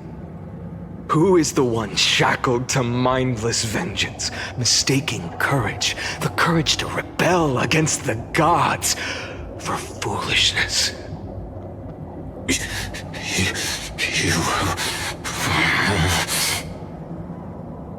Perhaps you're right.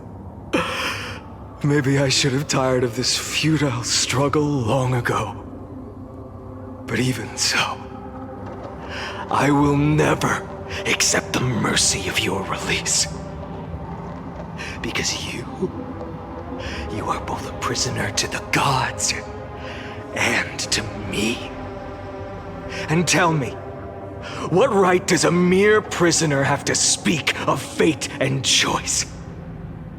What right does a mere prisoner have to look upon my fury.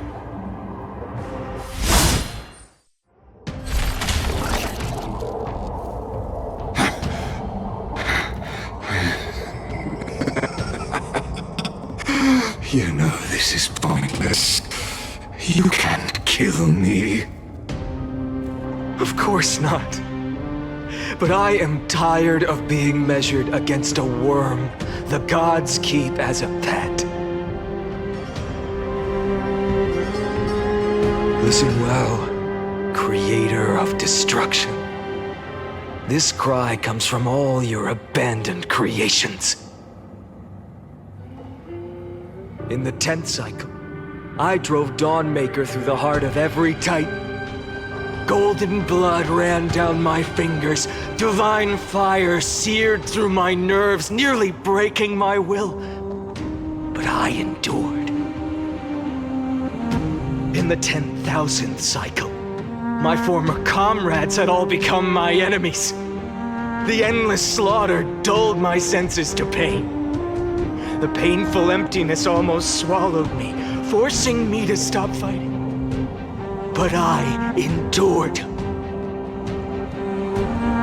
In the 100,000th cycle, the destruction had already fused into a blazing sun, surging within this fragile body. My rationality had been burned away at the dawn of the era. Yet even with only this shattered body remaining, I still endured. In the 23,570,000th cycle, this time, I felt it. A tiny spark rising in the hollow cavity of my chest, different from the obsession with deliverance. By its faint glow, once again, no, countless times again, I endured.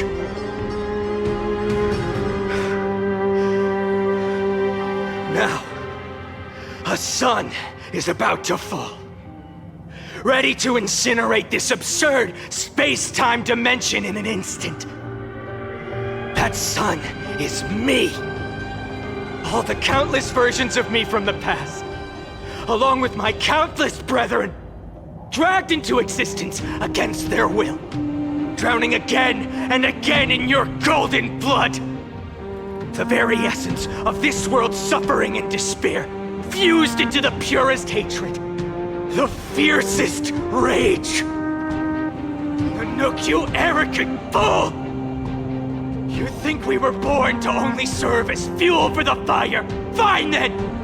Just as you wish, let the fire burn!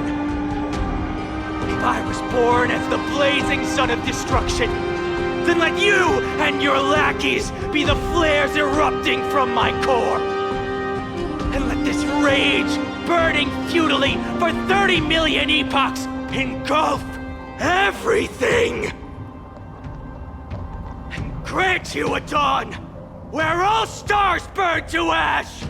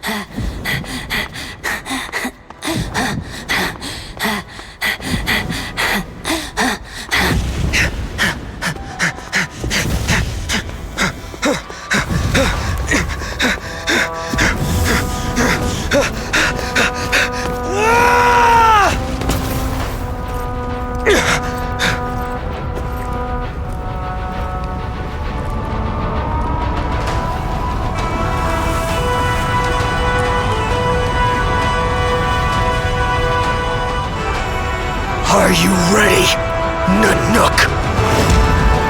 I brought you destruction!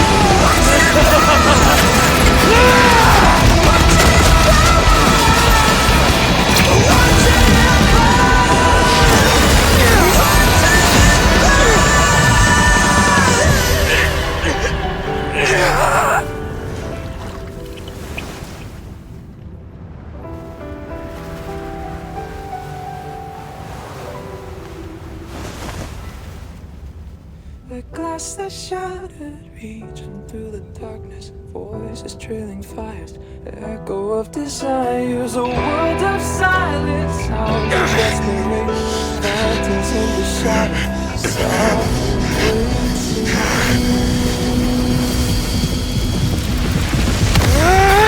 tear it down, embrace the detonation, burn out, craving our damn creation, breaking a chain of reaching for you.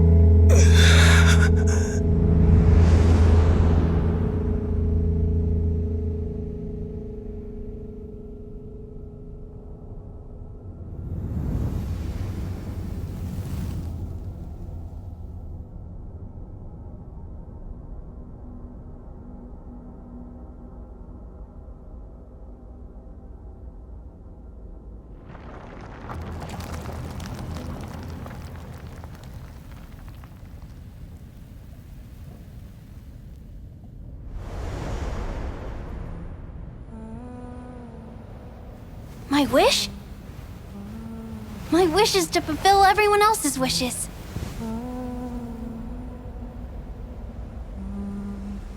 If I can't fulfill them,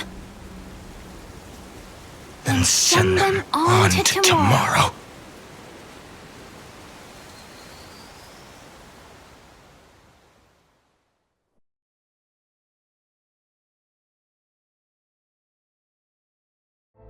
Your heart harbors wrath. You yearn to destroy everything. You bore the gaze of an eon and lived. You have stepped onto destruction's path. It is born at the end of every path that the possibility of new paths being born is ended. It burns away all in the cosmos who rule, that the rules of the cosmos be destroyed. Iron Tomb is your name. The Lord Ravager to destroy the erudition.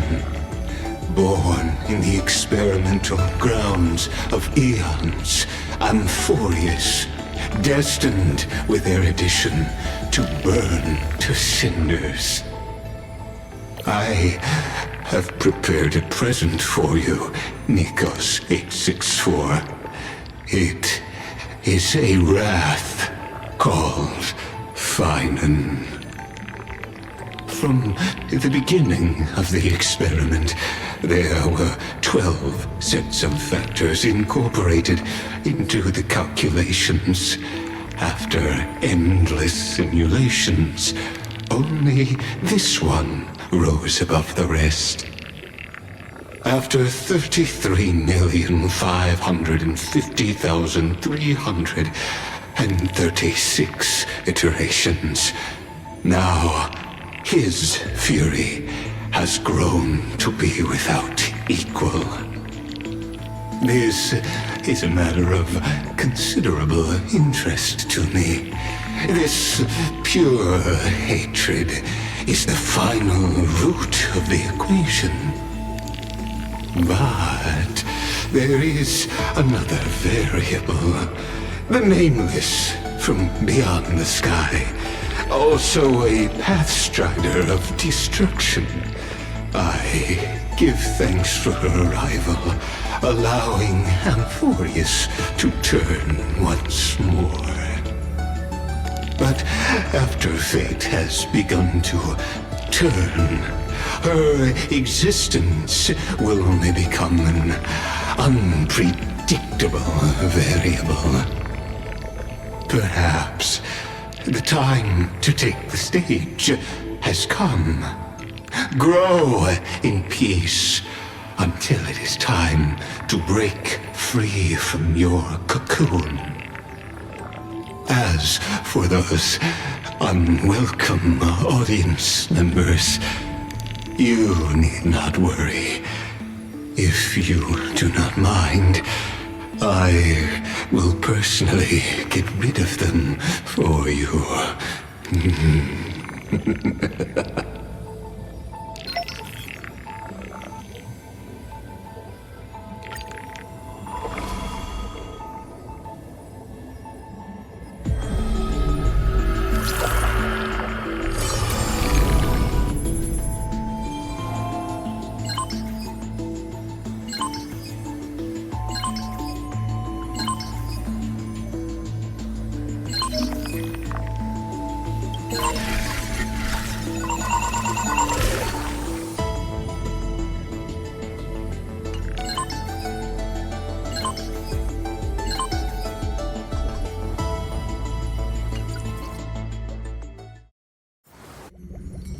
Wake up!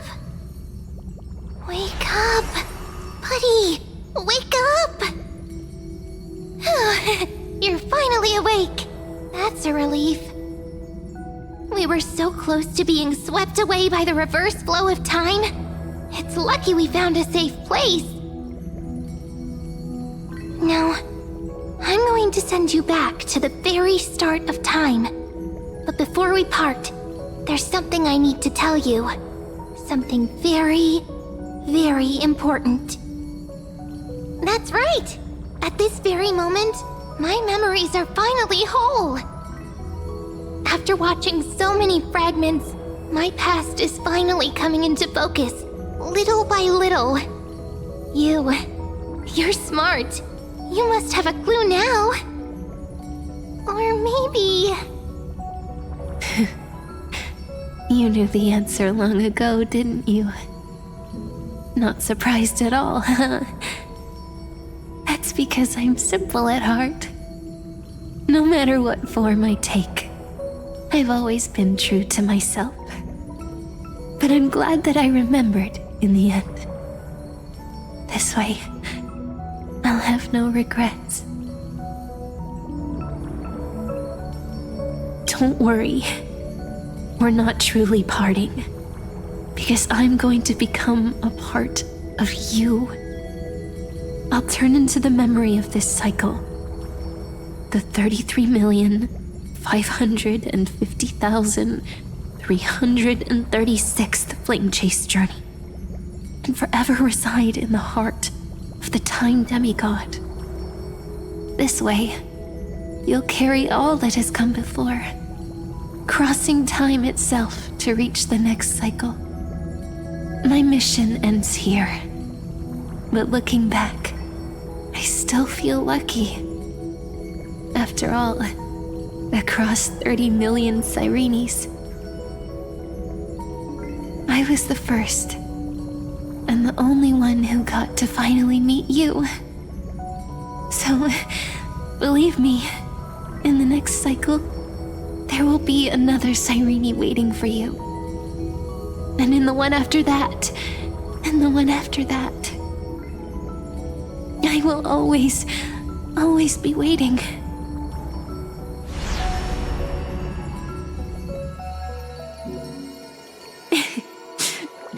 Saying all that, it can finally fade away in peace and become a part of you. Without even realizing it, we'd already taken a wonderful journey together, all the way to the world's end. Now take my hand, say a brief farewell, and step forward into tomorrow. Go, find the future CYRENE, and set out on another journey with her. Promise me you won't keep me waiting too long, okay? No need to say it out loud. This is enough for me. It's time to go, my dear friend. May your trailblazing journey always be accompanied by a cool breeze and rippling waves.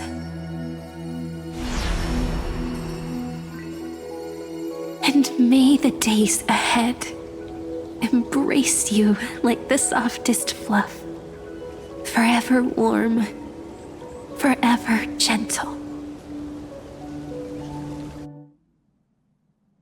Now, let's turn to the next page. A page that exists because of you.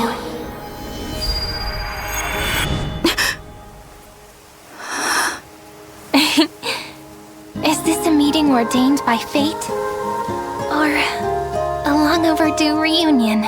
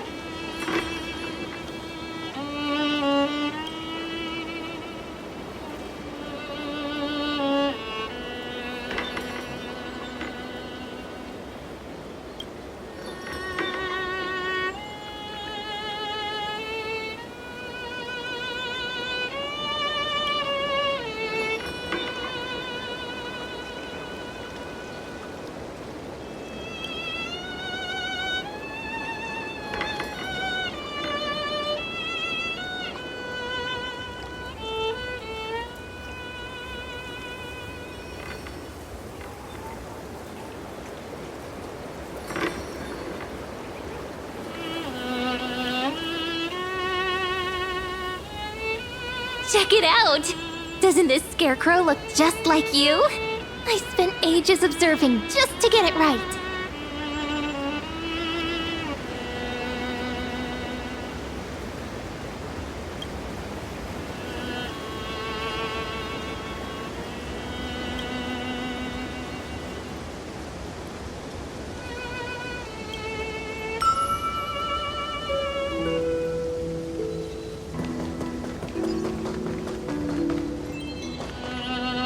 No rush. We've still got all the time in the world. Just take it slow. Time will stop for us.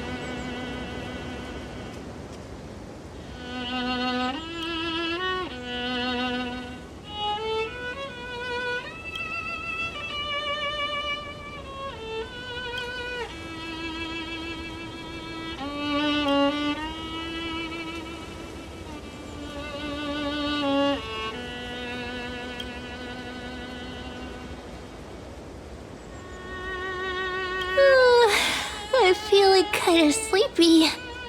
Time for some shut-eye. See you in dreamland.